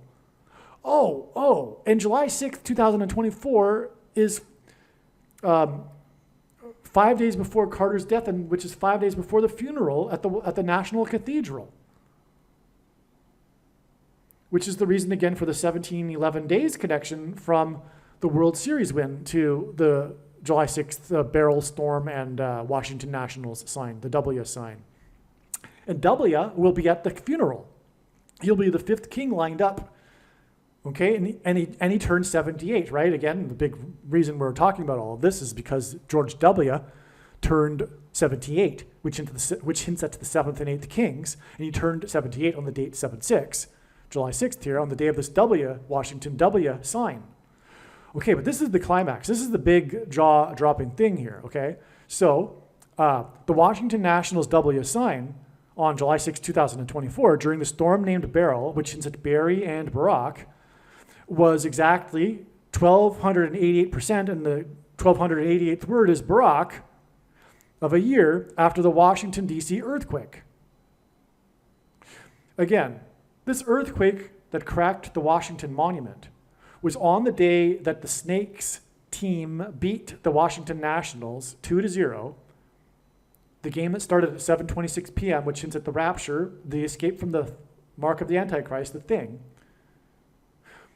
Okay, and this was the day of the double, the two-hit base, hit by the 22-year-old in Cleveland, 22nd president, with the pitch count at 2-2 with 2 outs. Jesus said to look for earthquake signs of his return. Not only is the extremely prophetic Washington, D.C. earthquake 1,288% of a year before the Washington Nationals WW sign on July 6, 2024, and the storm named Beryl, which hints at Barry and Barak, which is what that word means, 1,288th word, Barak. But it was also 4,701 days. 4,701 is the 1,288th semi-prime number. 8 exclamation marks. Okay. So there's this connection between the earthquake and the Washington Nationals sign on July 6th is 1,288% of a year, but the number of days also hints at 1,288 because 4,701 is the 1,288th semi-prime number. Even the 88 in 1288 seems to hint at the 8 plus 8 days from the 8-run difference score and the 8th storm named Beryl, meaning Barak, to the date of Harris's predicted plane crash in the 8 plus 8 plus 8th state, the 24th state, Missouri, which will lead to Obama's second presidency, which is predicted to begin on August 25th, 2024, 50 days after the Washington Nationals W sign, and the Washington Nationals won the World Series in their 50th year. All right, now I can explain how it's so relevant that this is a step in the trail that's leading to Jimmy Carter's funeral. Again, this was the date that it was predicted that Jimmy Carter's funeral would be on, not the date he was predicted to die on, because God was pointing to this date with such connections, as I'll explain. But what I'm going to do right here at this moment is explain how it's relevant and how it connects on, because I just explained how this date connected to the earthquake in Washington, D.C. that pointed to George Washington, who was born on the date 2/22. Again, we had the 20-minute delay in the baseball game that was to be played on that day in Washington. The earthquake shook the field in Cleveland in the 2-game doubleheader game in which they were playing the team from Washington. At the time of the earthquake, the 22-year-old batter was at a pitch count of 2-2, and there was 2 outs, and he hit a double Okay, and it was in a doubleheader, 2 games in one day. And so we have all of that. And it was, again, Cleveland, President Grover Cleveland was the 22nd president. So I've explained all of this. And I've explained how it's all about George Washington. And furthermore, on this day, I think I've explained it already, we had the baseball game that pointed to the W, George W., on his birthday, right? George as in George Washington, George W. We had that prophetic baseball game on July 6th, 2024 with the Washington Nationals. So, and in God's signs, Washington's number is, the number that symbolizes George Washington in God's signs is 222, because George Washington was born on the date 222. This is why I was able to predict the CVD disease on March 11th, 2020 ahead of time, because I knew March 11th, 2020 was exactly 222 months after 9/11. And through the 9/11 events, God pointed to George Washington, who was inaugurated in Federal Hall on Wall Street, and after his inauguration walked into Trinity Chapel down Wall Street and consecrated the nation to God, saying that if the nation were to ever turn away from God, it would lose its divine protection and blessings, which it did temporarily on 9/11. So that's why God was pointing to it. And then 222 months later, on March 11th, 2020, President Trump's prophetic Oval Office speech regarding the CVD disease ended precisely as the clock on the live TV news screen ticked 9:11 p.m. Okay, and then 1 year later, Joe Biden said that March 11th was the anniversary of the CVD disease. And so even he says that this was the date that symbolizes the CVD disease. And I predicted that something very big, bad, and world-changing would happen on March 11th, 2020. I predicted that in November of 2019, and I wasn't saying this about any other date in 2020. Okay, so that's confirmation of the relevance of the 222s. Well, it just so happens that this date that God was pointing to ahead of time through George Washington is 2 months and 20 days before the predicted funeral of Jimmy Carter. The Georgia Guidestones are part of this story, as I've now explained, pointing to the death of Jimmy Carter in Georgia. And this date here is 2 years, 2 months, and 20 days, which hints at George Washington. And George Washington is symbolism for the warning of judgment and destruction of America, as will be the death and funeral of Jimmy Carter, who is symbolism for Methuselah, whose name means when he dies, destruction. All right, the last couple of minutes was recorded prior to September 26th, which was 2 months and 20 days after July 6th, and again, 2 years, 2 months and 20 days after the Georgia Guidestones were destroyed. Okay, so September 26th ended up being another extremely important step in the trail of signs leading to the predicted date of the death of Jimmy Carter. I just mentioned how Carter is symbolism for Methuselah in God's signs. Methuselah died at the time of the flood judgment, and Methuselah's name means when he dies, destruction, which is the prophetic significance of the timing of the death of Jimmy Carter that God will be communicating. In other words, the destruction will come to America right after the death of Jimmy Carter. That's why Methuselah died at the timing of the flood judgment. And hurricanes are flood symbolism. Furthermore, Hurricane Helene, which hit the U.S. on September 26th, the date I'm talking about, caused massive flooding. Now, other videos will explain the relevance of Hurricane Helene, but it did hit the 27th state first and then hit Georgia and caused, a curfew in Plains, Georgia, which is where Carter is, which was prophetic in southern Georgia. and massive destruction in Georgia, the fourth state where Carter is. So it hit the panhandle of Florida and then really did a lot of damage in Georgia. Well, anyway, Florida is the 27th state to join the Union, and 27 is 3 times 9, and 39 days after this September 26th date will be the 309th day of the calendar year, the date it is predicted that Jimmy Carter will die, the 39th president. All right, so also, Carter's funeral, which is the subject of this video, on November 8th, will be exactly 5 times 5 times 5 days after July 6th, which again was the birthday of W.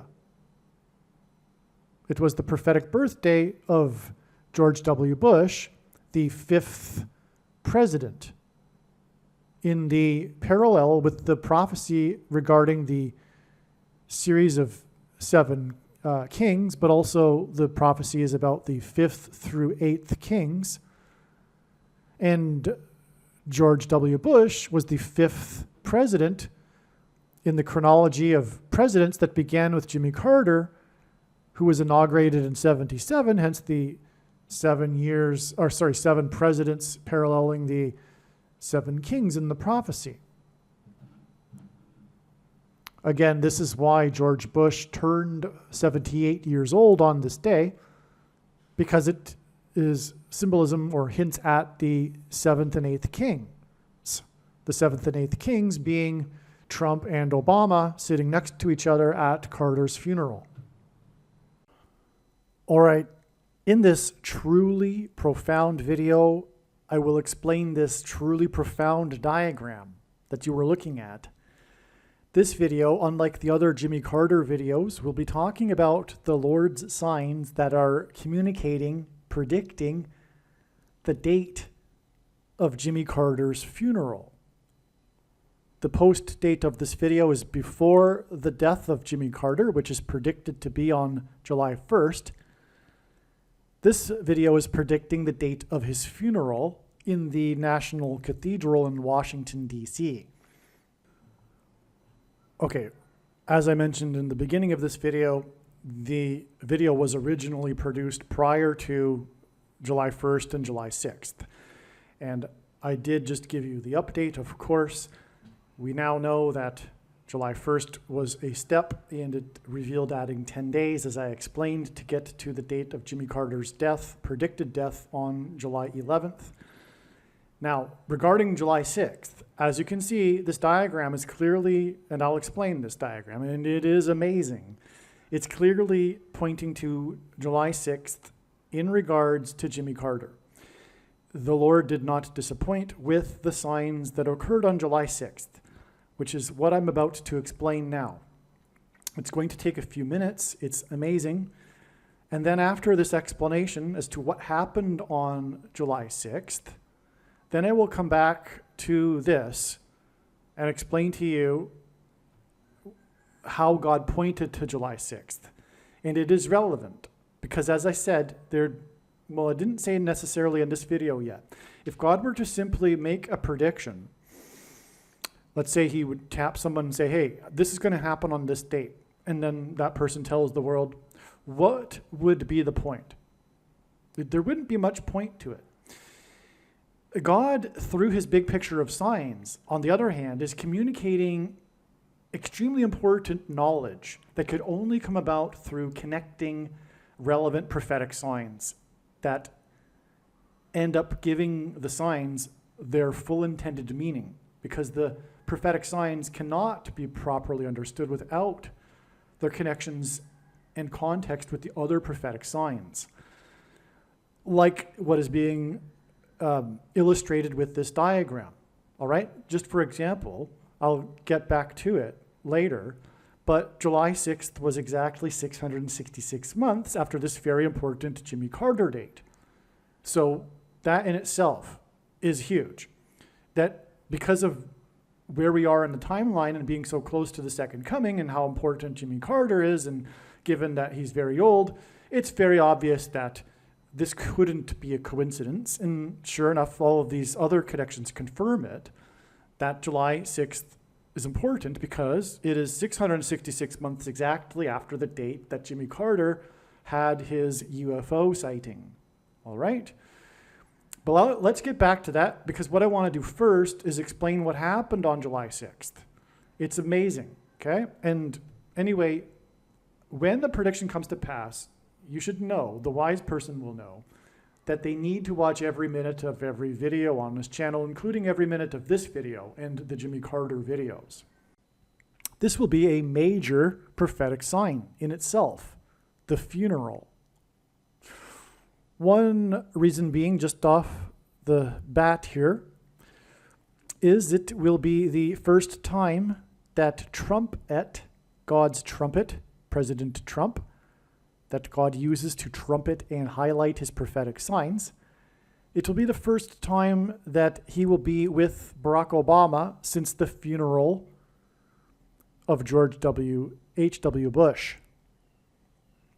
The rise of Trump politically coincided with him calling out, trumpeting the Antichrist.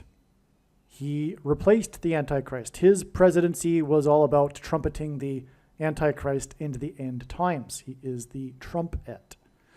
In archaic English, the word trump means trumpet. And so he will be sitting next to Barack Obama. It will be a trumpet trumpeting the Antichrist.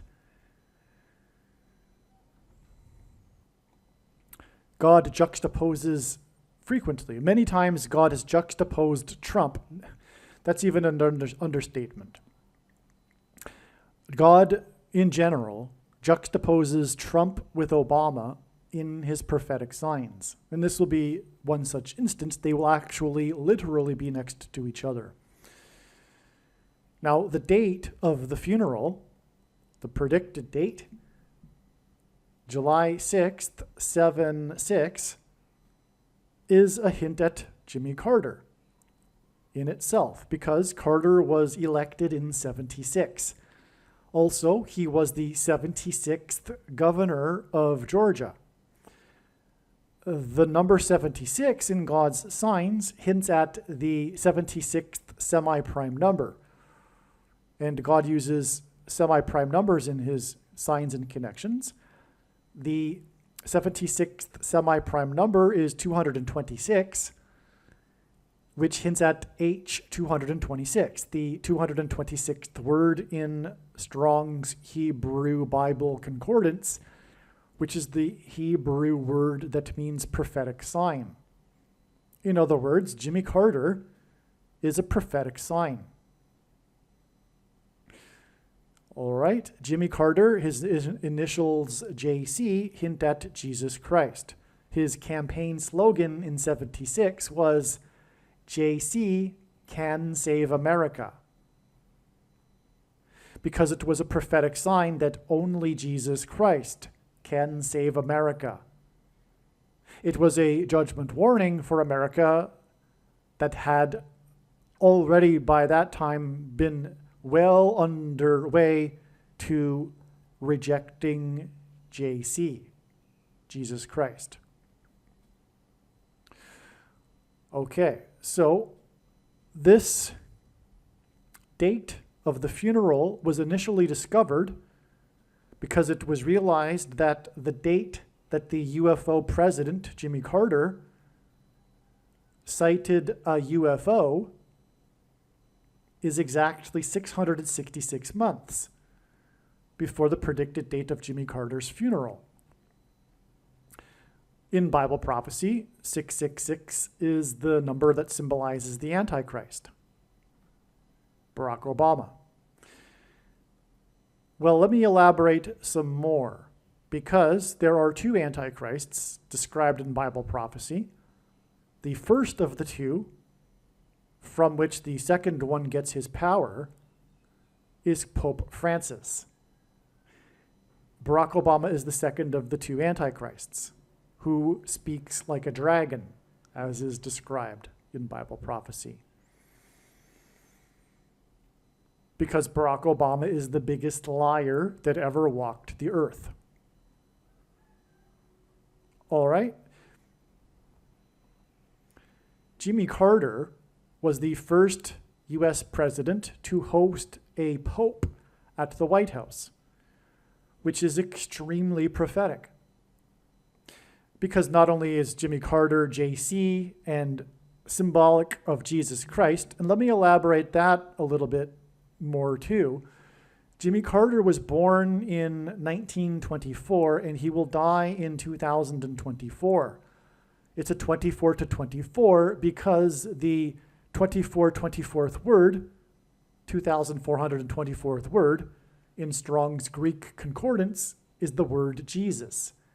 And so JC hints at Jesus Christ, and the dates, or rather the years in which he was born and will die, also hint at Jesus. Okay, but that's not to say that Jimmy Carter is symbolic of Christianity or anything like that. In fact, it's quite the opposite. But I've already explained this more than enough in the other Jimmy Carter videos. He is, in fact, Jimmy Carter in God's signs, a foreshadow, someone with many, many parallels with Barack Obama. Deceivers. Moralism people. Jimmy Carter's presidency was known for his moralism. He was known for his actions during his presidency were motivated by his moralism. Everyone knows this about Jimmy Carter. This is the big thing about Jimmy Carter. He was, well, for example, during the oil embargo, he turned down the thermostat in the White House and wore sweaters. Barack Obama is constantly moralizing to the public, to people. He's the great moralizer, but it's phony. And the moralism that Obama spouts is lies. He is the constant liar. He speaks like a dragon, as is described in Bible prophecy. All right, so that's why we have at Jimmy Carter the parallel foreshadow for Barack Obama, trumpeting the Antichrist Obama. Okay? Now, what I was getting at is that popes have always been antichrists, lowercase a. Bible prophecy is extremely clear. Old Testament prophecy, more than clear, that the Antichrist would be a pope. There wouldn't have been a Reformation, for example, without this knowledge. That knowledge, of course, has been conveniently lost right before the end times so that the Pope can fool the masses. But the office of papacy is in itself the height of blasphemy. The Pope claims to be the representative of God. That is the office of the papacy. That's why he has the authority. Catholics think that he is the representative of God and that he can make up doctrine, etc. Okay, so popes have always, in Bible prophecy is clear that one day the Antichrist would be a pope, which is Pope Francis. Which is why the president that is the parallel foreshadow for the second of the two antichrists, who is symbolism that points to Jesus, because Jimmy Carter's brand of Christianity isn't Christianity, just like Catholicism isn't. Jimmy Carter would be is more of a secular progressive than a Christian, his brand of Christianity. But Carter hosted the first pope at the White House, so this is very significant. It's not only that the first pope was at the White House, but it was also Carter. And that date points to Barack Obama too, because October 6th, the date of this visit of the Pope, John Paul II, is exactly 44 years and 9 months to the date that it is predicted that Jimmy Carter's funeral will take place at the National Cathedral, known as, also nicknamed, the spiritual home of America, which is why it suffered massive damage in the Washington, D.C. earthquake during Obama's presidency. It was a judgment warning. But this connects with 44 years and 9 months because God, in his signs, pairs the numbers 44 and 9 together to confirm the signs and connections. And this is how God's true big picture of signs, patterns, and connections works. It works on the principle of second and third and multiple witnesses confirming a matter as the Bible says is required, and this is what makes what is being explained on this channel true and not a product of one's imagination, and different and unique than everything else on the internet that claims to be an analysis of God's prophetic signs. And one simple way, if we think about it, in which God would provide a second witness for us is through pairing certain numbers together, such as 44 and the number 9. And I know this because I have been studying his big picture of signs from morning until night for more than full-time hours for more than 6 years. But it is simple. 44 and 9 because the 44th president became the president in 2009. That is only scratching the surface of the 44 and 9 and why they are paired together. All right, and that's why we have this 44 years and 9 months before this prophetic sign regarding Obama. In fact, maybe Obama will say something prophetic at the funeral. I wouldn't doubt it. There probably will be even more to this prophetic sign. But the fact that he will be in attendance along with Trump is in itself the sign. All right. Now, Bible prophecy describes in chapter 17 of the book of Revelation the 7th and 8th kings. Okay, the 7th king in the prophecy is Pope Francis. That's also more than clear because the 7 kings are symbolic of Rome. Rome is, it's widely known. Rome is known for having been founded after the 7 kings that ended in 509 BC. Okay? And 509 because it hints at the 7th super prime number, 59. Right? If God were to confirm this prophecy for us, he would choose a year which would hint at this. And the years would be 590 or 509.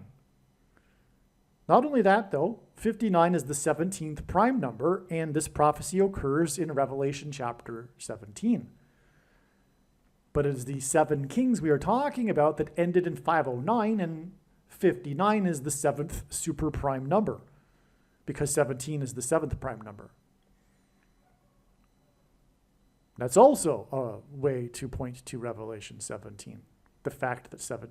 But also in the prophecy, the beast that is the metaphor for this has 7 heads and 10 horns, which hints at the number 17 also, which again is hinted at with Rome, with its foundation beginning in 509 BC after the 7 kings. Well, so the 7th king is Pope Francis.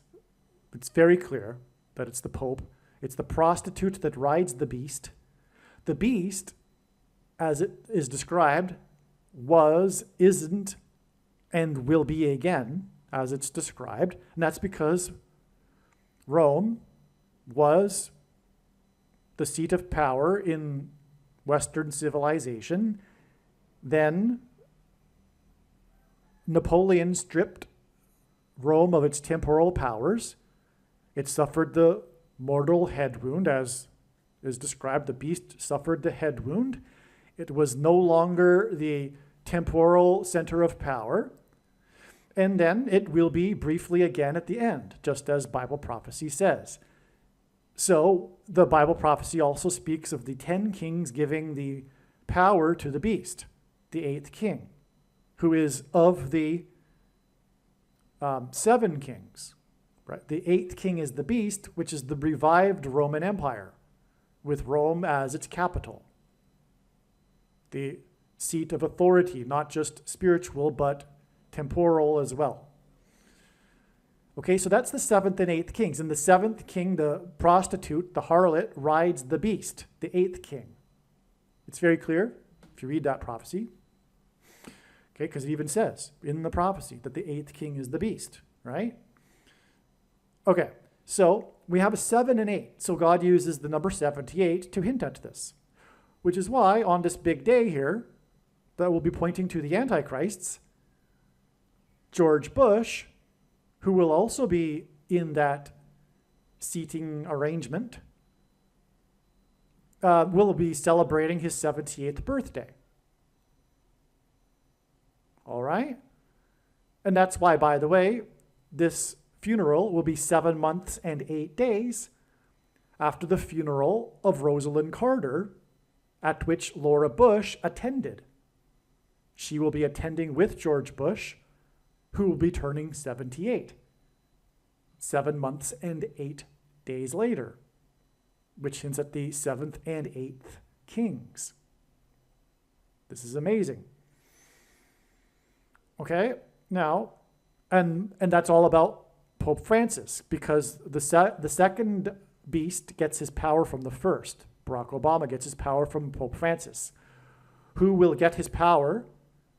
Pope Francis, when the key, and the Vatican and Rome are symbolized by keys, opens the shaft to the bottomless pit, and the fallen angels cross over into the earthly realm, as described in Revelation chapter 9, which is symbolized by Revelation chapter 9:11, which speaks of the king, King Abaddon, the king of destruction.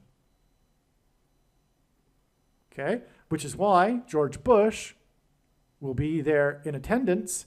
He is the 9/11 president, which hints at Revelation 9:11, symbolically beginning 7 + 7 + 7 days after the funeral for the president who was inaugurated in 1977. See how all of this is amazing? Now, Bible prophecy is clear that the first Antichrist is first apostate and only then political from his seat of apostate power. That's the Pope. That is not anyone else. Okay, it's very clear. 2 Thessalonians chapter 2, he's first the deceiver from his apostasy, which is Catholicism and the papacy, and only then political, right? So many people are confused about this. They think that because of the wording of false prophet that it somehow alludes to a religious figure and that therefore is Pope Francis. No. Pope Francis, it's very clear from all sorts of Bible, it's overwhelmingly clear that Rome, Mystery Babylon is Rome, and on and on. All right? So, and he's the 7th king, okay? That's on the city of 7 hills, Rome, right? Again, and the scarlet that they wear, the scarlet and purple that's worn by cardinals. It's Rome. Okay? And the beast is scarlet as well. Okay? So this is why it's described how, and on that note, ancient Rome was known in the ancient world, famous for its production of purple fabric. Jimmy Carter, who was inaugurated in 1977, was the beginning of a symbolic 7 kings that is mentioned in Bible prophecy. If we count 7 presidencies, beginning with Jimmy Carter, who was inaugurated in 77, which is the clue to begin this 7 kings prophecy, the fact that he was inaugurated in 77, the 7th president, which would symbolically be the 7th king in this prophecy, is President Trump, who on Inauguration Day was 70 years, 7 months, and 7 days old. And Trump's inauguration was 73, which hints at 3 sets of 7, the 3 and the 7 and the 73. And I'll just explain why that's important, because God frequently uses 3 sets of 7 in his signs to hint at judgment, because the Israelites marched around the walls of security of the ancient city of Jericho, and before they collapsed in God's judgment, they enacted a symbolic 3 sets of 7.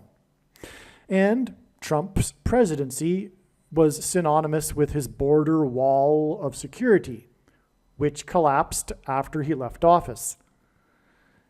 He was trumpeting, and also the Israelites blew trumpets before the walls of security of Jericho collapsed. Okay? So, on Inauguration Day, Trump was 70 years, 7 months, and 7 days old exactly, and it was 73 days, which hints at 3 sets of 7, after he was elected by a margin of 77 electoral votes. The day he was elected by 77 electoral votes was in turn exactly 73 weeks after he first descended the golden escalator and announced his candidacy for president. In the context of Jimmy Carter's funeral, this provides an astounding prophetic sign. At Carter's funeral, the 5th king, George Bush, and I'm talking in the future, this is a prediction, but at Carter's funeral, the 5th king, George Bush, will be 78 years old. This will be 7 months and 8 days after the funeral of Jimmy Carter's wife, which Laura Bush attended. Trumpet, God's trumpet that he uses to trumpet and highlight his prophetic signs, especially trumpeting the Antichrist and the arrival of the Antichrist, Trumpet will be sitting next to Obama for the first time since the funeral of Bush Sr. All of this seating arrangement, this order of presidents on the bench at the funeral, or in the seats, this will hint at the 5th, 6th, 7th, and 8th kings described in the prophecy in the book of Revelation. And that prophecy is all about their chronological order. That's what the prophecy is about. In the prophecy, the 8th king is said to have been, is not, and will be again. This prophecy is about a revived Roman Empire. The Vatican in Rome was stripped of its temporal powers by Napoleon at the end of the 18th century, but in the last days, Rome will again be the capital seat of power of the Western nations. However, in this Jimmy Carter sign and 7 presidents sign, God has demonstrated a secondary fulfillment, a symbolic overlap that identifies the second of the 2 antichrists described in Bible prophecy. Because that is the primary purpose of the prophecy about the 7th and 8th kings. It identifies Pope Francis as the 7th king and the revived Roman Empire as the 8th king that is said to be of the 7 kings but isn't quite the 7th king, and in other parts of the prophecy make it clear that it is the Roman Empire. All right. Just like how Rome was, is not, and will be again, Barack Obama was, is not, especially at this moment of the funeral, with the chronological order of the presidents sitting next to each other, and will be the president again.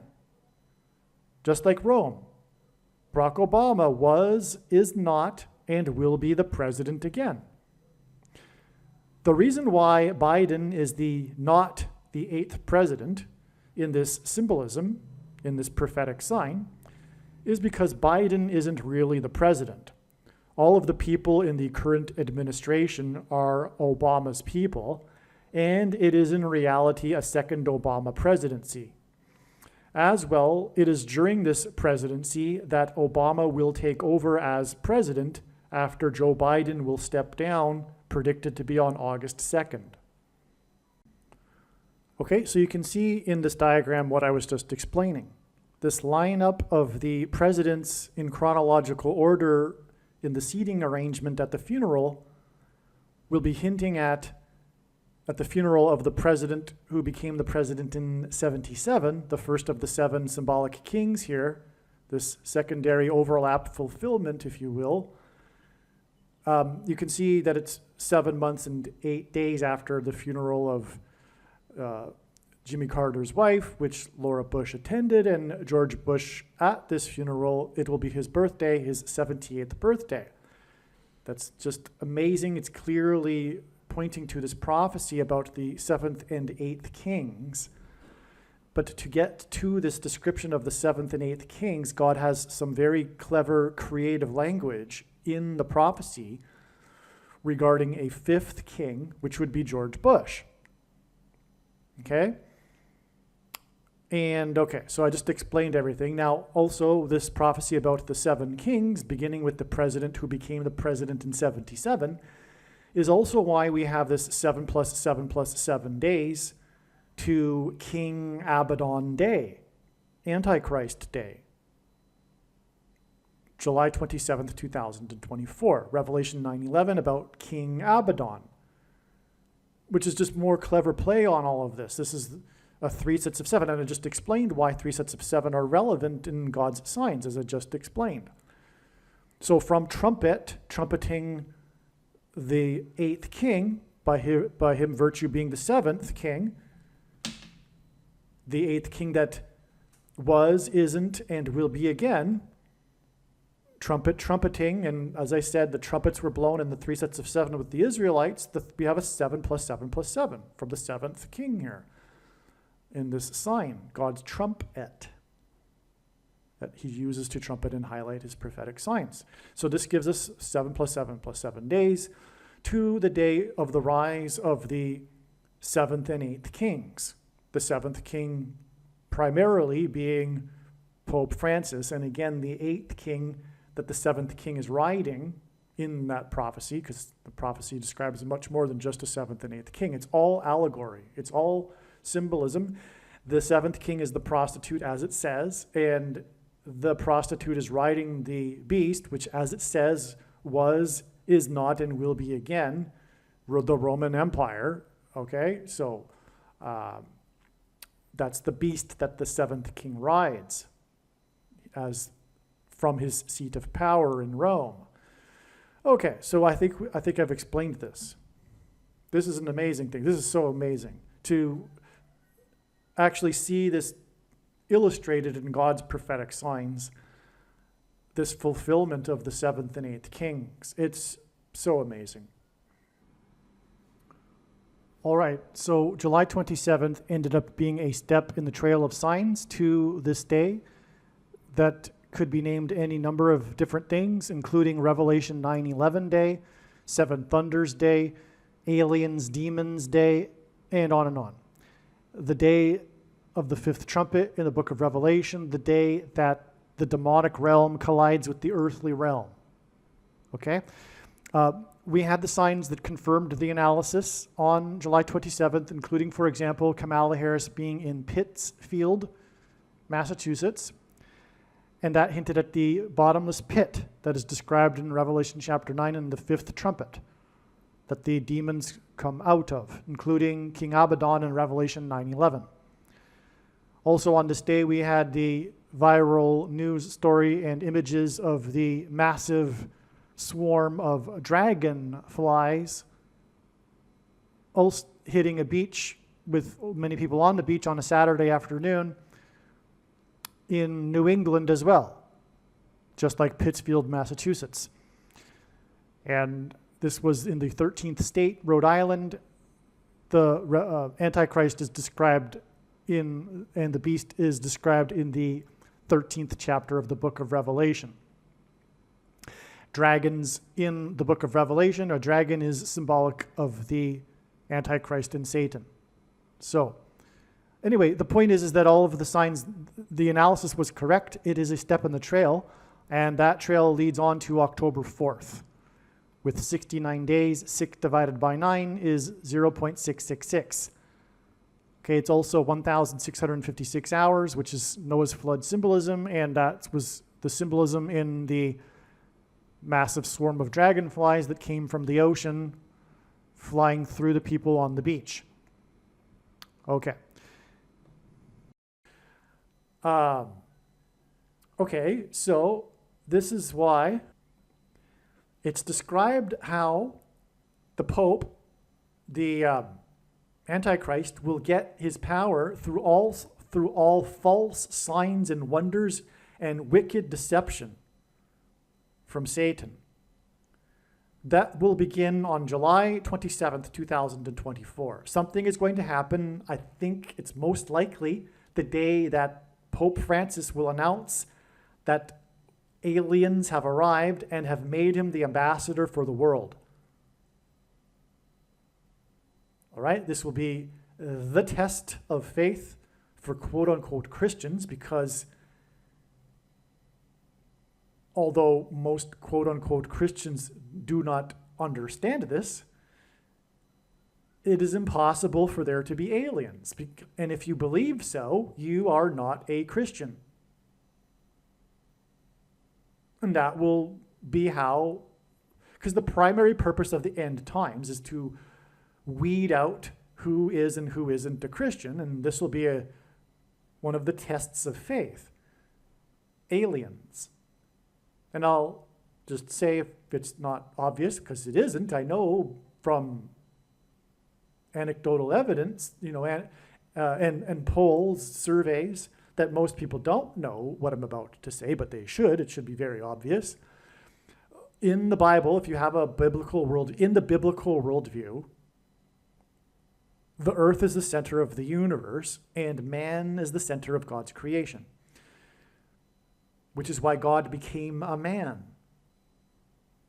Christianity is about Christ, God becoming a man, and dying for the sins of man, and conquering death by resurrecting himself in a body of a man. And if there are aliens, and if they visit us, it would imply that they are superior to us. What does that mean? Does that mean that God took the form of other aliens and hopscotched around the universe, dying on crosses and paying for the sins of other aliens as well? Or does the atonement of him as a man apply to other aliens too? Okay, so it's silly to think that it's compatible in Christianity for there to be aliens. Okay? But the Pope will announce, likely on July 27th, whether or not he does do so on that day, something symbolic is going to happen on this day that will begin this period of the demonic realm colliding with the earthly realm. Okay? And this will be how Pope Francis becomes the Antichrist and leader of governments overnight. All right? When I believe, it's quite logical, that it's because aliens will make him the ambassador for the world, but it'll of course be demons pretending to be aliens. All wicked deception. All right, now, regarding this connection here, we had left this out. It's exactly 129 months between Carter's UFO sighting and the day that Carter hosted the first Pope at the White House. That's relevant because God uses 129 to hint at G129 in Strong's Concordance, which is the word for blood. And God also uses the word for blood disease in his signs because the thing, which is the mark of the Antichrist, gives people blood disease.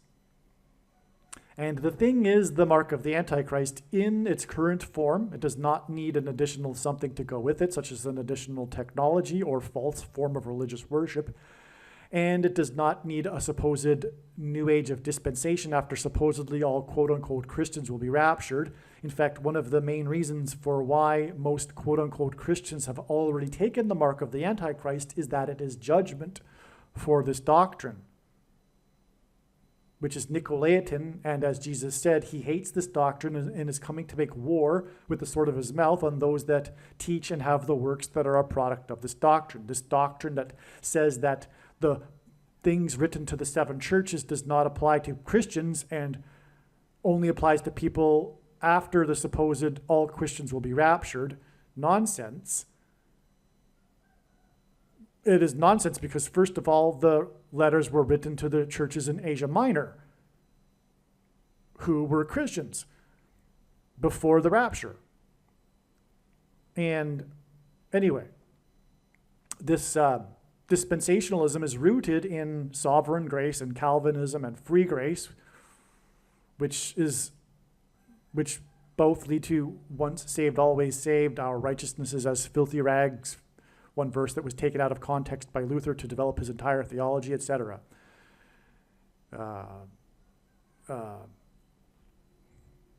Reformed theology, in other words. So anyway, make sure you watch the 23 church signs video on this channel. But anyway, that's the reason for 129. It is the mark of the Antichrist, and it's about the people's blood. But importantly, at some point, UFOs are going to be, or rather aliens are going to be a part of this. There's going to be a promise of immortality. Okay, and it's going to be massive, of course, demonic deception. It'll be the big climactic lie of the age, and it will parallel the first ever lie told in the Garden of Eden when the serpent suggested to Eve that she will surely not die. This thing that is the mark of the Antichrist, and you know what I'm talking about, is transhumanism technology, which is focused on immortality. Man, like the Tower of Babel, coming together and building a tower to heaven without God. This quest for technological immortality. But anyway, aliens are going to come and promise something of this related to the mark of the Antichrist. For those who have already taken it, etc. So, now, how that plays out remains to be seen. I know what God is communicating, and this will be explained in other videos. Make sure you watch all of the videos and every minute of them. Obviously, when the prediction comes to pass, the wise person will know to do that. Okay, now speaking of this concept of UFOs and the promise of immortality and aliens and demons, we jump up to the top here because the day that Jimmy Carter became the longest living president was a major prophetic sign because of the date. He became the longest living president in history on the date 3/22, March 22nd. The date 3/22 hints at Genesis 3:22, which is what I just mentioned, which is when the serpent suggested, which is about immortality. And the Lord God said, "Behold, the man is become one of us, to know good and evil. And now, lest he put forth his hand, and take also of the tree of life, and eat and live forever." Genesis 3:22. Now, Carter is the UFO president because he had the UFO sighting and he filed an official report of his sighting with International UFO Bureau, okay, as I've explained in the other videos. And it's amazing because the UFO president connects to the date that is predicted to have his funeral from the date that he became the longest living president. That and the date itself hints at immortality, living long, living forever, etc. Prolonged life through the technology, through the promise from the demons that will be coming. It's amazing. Okay, now this connects with exactly 276 weeks. And the number 276 is one of 3 unusually specific numbers in the Bible that are all triangular numbers. It is the 23rd triangular number. The number 23 is the 9th prime number, and the number 9 is the most important number in God's big picture of end time signs because from the Bible it symbolizes God's judgment. Okay? So, this connects also his funeral with exactly 4,500% of a year to his prophetic malaise speech, which I explained in other videos. But the point is that's one of the moments of his presidency. And 45 is the 9th triangular number. Okay, so we have 23, the 23rd triangular and the 9th triangular number. And that's clear. And as I mentioned earlier, God pairs certain numbers together to confirm his signs and connections. And he pairs 9 and 23 and 44 together. Because the 44th president became the president in 2009 and wore jersey number 23 in high school. The basketball president wore jersey number 23 in high school. It's just scratching the surface, though. I could go on for quite a while regarding the pairings of 9, 23, and 44. Okay? Now, so in other words, this is a second witness. This connection here, the 9th triangular connection, is a second witness to this 23rd triangular connection,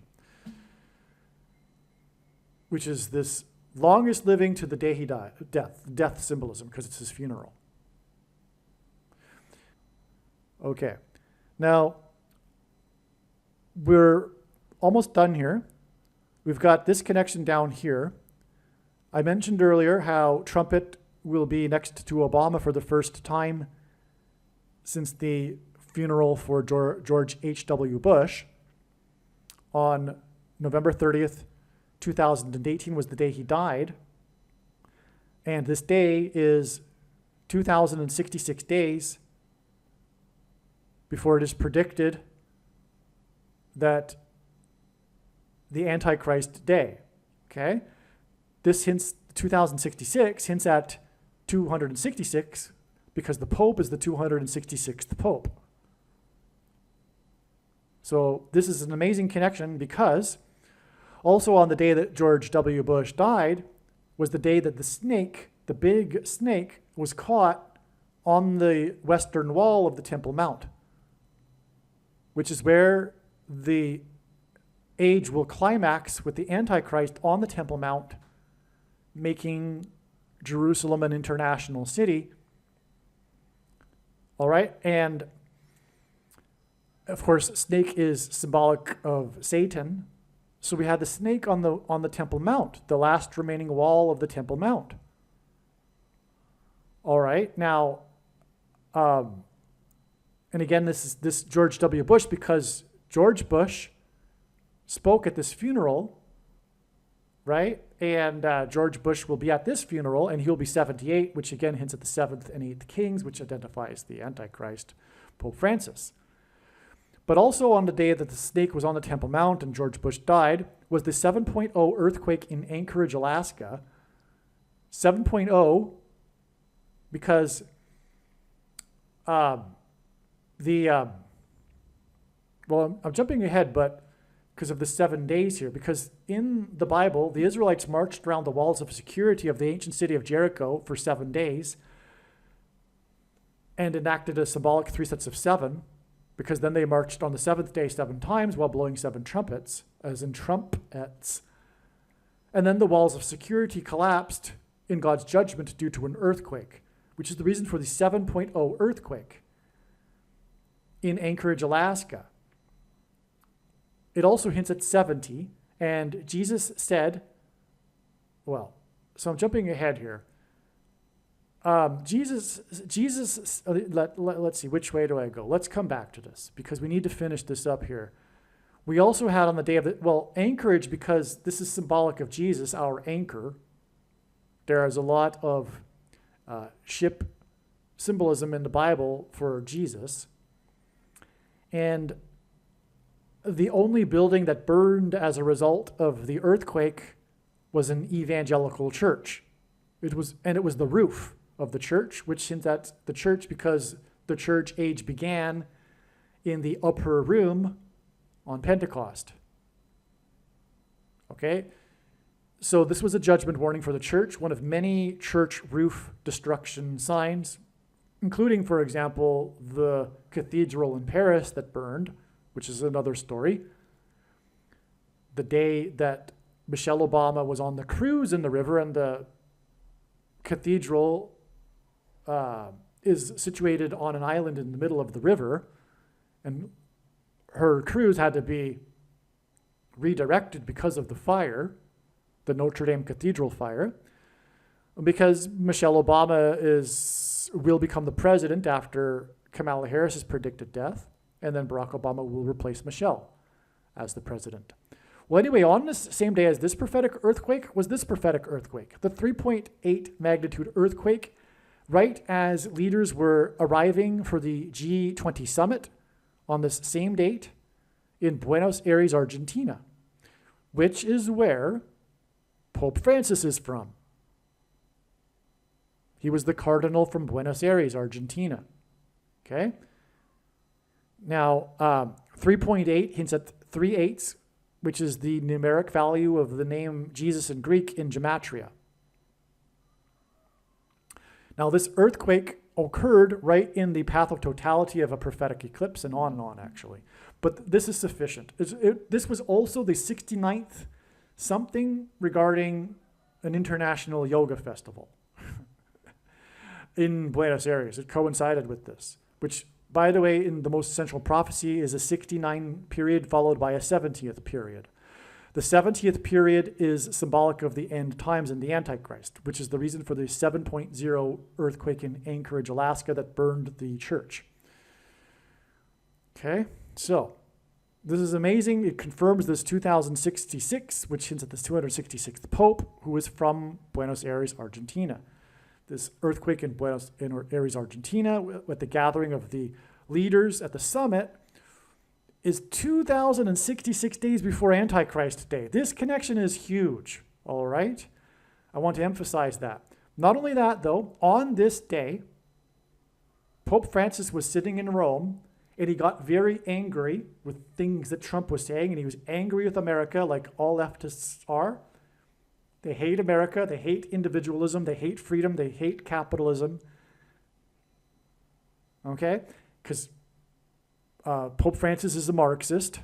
That's not even controversial. Everyone should know that.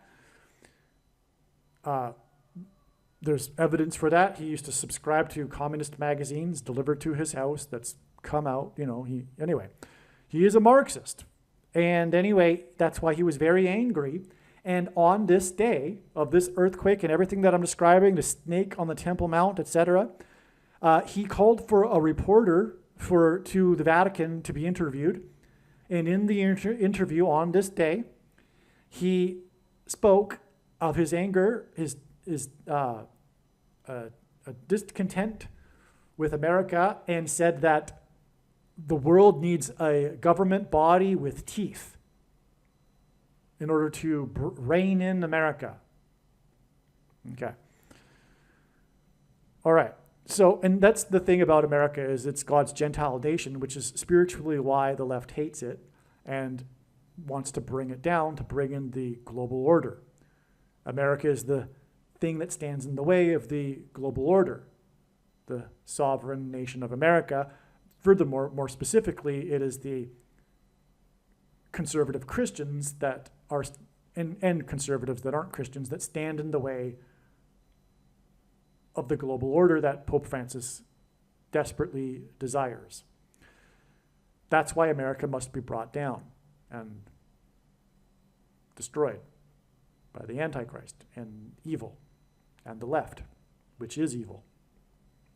Now, the 3 sets of 7 and the earthquake that I mentioned in the Bible with Jericho's walls of security collapsing is why from this 7.0 earthquake, it is 7 days on the death of George Bush to the day of the 77th anniversary of Pearl Harbor, which was the first time ever that no one was in attendance that was at Pearl Harbor when Pearl Harbor was attacked in 41. The people that were still alive that were at Pearl Harbor in 41 could not make it. They were too old. So this was the first time. The reason for this relevance is George Bush is known for World War II symbolism. He was the youngest pilot. And in the Pacific Theater, which began with Pearl Harbor. Now, Pearl Harbor was on the date 12/7 because of Revelation 12:7, which says that war broke out in heaven and Satan and his angels were cast down to earth, which is this day here. Okay? Now, war broke out in heaven in Revelation 12:7, which is why war broke out for America on 12/7 in 1941. Now, George Bush was the last of the GI generation presidents. Carter will die after him, but in chronological order of presidents, the last of the GI generation presidents was George Bush. He, in other words, symbolized the passing away of a generation. The first time that no one was president at the ceremony that was alive during Pearl Harbor also represented a passing away of a generation. That's because Jesus said that when the fig tree puts forth its leaves in the springtime, and in the Bible, the fig tree represents Israel, and Israel was reborn in the spring, May of 1948, Jesus said that a generation would not pass away before the second coming. Psalm 90:10 tells us that a generation is 70 years, which is why on the day of George Bush's death, the passing away of a generation was the 70.0 earthquake in Anchorage. It's an amazing, and it was 7 days before the 77th Pearl Harbor passing away of a generation. This is huge. This is so huge. This is like, it should be made, a video in itself should be made about this because it's that important. And then, as I'm saying now, it's now known that this date connects with the date that symbolizes the Pope to the Pope Day, the Antichrist Day. It's amazing beyond words. Now, what's also amazing is that exactly this number of days that in Bible prophecy is mentioned 7 times as symbolizing the period of the Antichrist, we subtract this number of days back and we get the day of this earthquake in the Gulf of Aqaba between the Sinai Peninsula and Saudi Arabia on the beach of Nuweiba. Nuweiba Beach is the beach of the Exodus. It is where the 1 million or so Jews gathered in their escape of Pharaoh of Egypt and his army when the Dead Sea, the Red Sea parted. Right at Nuweiba, so the Gulf of Aqaba is quite deep, but right at Nuweiba Beach, there is this underwater land bridge, this shallow underwater land bridge between the Sinai Peninsula in Egypt and Saudi Arabia. There's all kinds of evidence that this is the location of the crossing, where the waters parted. The name Nuweiba in the native language is rooted in Moses parted waters.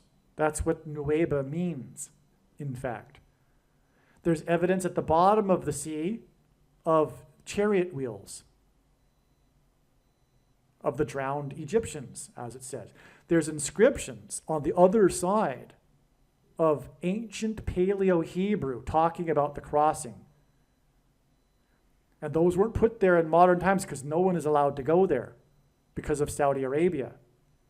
No one, the Saudi Arabia knows full well what's there. There's all kinds of ancient Hebrew inscriptions in that area of the desert. Further inland as well, near what is Mount Sinai as well. And Islam is the spiritual enemy, and it knows what all of it means. It means it's evidence for the Bible, and so that's why it's set up shop there with Saudi Arabia and prevents any form of tourism whatsoever from going and investigating that, but some people have gone and found it. And they've taken pictures. It's all documented. It's not a conspiracy theory or anything. And anyway, so there's all kinds of evidence that this is the crossing, all right? And it was at Nueva Beach, and that's where this earthquake was. It was a 5.2 earthquake, which hints at the number 52, which hints at 2 times 26, and the 226th word in Strong's Hebrew Concordance, which means prophetic sign. In other words, the magnitude of the earthquake confirms that this is a prophetic sign. Okay, and the Israelites that crossed were known as the Exodus generation. This is the term used, the Exodus generation. Because a generation passed time in the desert before crossing into the promised land. There's more to it. But it's the Exodus generation. And we are talking about this profound connection to the passing away of a generation signs with the death of Bush and the Pearl Harbor sign. And it's all coming to the end of the age with the passing away of the generation as Jesus described in Bible prophecy, which is why all of this connects with this number that points to the 266th Pope, Pope Francis, the Antichrist, on Antichrist Day. It's the end. It's so amazing, okay? And I think I've explained that now. By the way, just random here, I'm just looking at it. Rosalind, because it hits at Roswell, which is more confirmation of the UFO president. But I explained all that in the other video anyway, so never mind. Okay, now one last connection here. Antichrist Day will be exactly 68 months after Barack Obama, the second of the two Antichrists, whose name Barack Obama in simple English gematria equals 68, which is the reason for the 68 months. This was the day that Barack Obama made a quote-unquote private visit to George Bush on his deathbed, 3 days before he died. Now, what was said in that meeting? I have to wonder. It was 3 days before the snake came onto the Temple Mount.